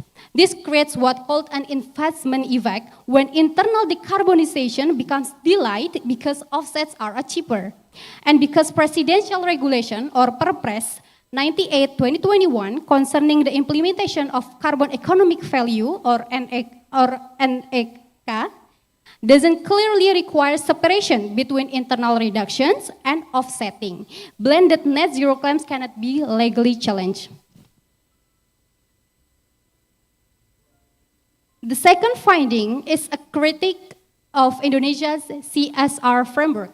CSR is based on fact concepts like appropriateness and fairness and applies only to natural resource sectors under Article 74 of Law 1427 or Undang-Undang Perseroan Terbatas. This leaves many major emitters outside its reach. Also, the regulatory landscape is fragmented across sectoral laws, and most importantly, CSR is not connected to our climate instruments such as the NDC or NEK carbon pricing system. Financing through CSR is also ad hoc, often annual, voluntary, and philanthropic, making it incompatible with long-term blue carbon restorations. In short, CSR still operates within a neoclassical paradigm that treat environmental responsibility as a cost, not as a legal duty.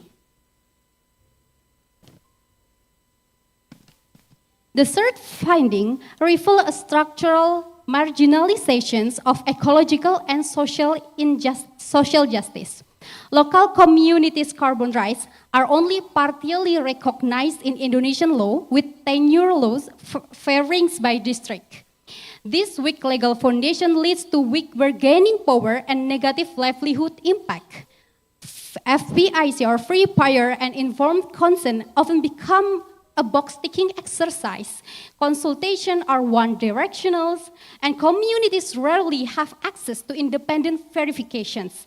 Benefit sharing is not legally binding. Studies in Asia Pacific show that project developers capture up to 80% of the carbon credit value, leaving the communities only 20%. It is a very small portion.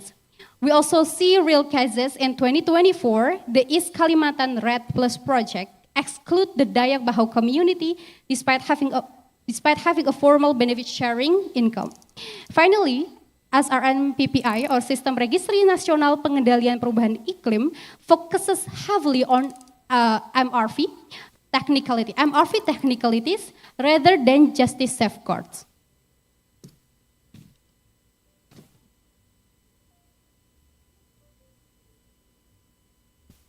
Thus, based on these findings, I propose 3 key legal reforms. First, establish a mandatory legal separation between internal decarbonizations and offsetting by revising Perpres 98/2021. This ensures the net zero is not used loosely. And the second, create long-term and mandatory financing obligations such as a conservation investment obligations requiring companies to allocate a fixed capital expenditure or profit by some percent to blue carbon restoration through BPDLH or KKP. Third, make justice safeguards legally binding within SRNPPI, particularly through mandatory binding benefit sharing agreement and independent VPIC verification. Then to conclude, legal reform is essential not just for clarifying corporate responsibilities, but for ensuring that their participation truly aligned with Indonesia's climate goals. With a just and enforceable framework, corporate action can finally support, not substitute, our national climate mitigation efforts. And when corporate responsibility aligns with justice and long-term financing, Indonesia's blue carbon ecosystem can fully contribute to achieving our NDC commitment. Thank you. Applause for Zahira. All right. We have the last speaker, final speaker for this session. We have Igo Arianto from Treasure Shark Indonesia. He will present the case study from Nusa Tenggara Timur, and you will have 10 minutes for presenting. And after this, we will discuss with all of the speakers and from online and also from this room.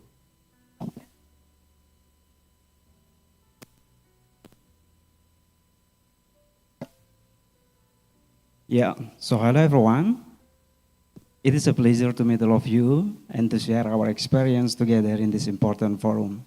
So let me introduce first myself. My name is Igo Arianto, and I'm here representing Treasure Shark Indonesia, a local NGO based in Alor that focus on marine conservation, particularly the protection of treasure shark and the empowerment of coastal community. Today, I'm honored to present one of our key initiatives titled Women of the Coast, Protecting Marine Ecosystem and Building Local Economic in Alor is Nusa Tenggara. This initiative illustrates that how the empowering of coastal women is not only strengthens household economy, but also contribute directly to marine conservation and improve community well-being in Alor. Let me ask first, you guys ever to visit Alor? Could you please, oh, so sad. Yeah, okay. So right now I just offering for all of you to visit Alor, because Alor Island is part of Indonesian Coral Triangle and is home to some of the richest marine ecosystem in the world. However, despite the richness, the local community face a paradox. The first, child stunting rates remain high. The second, ecological degradation is increasing. The third, unsustainable fishing and post-harvest practice threaten to continue marine health.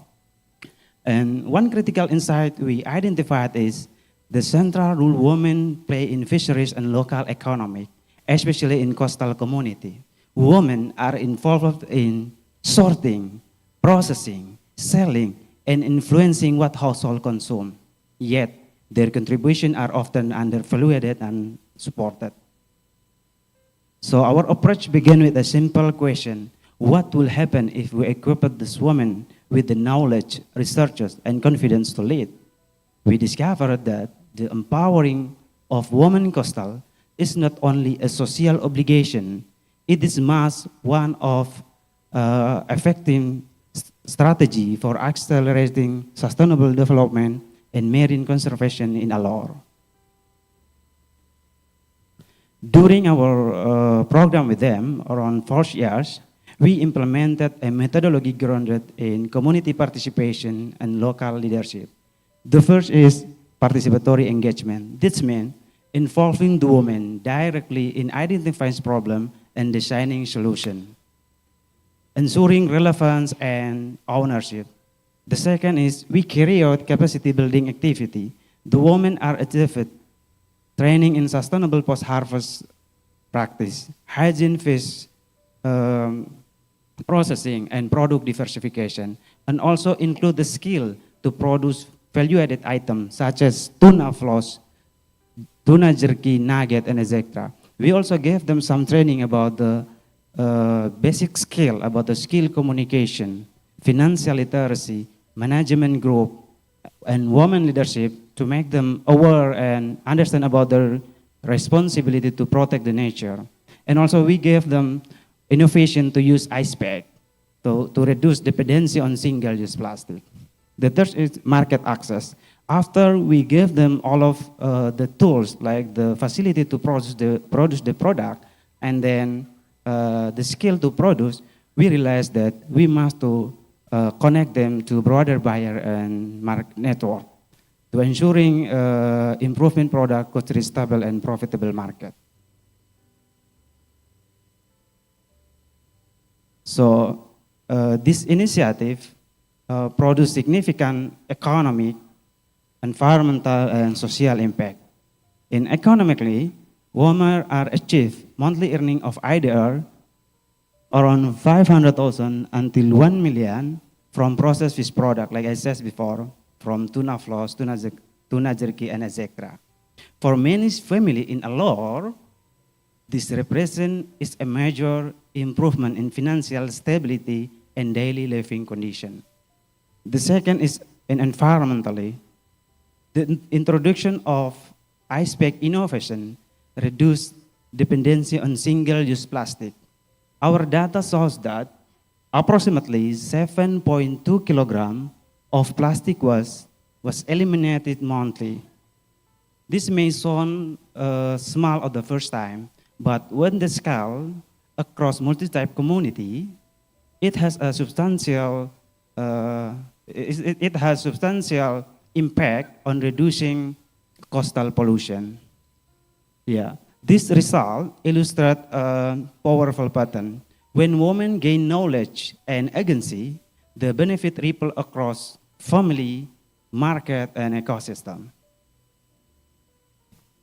Yeah, during our program with them, we got the one lesson learning is we realized half of our member group is going to elderly. So that's why we must put our extra energy, patience, and attention to make them understand and aware about the responsibility in this group. We also have a recommendation from our work in Alor. We have four. The first one is integrated approach, linking empowerment with innovation and conservation strengthens outcome across sector. This model should be scaled to another coastal community. The second is women leadership. Recognizing and investing in a woman as a leader is a crucial for sustainable development, best fisheries management. The third is capacity building. Skill training and long-term mentoring must be maintained to ensure growth and resilience of women's group. The last is local consumption. Promoting and encouraging the household to consume nutritious seafood, support better health outcome, and reduce reliance of exported fish. We believe that by centering women in blue economy, we can create coastal communities that are healthier, more resilient, and environmentally responsible. Thank you.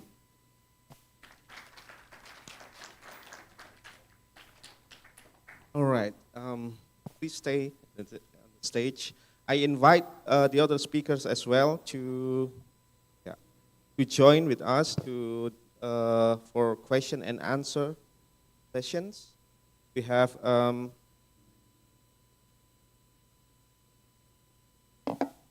Amelia, and then Sahira, and we have also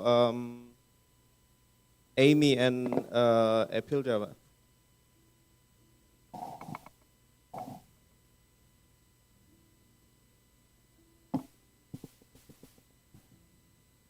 Join us virtual. Okay. As a spatial researcher, this is quite new for me to discuss about these topics, because mostly I work with the maps and satellite imagery, but then you have some different thoughts, and this is so important, and I know this is interesting topics for all of us. So I give for the first sessions 3 questions from the audience. You can also comment and also ask questions to the speakers. Please raise your hands, introduce yourself, and you can ask questions. Anyone? All right, we have one. Okay. Yeah.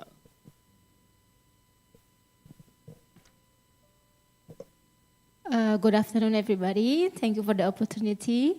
I would like to ask about the blue economy. What is the most difficult thing when introducing the blue economy to the fishermen? We know that the fishermen, most of them have limited education, just like that. Okay, that's my question. Thank you very much. Okay. Sahira, can answer the question? Yeah, Amelia.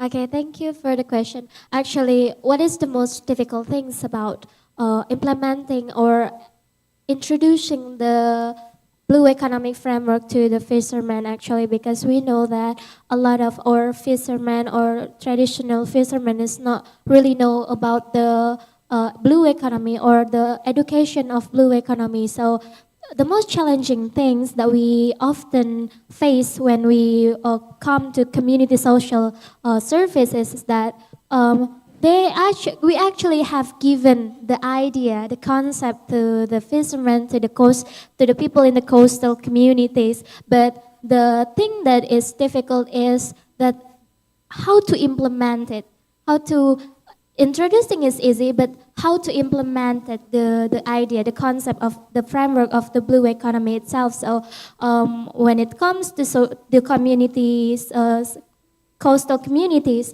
we only know how to, as a researcher or as a lecturer with my lecturer, actually, my lecturer has told them about this is blue economy. We preserving our environmental of the sea, while we also get the benefit from fisheries, for the ecotourisms, like that.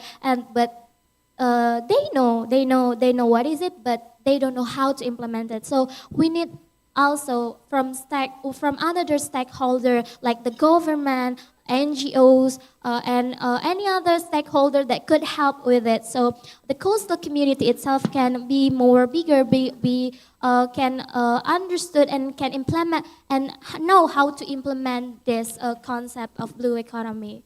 That's it. Thank you so much. Okay, a little bit follow-up question. Is there any similarity between the like scientific concept of blue economy within the practical concept of blue economy and let's say local community perspective? Okay, so it's about Dasein and Dasolen, yeah. Dasein and Dasolen of the blue economic framework. Actually, in the scientific aspect, we know about that blue economic is new for us. It's only come from 2010. It got introduced to us in 2010, and it's new concept.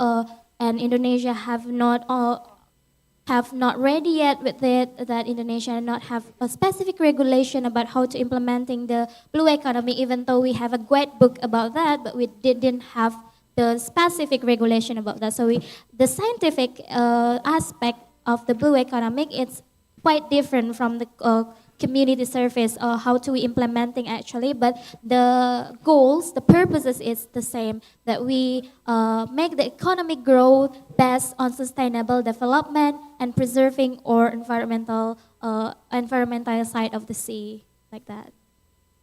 All right, a little bit context in the global level. How to put community perspective in, let's say, in a sustainable SOP? How about to implement or I'll put the context of local community in the global SOP? Probably Amy can answer these questions. Yeah, very happy to jump on that question. I think when it comes to including local communities and stakeholders, the main aspect with SOPs is making sure that they are incorporated and you're co-producing your SOP with them from the offset. So when it comes to that sort of step one section, as mentioned in the handbook, that collaboration and coordination, it's vital that you have these local stakeholders included and the local communities included from the offset. And there are some excellent examples of how some SOPs have really sort of utilized that. So for example, Australia are currently in their sort of final stages of their SOP, but they made sure to include their Indigenous and First Nations, and they had specific workshops where they were making sure that they are incorporating their knowledge and information into their sort of SOP structure. And we have also produced a separate sort of blue paper on co-producing your sustainable ocean plan with Indigenous and knowledge holders. So would recommend, if you are interested in hearing more about how that can be done, to read that paper as well. Okay, yeah, I think I got the idea, but I just want to know as well, because in many places, community works in a coastal area, mostly like dominated by men, right? But then how about the perspective from women to let's say, to acknowledge the blue economy in the woman perspective from Mas Iko?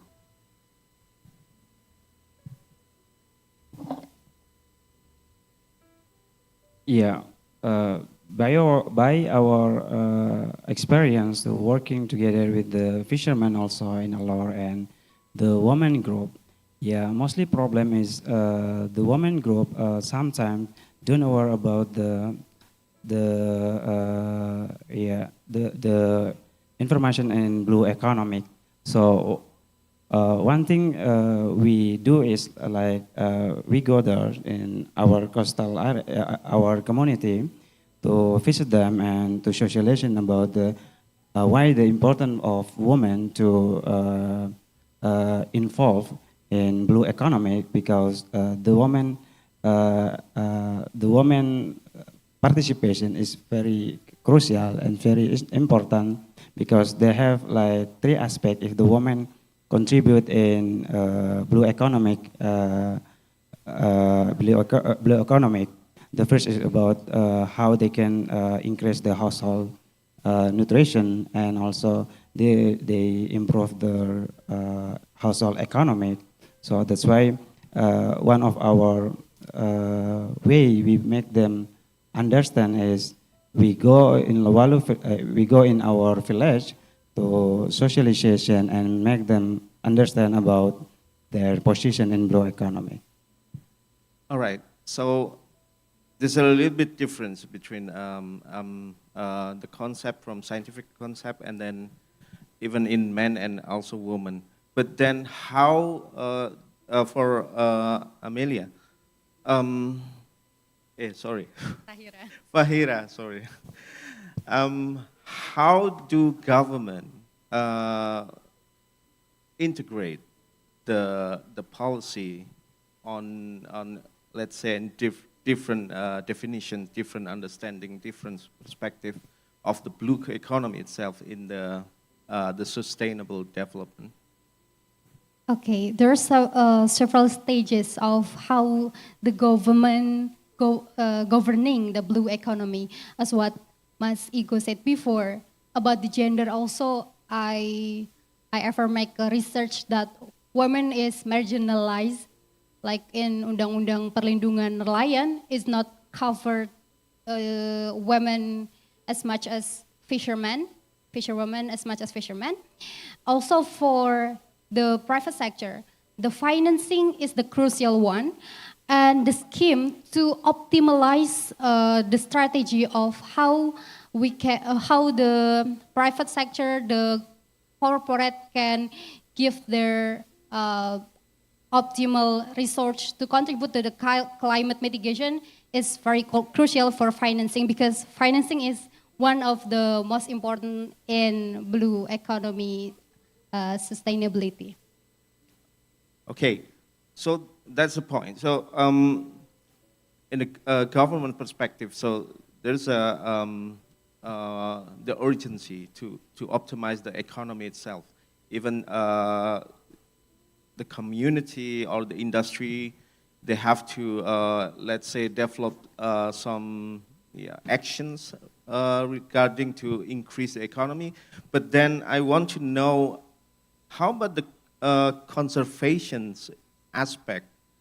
There's an urgency to increase the economy for the coastal community, but at the same time we need to, let's say, protect the area, the marine protection area.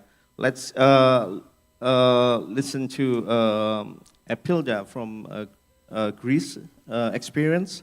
How about those, let's say, dilemma for the government itself and as well the community to discuss these issues? Yes, I would say from a government perspective, there can definitely be more funds invested into conservation efforts, especially in coastal areas, and also in the Mediterranean. We could have some more collaborations between different countries, especially for species conservation. The monk seal in particular has its home in the Mediterranean, not just in Greece, though its numbers are more prominent in Greece. So more cross-border collaborations could also help kind of sustain and protect our common coasts, because we border a lot. We border with Albania, for example. So yes, there would definitely be more conservation efforts on that front. From my perspective, Seal Greece is one of the first, if not the first. I think it's the first, but I don't want to be like absolute. Conservation efforts for these species from Greece's side, and there have not been any other projects like this in the past that have included such a rigorous communication campaign. Because like it was mentioned before, one of our biggest stakeholders are the local communities. So during the summer, we had the opportunity to speak with them and learn from them as well. And we also had ambassadors who explained the campaign's objectives to the tourists, because Greece is a very touristy area, and over-tourism and exploitation of natural resources are one of our biggest problems, especially in the summer period. So yes, I think one of the biggest problems is underfunding of environmental projects worldwide. And that is the case for Greece as well. So this is one of the first attempts to rectify that a little bit. All right, I think it's similar with the Indonesian case, because many Indonesian coastal region are also a touristic area. There are many people who work in tourism. At the same time, we are facing environmental issues. Okay, but then I give like another opportunity for our audience. Okay. Please introduce yourself and the questions.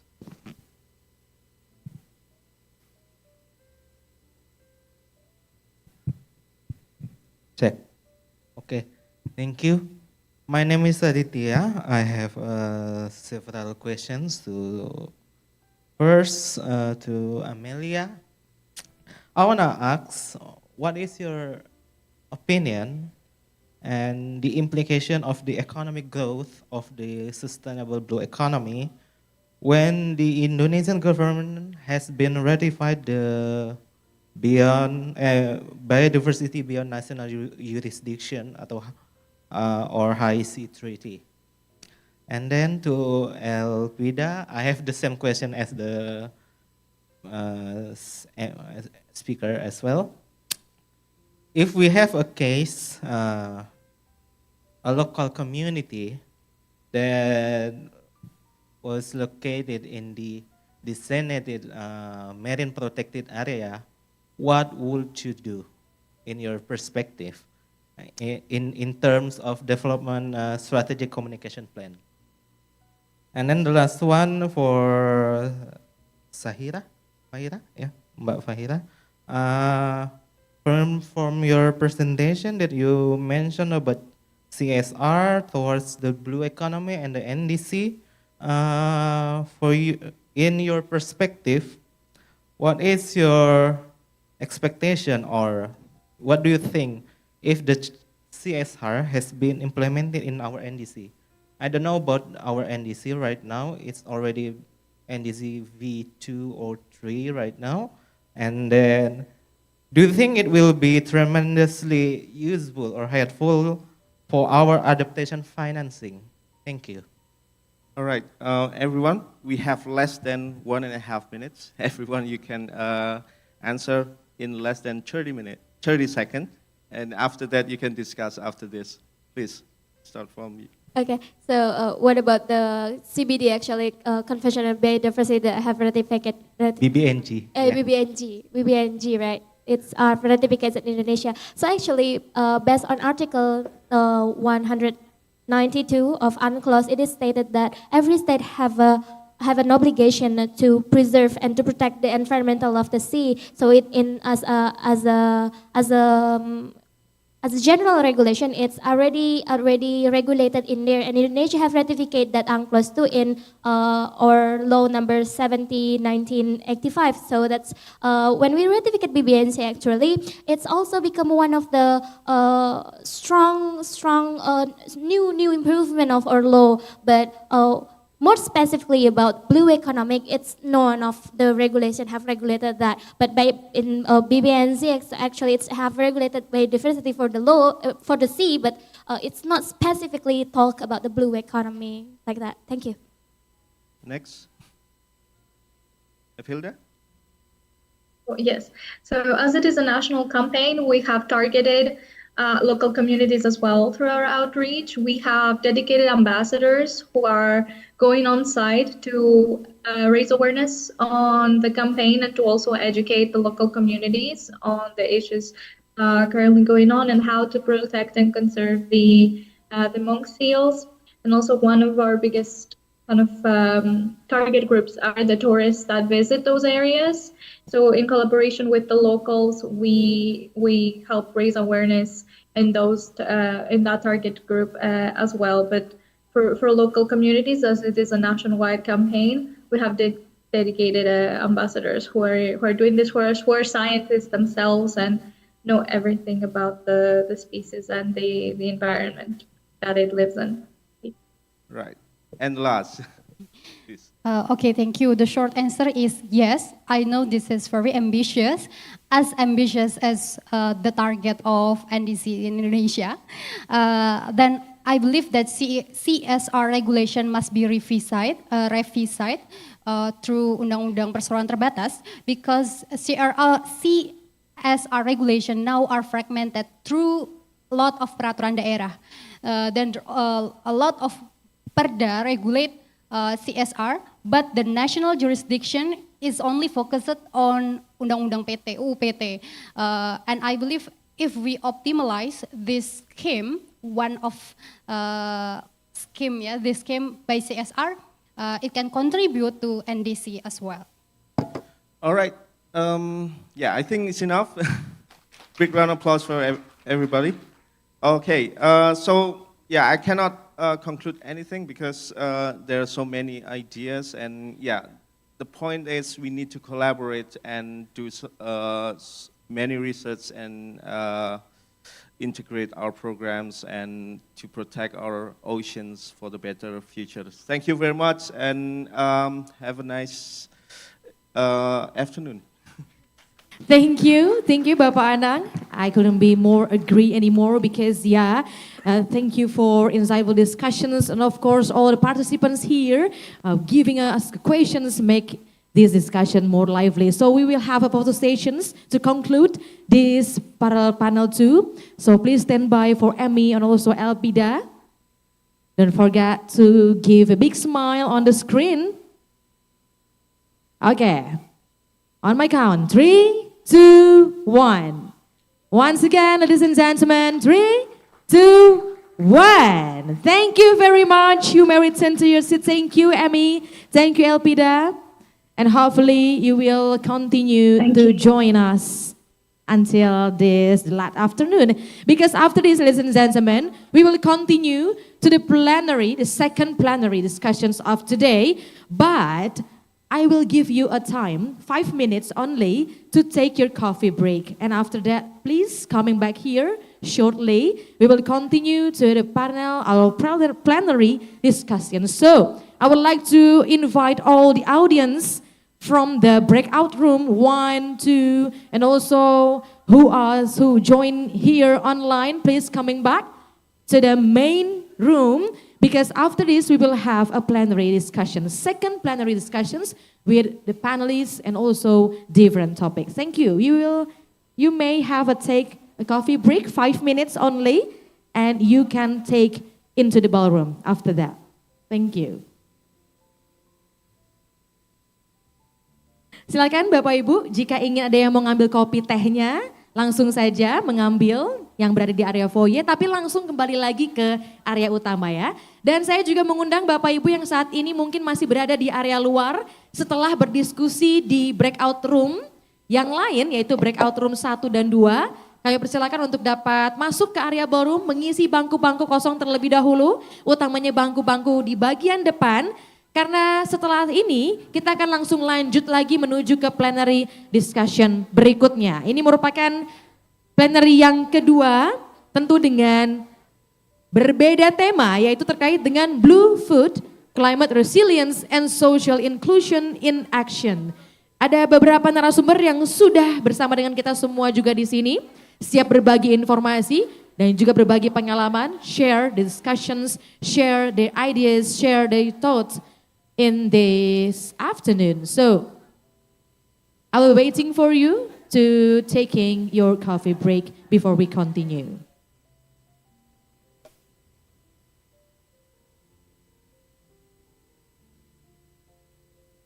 Recording in progress.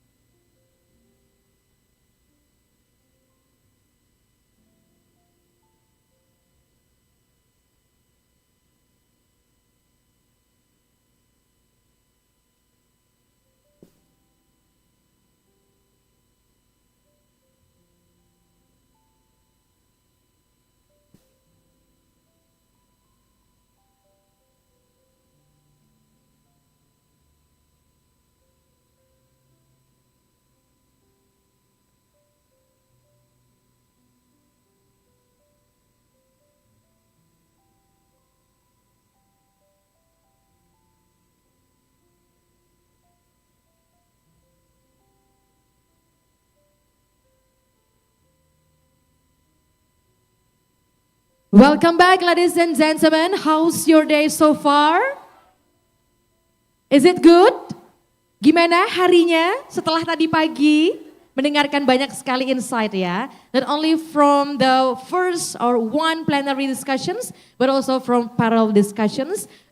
Pretty sure any one of you have many things that already taking notes. Ada banyak sekali hal yang bisa Bapak Ibu catat. Dan berikutnya Bapak Ibu, sesuai dengan janji, we will continue to the plenary discussions too. Theme, feeding the future, blue food, climate resilience, and social inclusions in actions. And of course, to lead the session, I would like to invite our moderator. She is Saparia Saturi, senior journalist from Mengebay, Indonesia. So please, the stage is yours.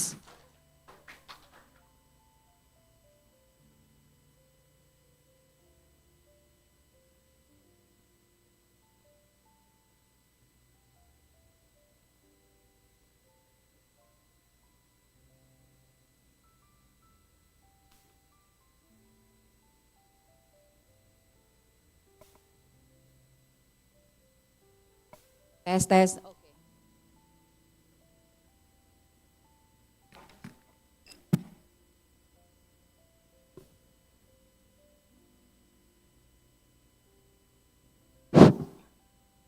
Okay, good morning everyone. Yeah, hopefully we still have energy to continue this session because almost all day we have discussed about blue ocean and anything, Today, in this session, we have very important issues. We will talk about them. The tip of feeding the future, blue food, climate resilience, and social inclusion in action. As one of the second largest archipelago in the world, Indonesia has tremendous potential to lead the transformation of blue food and from the sustainable future. But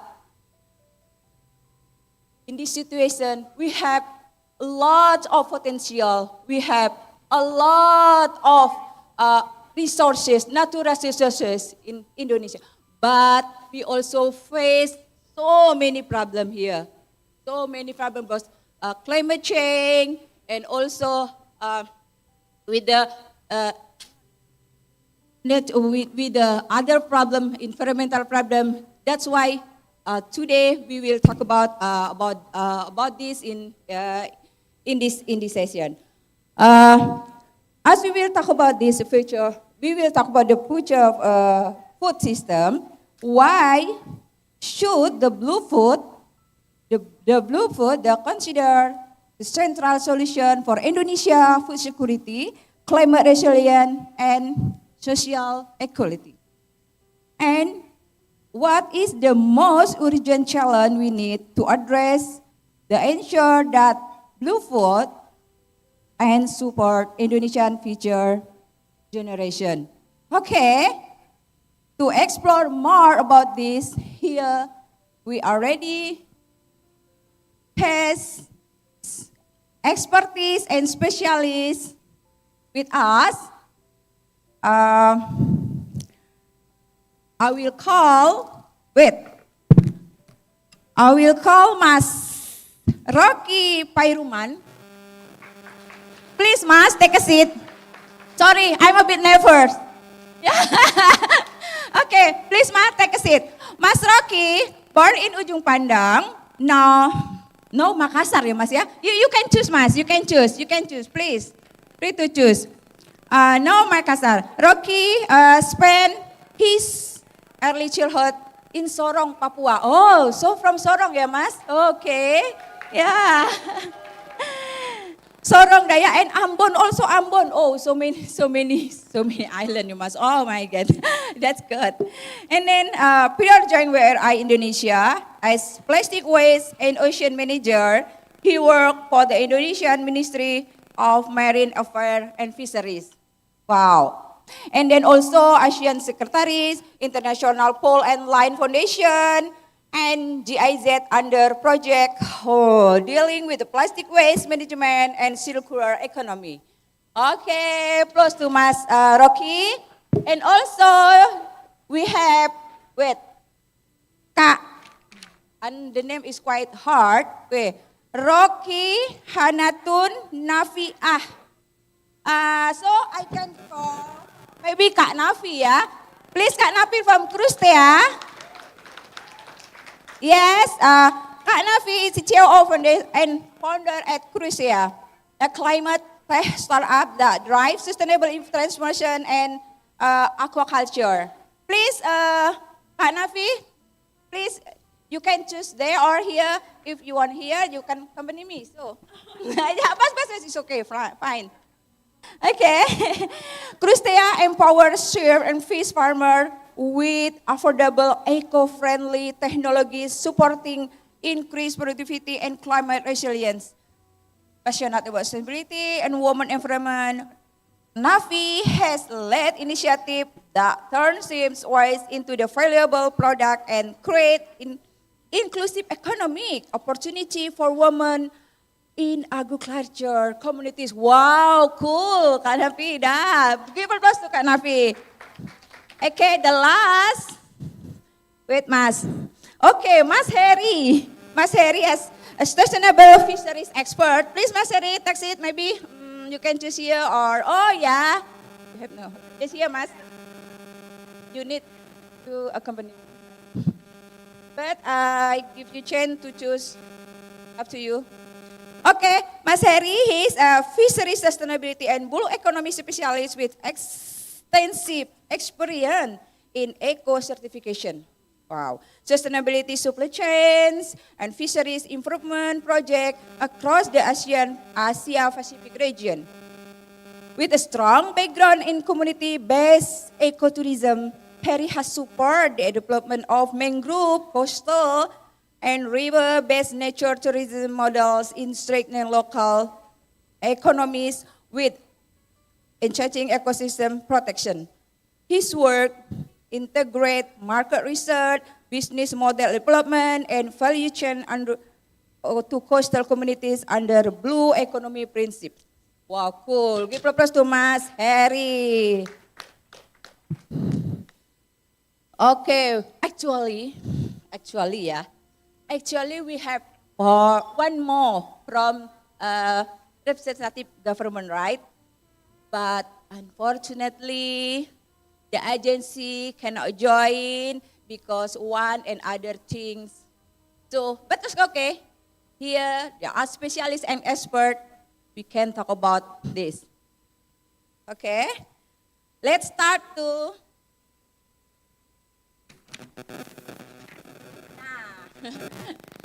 Mas Rocky need to prepare. Are we in Indonesia and we in English? Actually, I'm a bit nervous because it's all Indonesia actually. But I have to speak English, so come on. Mas, what do you think? What do you think, Flor? Indonesia or English?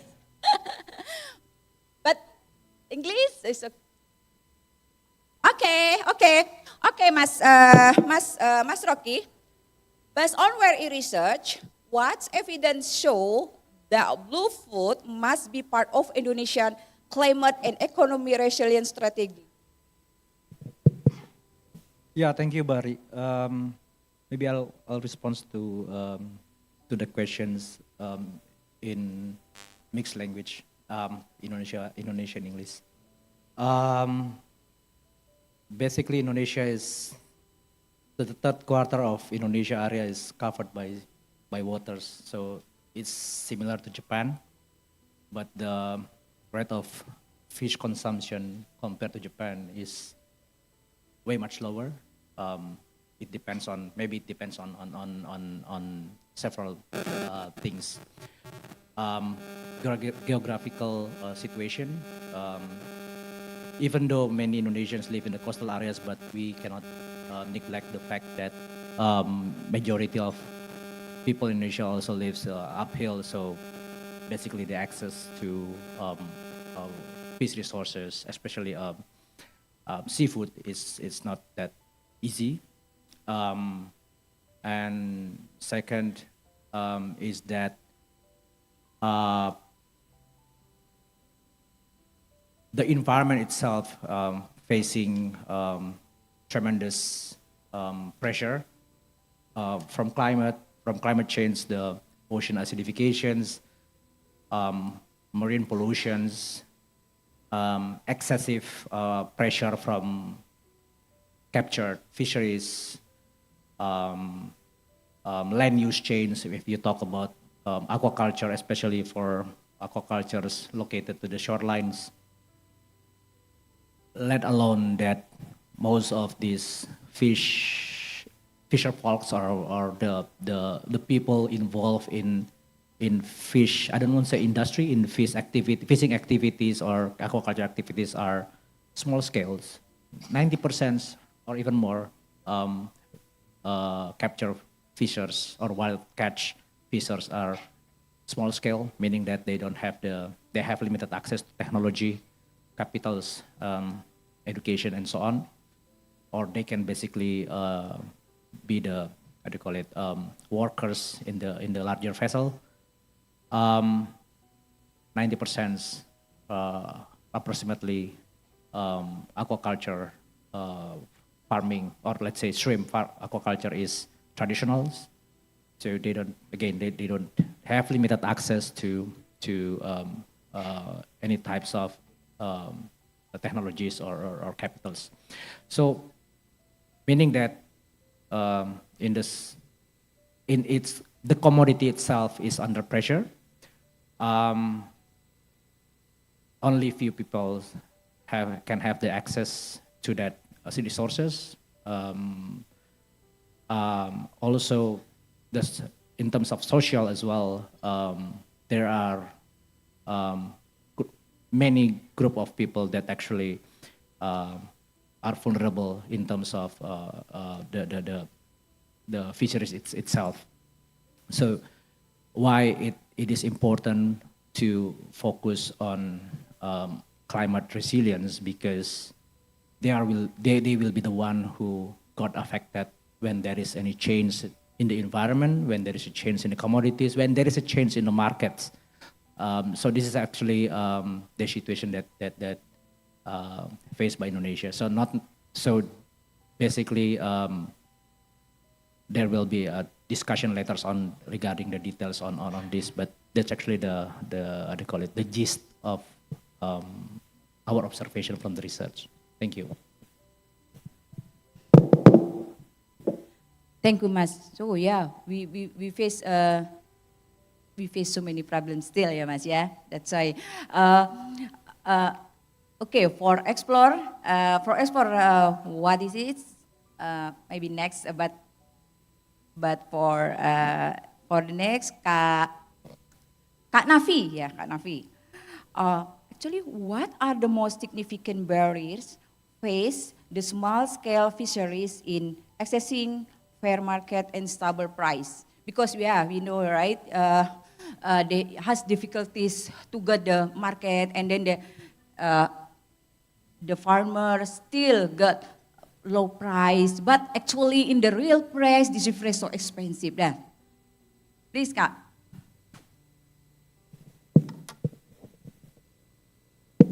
Okay, thank you. Actually, I live in the shrimp farmers community. I'm as the shrimp farmers too, so I'm not only building my company, Crustea, a technology company, but also I'm building our own farm, especially for shrimp farming and fish farming, tilapia farm. Every day I hear a same fear about the high operational cost and also the high mortality rate of shrimp. I divide in maybe 3 categories. The first is about the low productivity, and the second is about the high operational cost, and the next is about the I think the limited access for market. Yeah, limited access for market, especially for the stable price, because the smallholder farmers, they don't have access directly for market, especially in not only in local but also in global.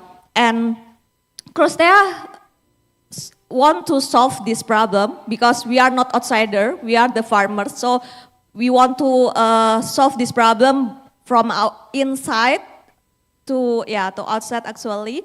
And we developed the first how to solve the low productivity by our technology. We propose the eco-friendly aeration technology to increase the dissolved oxygen levels, to increase actually we know that the shrimps and fish really need the oxygen level. Without the oxygen, they will be dead.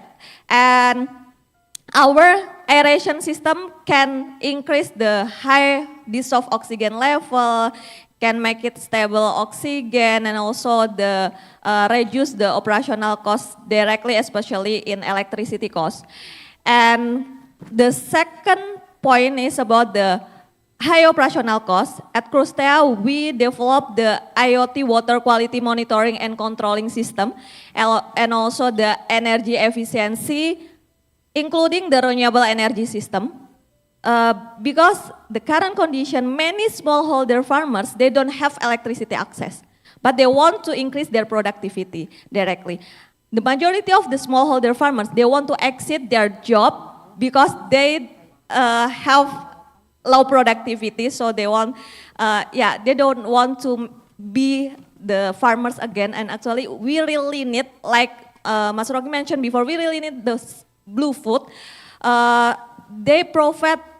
They can provide the blue food directly, but if they don't want to be a farmers, the food security actually will be decreased. And the next is about the market access, limited market access. At Crustea, we also have the market access linkage between the smallholder farmers and Crustea directly, or our supplier in our ecosystem. We also give them the technical assistance and also technical assistance for making the successful cultivation.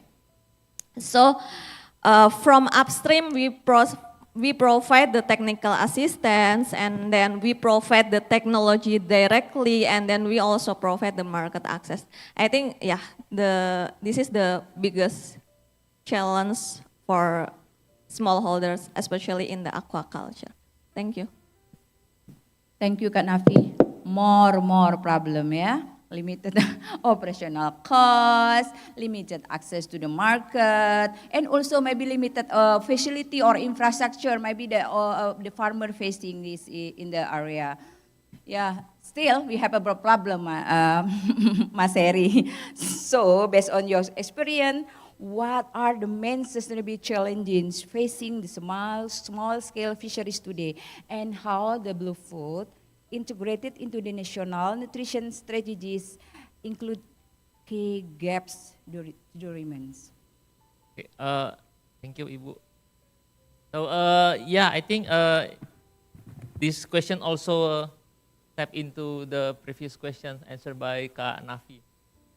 Our small scale fishery, actually they are the one, I think in the previous session I attend, it was Mas Igo from TSI mentioned that women actually like the backbone of the coastal communities and also for these blue foods. And I need to stress that actually it's not just women but fishers and fisherwomen. So actually all the small scale in the coastal area are the backbone of blue foods. And it's sad to realize the fact that they just become the, how you call it, pelengkap penderita, as a like object in any of these, you mentioned whether it's blue foods, blue economy, or any like sustainability effort or whatever. But they just got, we as outsider, I think we can classify us as outsider. We just come to the area and then we simply do research, and then I'm not trying to point finger on someone, but after that we come up with solutions. And sometimes the solution actually not applicable if we're not there. So sometimes we forgot that we need to listen from the locals. Like when we mentioned about fishers, I'm working with the Sustainable Fishery Initiative. It's aiming for eco-label, and we discussed a bit earlier. And to be honest, me and my team as consultant, we not really care with the eco-label, but it's more to like how the companies, the industry. I think that's also the one that missing from the discussion up until now. We mentioned about coastal community, about researcher, about women, but we forgot that the one that played roles actually companies. I think Tahija or I forgot her names. The one mentioned about CSR. I think you bring the fact that industry actually play roles, but that's it. But they not as active players in the initiative. In terms of sustainable fishery initiative, actually all players, all actors have the same roles. Like there's the fishers and also the suppliers, middlemen, and also companies. And when we mention about how the small scale product can access the market, actually you cannot delete all those supply chain just in order to get a better price, because at the end, the one that deal with the buyers, actually the exporter. You cannot hope that small scale can simply tap into the export business instant. There's no way. So we need to consider that. And in the other work we are doing, actually, we try to leverage the small scale positioning. So let's say in the eco-label landscape, we're not just saying, okay, this is us doing this for the fisher. No, we brought the fishers to the forum. Let's say if this is about sustainable fishery, there will be fishers everywhere, and they will be on the stage and they will explain about what their needs, about what their roles, about how their perspective. So maybe we not frame these things as blue fruit or blue economy, because at the end, for them, it doesn't matter. The one that important for them is whenever they go out for fishing, they got the fish, good quality. If they are a farmer, then they can get the shrimp and the price not falling like now. Now it's I think it's the worst stage in the aquaculture shrimp. Sorry to say, but that's the fact. So I think that's the one that missing, that we keep saying that we are here defending women, coastal community, but actually maybe not 100%, to be honest. But yeah, in the so it's a long way to answer, but how to make sure that small scale fishers can tap into market, actually you need to bring them to the market. Like you need to educate your buyers. If there's like companies here, usually exporter, when they sell the product, maybe Mbak Nafi can confirm as well, like it's not about the quality and also price, but there's story behind the product. So you sell the story. You sell how the fishers get the fish. You sell how the farmer become more prosperous, getting more money. I think TSI mentioned that having the initiative, then they got like 500 to 1 million Indonesian rupiah per month. That's actually a good story. You can imagine if you link that into tuna supply chain, you partner with companies, the one that sourcing from Alor. I think they're AP to HI there, using Poland and Handline. So if you can sell that story, that this initiative actually partnering up with the exporter company A, and then this is the story of company A. So company A can sell to the market in Europe. When they buy fish, when they buy seafood product, they're not looking for like a better price or better quality, but also it's better story. So when you bring the small scale into the product, actually everyone will be happy. But again, the questions I mentioned in the beginning, like we just saying that this is about small scale, but sometimes we forgot that we just bring their names in our mouth, in our mind, but they're not here. I mean, I'm not criticizing someone here, but just be honest here. Who's coming from small scale fishery attend this meeting at the moment? Yeah. Anyone farmer here? So, or small Yeah, scale, that's the yeah. thing. I think it's a good initiative because in another sector the initiative start so like government start giving the space for small scale fishers to speak about their commitments, about how they having issue with the new requirements from government, with the new regulation. Now with the shrimp, there's this commission of admissibility. Basically, it's a new requirement from US on the when we entering the US seafood market, and there's requirements regarding Marine Mammal Protection Act, which is very it's about conservation, but the one that got impact actually small scale, and they don't know because from the way they see, I'm still using the same gear. I'm doing this for generation. I got the blue swimming crab, the snapper, and it's a good quality. It's very. I put the eyes, but why now I go to this supplier? Why the price suddenly drop? Because government say, well, now there's this new regulation, DOA, and companies, if they want to export to US, they need that later. And up until now, government, local government, central government, and also the companies, the exporters, still confused how to issuing this COA, and not to mention the fishers. Some fishers cannot read, so you can imagine they cannot read, but they have to, they have to go to the administrative work just to get this letter. So yeah, it's long answers, Ibu, but that's the issue. But it's about because I'm talking this because in the previous session we mentioned about policy about blue economy and so on. But again, I think the missing part is that we're not giving the space for the small scale in the stage, in the blue economy or blue food landscape. Thank you. Yeah. Thanks, Mas, for reminding this station. Yeah, actually, Grace, I agree with you.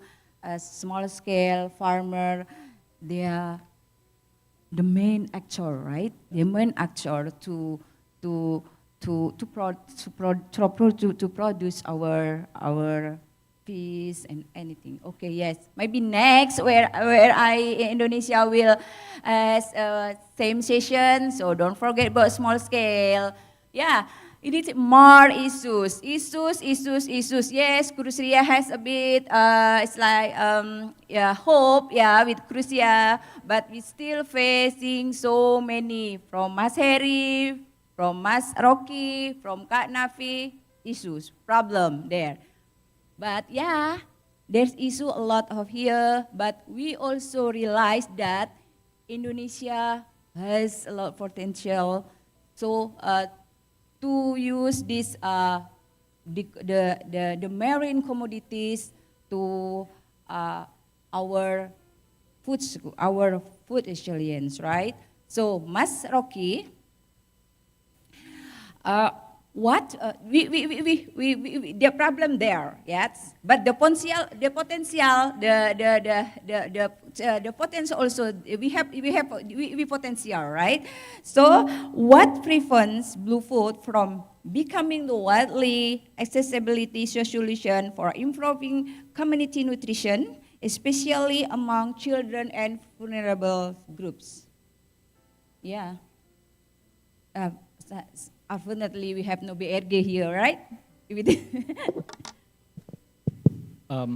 May I respond with Indonesian? Can I respond with? Yes, Mas, you can. Yeah, you can.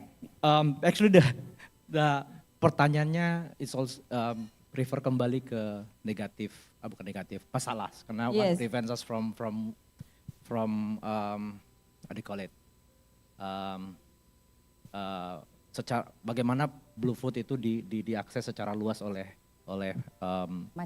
masyarakat Indonesia. Apa masalahnya dan kemudian solusinya gimana?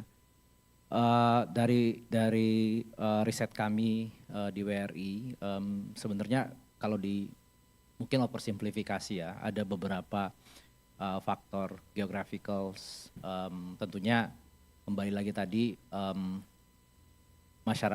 ikan ini kan blue food atau ikan lah ya. Walaupun di situ ada rumput laut, lebih dekat tentunya dengan kawasan yang berpesisir karena lebih mudah diakses di daerah atau penduduk yang bermukim di kawasan pesisir. Karena tentunya lebih mudah untuk kemudian diakses oleh masyarakat yang tempatnya jauh. Mereka memerlukan treatment khusus, ada cold chain.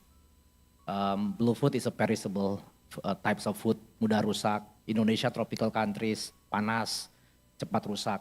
It's a blast but also a challenge for Indonesia. Jadi jadi secara geografis Indonesia sendiri memang membutuhkan intervensi untuk memastikan blue food ini produknya itu secara kualitas dan secara harga, secara kualitas bagus, secara harga relatif murah, accessible. Karena juga ketika ada cold chain terlibat, meaning that it requires investment, then it will compensate it into cost, meaning price. Di situ cycle-nya. Lalu kemudian ada juga terkait cultural sebenarnya. Maybe we never realize sebenarnya the way we serve our food. I'm not a nutritionist, tapi from many literature I read that the way we serve food determines how much protein that actually contains. Kalau ikannya semua blue foodnya bagus, terus digoreng, ya berbedalah dengan produk yang misalnya sup kuah apa namanya, kuah kuning yang direbus. That's actually local Asam food. pedas. Asam pedas. Yeah. Apalagi yang di Medan tuh yang kayak sushi, sashimi yang segar, yang di Medan. So there are many local foods that actually local cuisine source from blue food yang sebenarnya itu menentukan kualitas protein kita. Tapi again dengan tipe masakan seperti itu juga membutuhkan ingredients lain, meaning that perlu ada akses terhadap bawang putih, bawang merah, sambal, cabai dan seterusnya. Bagaimana akses komoditi tersebut ke daerah tertentu? Let alone kebutuhan tingkat ekonomi konsumennya. Jadi ini sebenarnya tidak bisa what we observe this issue cannot be discussed or solved in the isolated room. It has an integrated pattern with other supply chain, value chain models. Tentunya tidak menutup juga tempat-tempat yang tidak ada lautnya itu tidak bisa mengakses blue food. Ada ikan-ikan air tawar, but some people maybe not tidak prefer, tidak suka dengan ikan air tawar. Kenapa? Kenapa banyak durinya misalnya. It's something cultural yang memang perlu pendekatan yang berbeda untuk kemudian diedukasi. Tapi the good thing is our local cuisine itu sebenarnya sudah mengajarkan kita untuk sourcing protein dari blue food at least di beberapa kota pesisir Indonesia ya. Ikan kuah asam, tadi ikan pindang dan seterusnya itu sebenarnya cara penyajian makanan yang memenuhi kaidah-kaidah nutritionis mungkin ya, karena proteinnya tidak rusak. Saya stop di sini mungkin untuk nanti lanjut pertanyaan berikutnya. So, Thank you. The main key that quality, price and quality, right? So, which partnership are needed to support this national scale? So to make sure that okay, you get price, fair price for the farmers and good quality for the customer. So talking about partnerships, meaning that's the linkage between research, Yes. Policy, investment. So basically, what Harris has mentioned, those actually has to build the enabling ecosystem altogether. So I think from my how do you call it, premature observation. Its supply chain is in Indonesia is very challenging, especially for the perishable food. Meaning that supply chain, meaning that from the sourcing itself, and if we want to create more value to the fishers, the one who catch the fish, the group of people that Harry has mentioned earlier, meaning that we have to maybe fix the supply chain. If we want to fix the supply chain, then we have to come up with the technological intervention that are accessible for them. Meaning that, is there any companies would like to finance, to invest on that? Is it supposed to be NGO, or is it supposed to be nations or subsidy? Don't forget that for capture fisheries, fishing subsidy is already being, how do you call it, being associated as a pressure to environment. So it's already being for some countries it's being violated.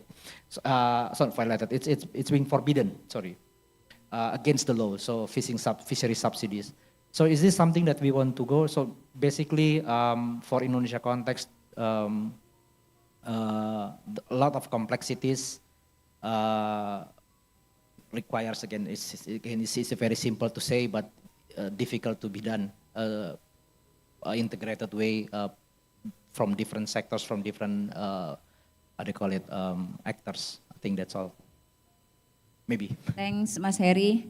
Yeah, we talk about vulnerable group and children to improving the nutrition for community. And now we jump again to the small scale, Mas, yeah, to the producer, and Mas Harry, what the climate related threats are currently affecting the fisheries and aquaculture the most, and which adaptation strategies are feasible to scale? Yeah, we talk about problem again, Mas, and how. Yeah, I think for the aquaculture it will be Ka Nafi, and I think she already mentioned the solution, because she did mention IoT for yeah. So and I think in the capture fisheries it's the same. So for small scale now, actually in some of the I would like to call it a sustainable fishery initiative, because that's actually what it is. Companies actually paying for all the activities. So when you mention who's the actor, government actually not give the subsidies, Mas Rocky, because again, that's what we call harmful subsidy out there, but not in Indonesia. So yeah, companies actually fund some of the activities, including like financial literacy, also e-logbook, like actually in regulation, every fishers that going out for fishing, other than have to issuing a vessel license or register their license, they also have to submit their landing data, catch how much fish they catch per today, using what gear. And So dari data or not? Yeah. I mean, the submit data is the real or? Yeah. Mas. In the fishery that not doing the sustainable initiative, it's not happening. But in the fishery that working into the sustainable initiative, they did that and they're still doing it, because again, when they sell the seafood product, they're not just selling the product itself, but story behind it. And we literally document the whole process, like when they go to the local community. I can show you later, but there's one, for instance, in the MAC, it is a shrimp fishery. The companies actually help the fishers to make like cooperative unit, KUB, and then pay for the notaris to make the cooperative, so then they can tap into government program.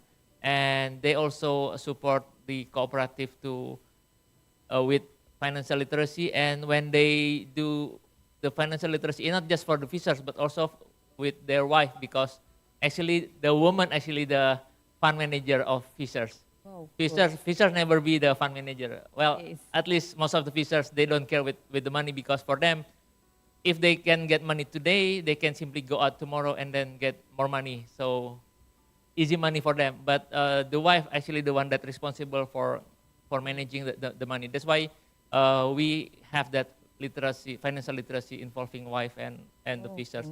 And actually, when we're talking about climate change, having a good data actually the key. I think from the research, it's also confirmed, yeah, Mas Rocky, because now like fishers saying, yeah, now we have to go further. We have to like our trip now getting longer. The fish size smaller, like the volume. It's some said it's because like overfishing, but actually it's also because the climate change, like sea surface temperature change. Like maybe if you are working with coral reef, then you know that there's few bleaching already happen, and because when the ecosystem disrupt, then the fish will step away to find another or a better ecosystem, a better habitat. Like I know, like in tuna, there's this La Nina and Enso. It's like 5 years cycle, and now it's getting worse. So there's one, I forgot which year, in Indonesia the fishers cannot get tuna, big tuna, henline. Yeah, you know, right? Yeah, so it's happening. And the thing is, like when we discuss about this from like data perspective, it's hard because there's no one collect the data.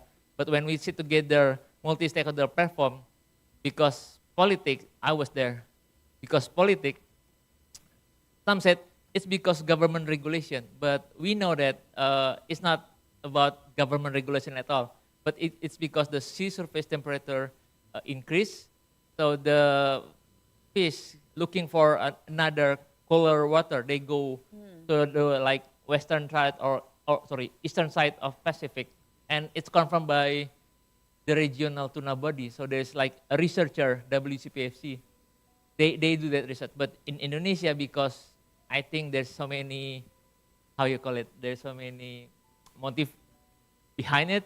So whenever we sit together, when we show the data, some of the government or some of the stakeholders will bring it, oh, this is because MMIF is doing wrong regulation. So sometimes when we discuss data, that's what happened. And also there's some folks, maybe not in this room, but in another room, some folks still thinking that climate change is not happening. Yeah, some still thinking that climate change not happening. It's just because they know that it's because human too greedy. There's a lot of impact from human activities, but climate change is not happening. So yeah, that's and for solution, I think the IoT actually is the key, and also maybe the collaborative work. Like we need to have more platform where people or stakeholder literally sit together when discuss about things. Like I mentioned, like when we talk about blue economy, then you need to have all stakeholders sit in the same room and do this discussion. And when we talk about small scale fisheries, how to tap in market or dealing with climate change, then we need to have like specific session or discuss, but we need to include all actors in the area, not just us here or like some like government, but it's also, well, basically we need collaborative work that involving all the actors in the supply chain. Thank you, Mas. Yeah, you mentioned climate denier. Based on data, Indonesia, the #1 ranking for climate denier actually. Yeah, you mentioned a bit about government here, yeah. But okay, maybe I will ask again, Mas. Is the Indonesian policy framework strong enough, Mas, to support climate resilience blue food system? I don't think I can answer that because I'm not dealing with the whole regulation policy. But of course you are an expert who work in from with the local scale. So yeah. So yeah, I think like most of my work actually working with MMIF, with KKP, Kementerian Kelautan Perikanan, and I know for sure they keen with this blue economy, blue foods, and also or how you call it, the sovereignty and also the food security. So I think they want to have a good management and a good policy. But again, because in Indonesia, the fishery, we sometimes in any meeting we call it like poor data fishery. Yeah, Indonesia always labeled as poor data fishery. So without a good data, you cannot get a good management or a good policy, because in order to get a good regulation or policy or whatever or recommendation, you need to have a good data. Without a good data, it's hard to say. But I think government trying to do their best to go with the government vision and mission about this blue economy. But again, I think it's the easy way to support is like you play your role. Like, I don't know, Ibu, you're the journalist, you can tell the story, but me as the consultant, I will tap into the works, and I will ask the companies and also fisher or connect all the stakeholders to simply start provide a better data, so government at the end can issuing a better regulation. It's not the era when you complain and complain, but it's the area when you complain and you show the hints or holes, or even if you can show the door, that's even better. If not, at least we can try and do our best within our capacity. Feed them with data. Oh. Feed them data. Yeah, okay, Mas, you can. If I may add, I think because the question is whether the policy is strong enough for the climate resilience fisheries or blue food. Climate resiliency is actually very easy word to say, but I mean there are few variables on that. The ability of the fishers to adapt, meaning that financially, technologically, knowledge, and so on. Yeah. Basically, the human, which actually for small scale they are limited. It's not necessary that it's about how they conduct their jobs, but how the social safety nets can basically also protect them. Meaning that all the fish, whether all fishers are protected by BPJS, as simple as that, or protected by insurance, and whether they can access banking for capital. Is it easy or difficult? The indicator is how much is actually the dependency level of the fishers, aquaculture, or wild capture, or ABK to the patron, let's say, to the one who owns the boat, to the one who owns the land of the aquaculture. So the level of dependency, actually the indicator whether the financial systems in Indonesia can support them, can financially their business, their work. The answer is not, because we can definitely see that we always, I mean, even research saying that our patron client in the fisheries sector is bad. Can we imagine why the patron client relationship?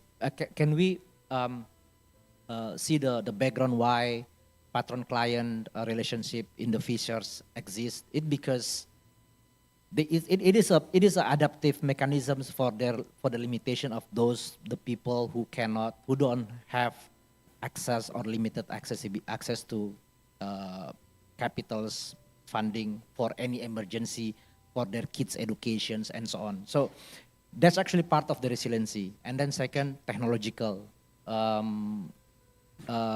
whether they can access technology that can help their business.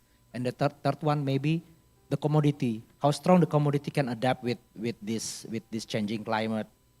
So, and this where research comes in to come up with, I don't want to say GMO, to come up with stronger commodities that can adapt. I think in the farming, as some commodities like rice already developed, but not necessarily in the fisheries. Yes. So this is something that actually research must come in. So that's actually And we haven't seen any sort of a breakthrough on that areas in terms of blue food, at least for me.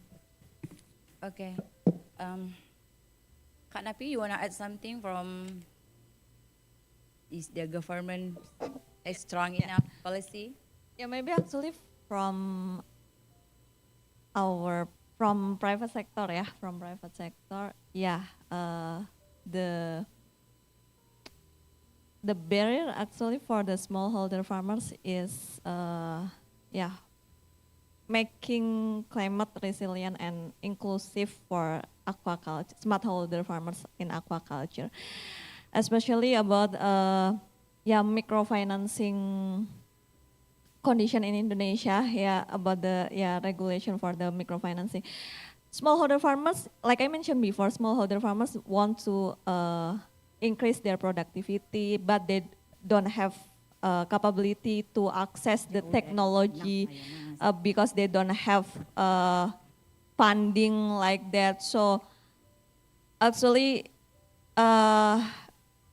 in many countries, there is any regulation for subsidy, technology subsidy for food security, especially. For example, many countries, especially in US, Europe also, they have subsidy regulation for renewable energy implementation in the aquaculture farm and also the marine area. So the impact is increasing the food security in their area, and they can increase their productivity and also reduce their operational costs. In aquaculture sector, for example, compared to Ecuador, they have low operational costs rather than Indonesia, even though they use high and advanced technology, because they can make the good quality of the shrimp or fish, and they can access many market, not only US market but also global, because of I think the regulation for food security is very clear, including for the technology access and then financing access in their country and market access too. Yeah, thank you. Yeah, still for NGOs and also journalists, still a lot of work to do. Yeah, also scientists, also researcher. Yeah.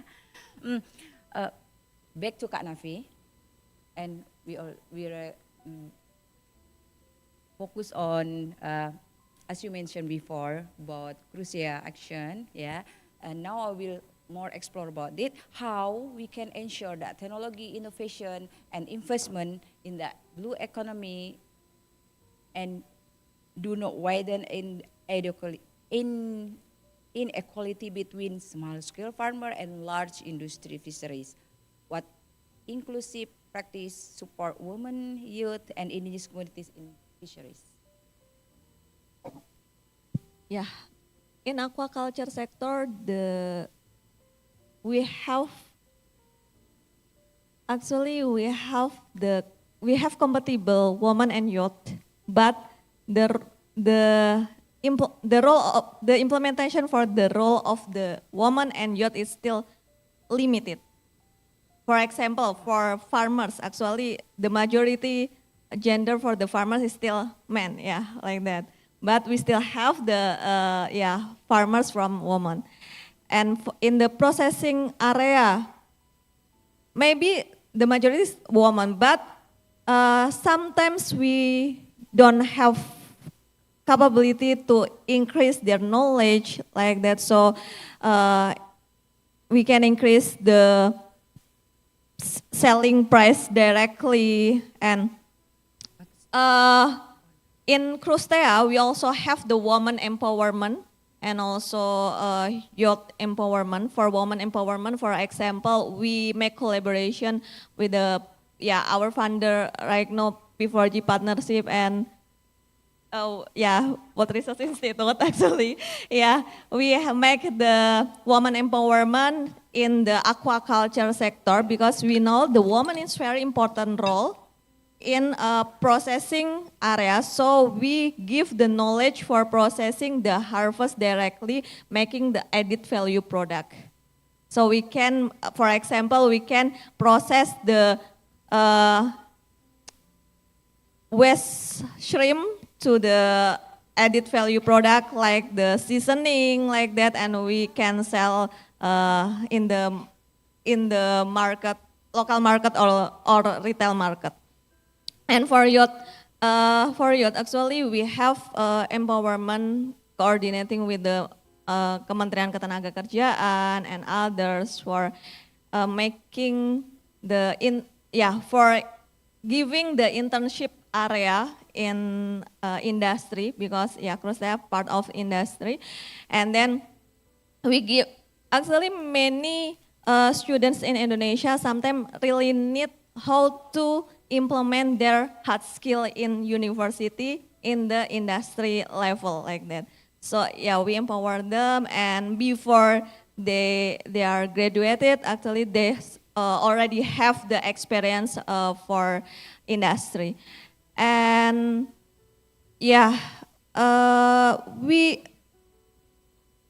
beside of that, actually our technology is also developed for inclusive people. So we also develop the mini system, for example, mini aerator. The woman in the aquaculture can directly implement in their farm. So it's easy to use, easy to implement, easy to bring, because it's very light for the technology directly. So we make inclusive technology and then empowerment for the woman and youth directly. Thank you. One more question, just curious, Kak. From Krustea, that's which exactly area? I mean, you mentioned about empowering women. So which area? We have program with the Bank Mandiri, for example, in Langkat, Sumatra. So they can increase their income directly for the woman.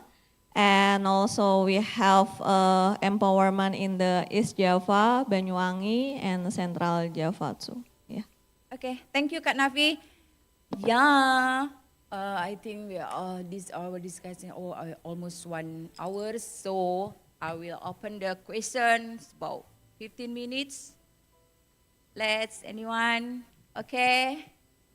Please.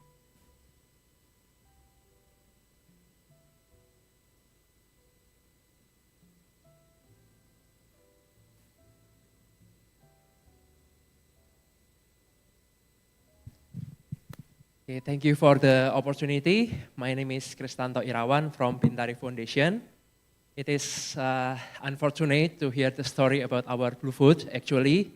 But to put the discussion to be more happier, my question to all the speakers, based on your research and work, is there still any hope or opportunity, since we allocate about 20% of the budget for food security? So it is possible for the coastal community to use this fund to increase their capacity, increase their production, to become a richer fisherman. Yeah, that's the question. Thank you. Thank you. Maybe Mas Rocky can answer first, and then Mas. Yeah, I think the thank you, Mas. Sorry, Mas Irawan. Mas Irawan.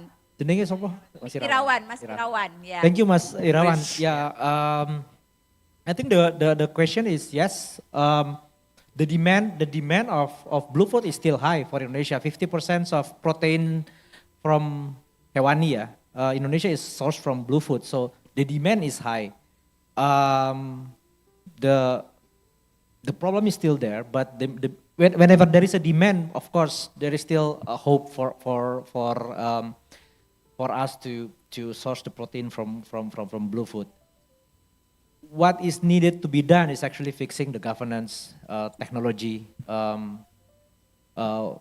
make sure the innovators like Krustea and others innovators to be part of this systemic change where industries can facilitate or not facilitate their transitioning towards sustainable fisheries kind of. I think there are many initiatives has been doing and has been done, but not really massive because it requires different intervention. For instance, like for the cold chain in the one of islands I forgot. I think in NTT there is solar panel ice maker.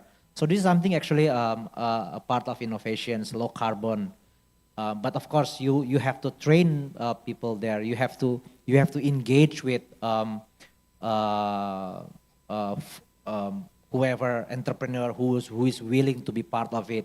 So with the development of technology, there's always an opportunity. There are many people who have capital who are willing to be part of this, and it has to be brought in to the ecosystem. So I think the answer, the quick answer is yes. There's still a hope, and hopefully, if we can maximize with the way we serve our food back to our local cuisine, then basically we can aim the target for how do you call it, sourcing adequate protein from blue food on top of from meat and other meats. That's all. Thank you. Thank you, Mas Kanafi. Yeah, please. Yes. Yeah. Yes, actually. Yeah. Like Mas Rogi mentioned before that. Yeah, blue food is very essential for Indonesia food security, especially because it contributes, I think, more than it's very high for the national GDP contribution. And the factual is many farmers, especially smallholder farmers in Indonesia, they are very open for technology, innovation, and also collaboration. Because we know that Indonesia maritime country and agraris country, and they are very concerned in the making of food. So the important role is how to make collaboration between us, between the government, public sector, private sector, and then government sector, and also the community level, and directly for media, so the media can give the good news and the important news about the blue food condition. I think that's all from my side. Thank you. Thank you, Mas Ari. Yeah, I think in short, yes, there's still hope, and actually it's a big hope. It's just a matter of managing our expectation and changing our mindset, Mas. Because like in our table previously, we discussed a lot actually. Like now the sustainable initiative, if we are willing to change the scenario, we let industry like Krustea or like in the capture fishery, then it means exporter, and also the fisher and farmer become the main actor. And like the researcher, NGOs, government actually the one that support them. Because now what happens is that we are, as the outsider, we try to take a lead. They are supporting us with their activities. So we need to switch actually, let them become the champion and the hero, and we, with our skill set, we support the information. Let's say as NGOs, we let them know that, okay, this is how you do the sustainable fishing. This is the best practice, please do this. So instead of saying you are bad actors, you need to do ABC, then just show them the way. and then they will start doing it. Because again, like sustainable market actually means like end up to a better price. So high-end market usually request for sustainable and also responsible product. That's why Crostea exists actually, if I'm not mistaken. So if you are, and when you talk about food security and everything, actually, again, when we give the stage to the real actors in the field, companies, farmers, and also fishers, it will be like a win-win solution for everyone. But the big question actually on our side, not just the one in the room, but out there, because whether or not we are willing to give the stage, we switch the spotlight not to us, but to the fishers and also to the companies. Because again, when we talk about sustainable, it's always about NGOs doing the initiative or government doing to manage. But it's never about the industry that actually they can take lead, because actually for industry, a sustainable business actually needs sustainable environment and sustainable livelihood as well. So at the end, everyone will be happy in win-win solution. I just need to switch, Mas.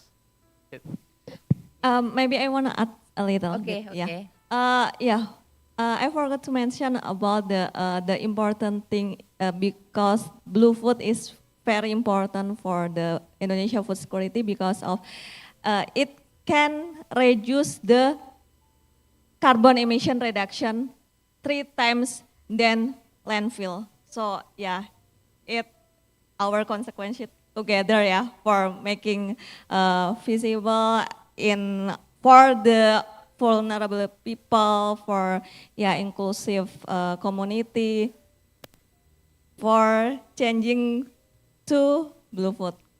Thank you. Thank you, Kak, for listening.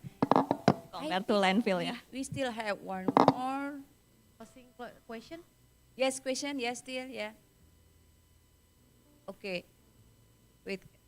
Oh, okay. That's actually the time is still one more. Okay. Let's give the opportunity, please.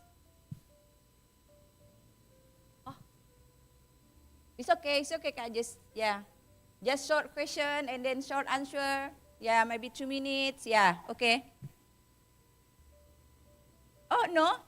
I thought more question. Okay. Actually, the time almost over. So, for all panelists, I expect a closing statement.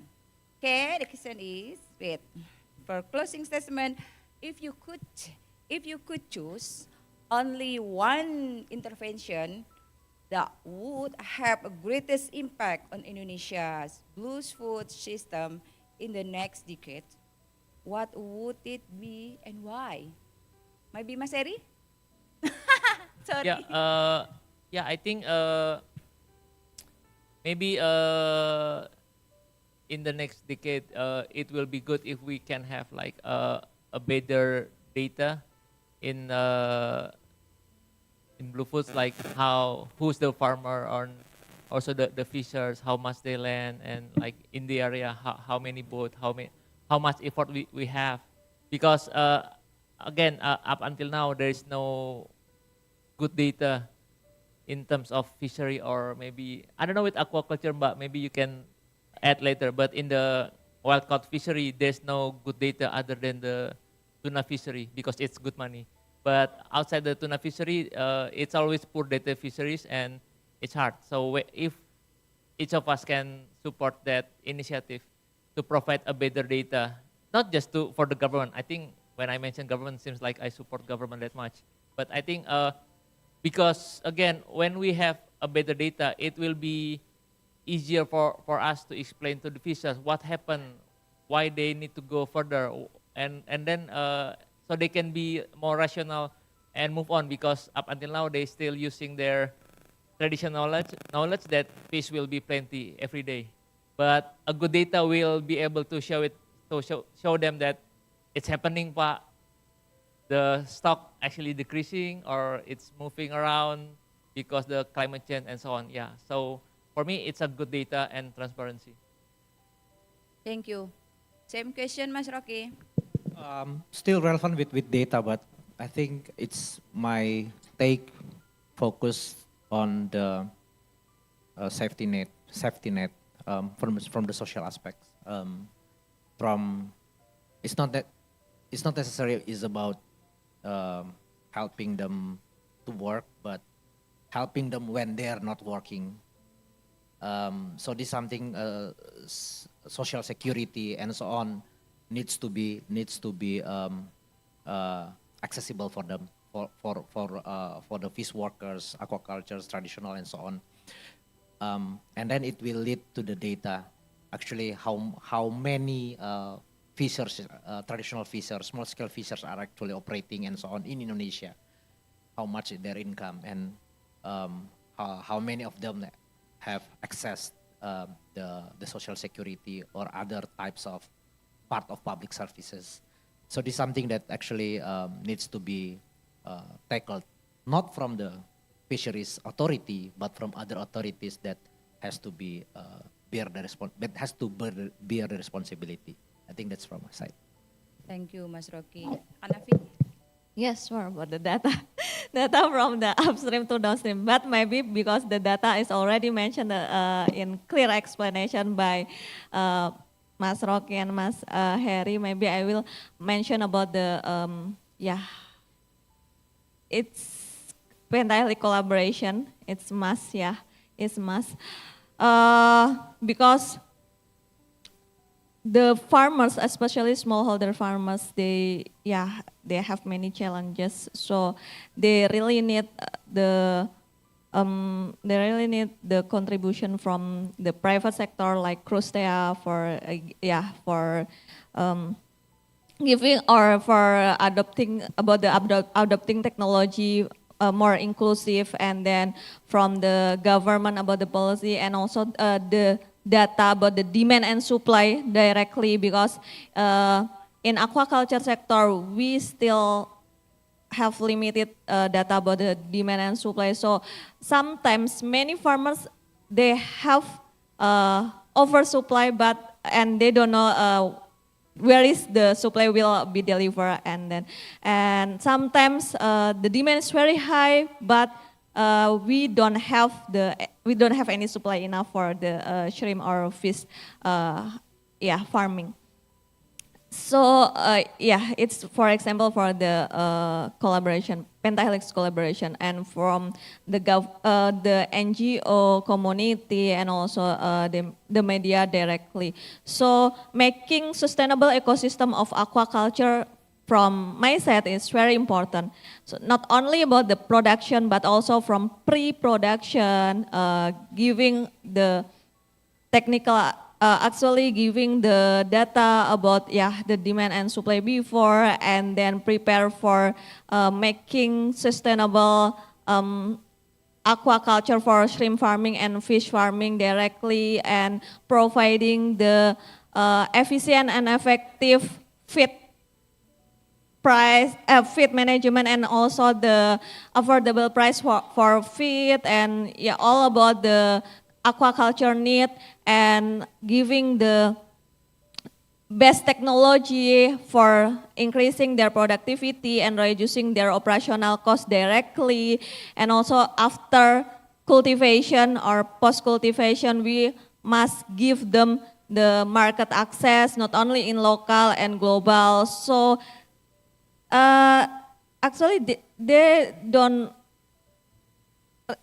no need to worry again after we give the sustainable ecosystem from upstream to downstream, and directly support by pentahelix collaboration. Thank you. Thank you, Kak Nafi. Yeah, we have discussing on these issues 1.5 hours. Yeah, I have no conclusion. We have still faced a lot of problem. Yes, but don't forget, we have a great opportunity. Yeah, this is the fact. We need to realize this, right? So that's why for this condition, we need to collaboration. This is not only government responsibility, also not only private sector, not only NGO.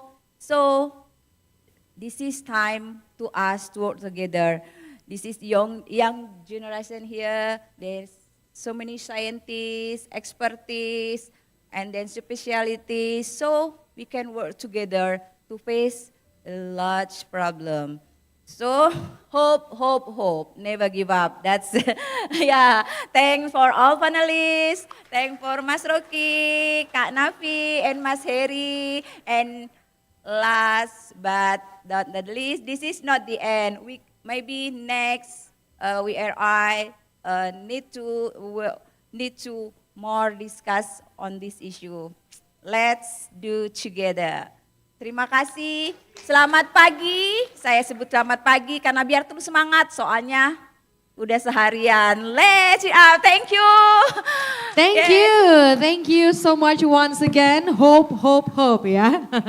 And after that, we will continue to more collaborations. And after this, we will conclude this panel with the photo sessions. Yeah. So, and also have a token of appreciations. There will be a token of appreciation from WRI to Mr. Ahmad. We invite you to present the token of appreciation to all panelists and also moderator. But ladies and gentlemen, after these sessions, we will have one last agenda. It will be a poster presentation. So please stay here until our last agenda of today's conference.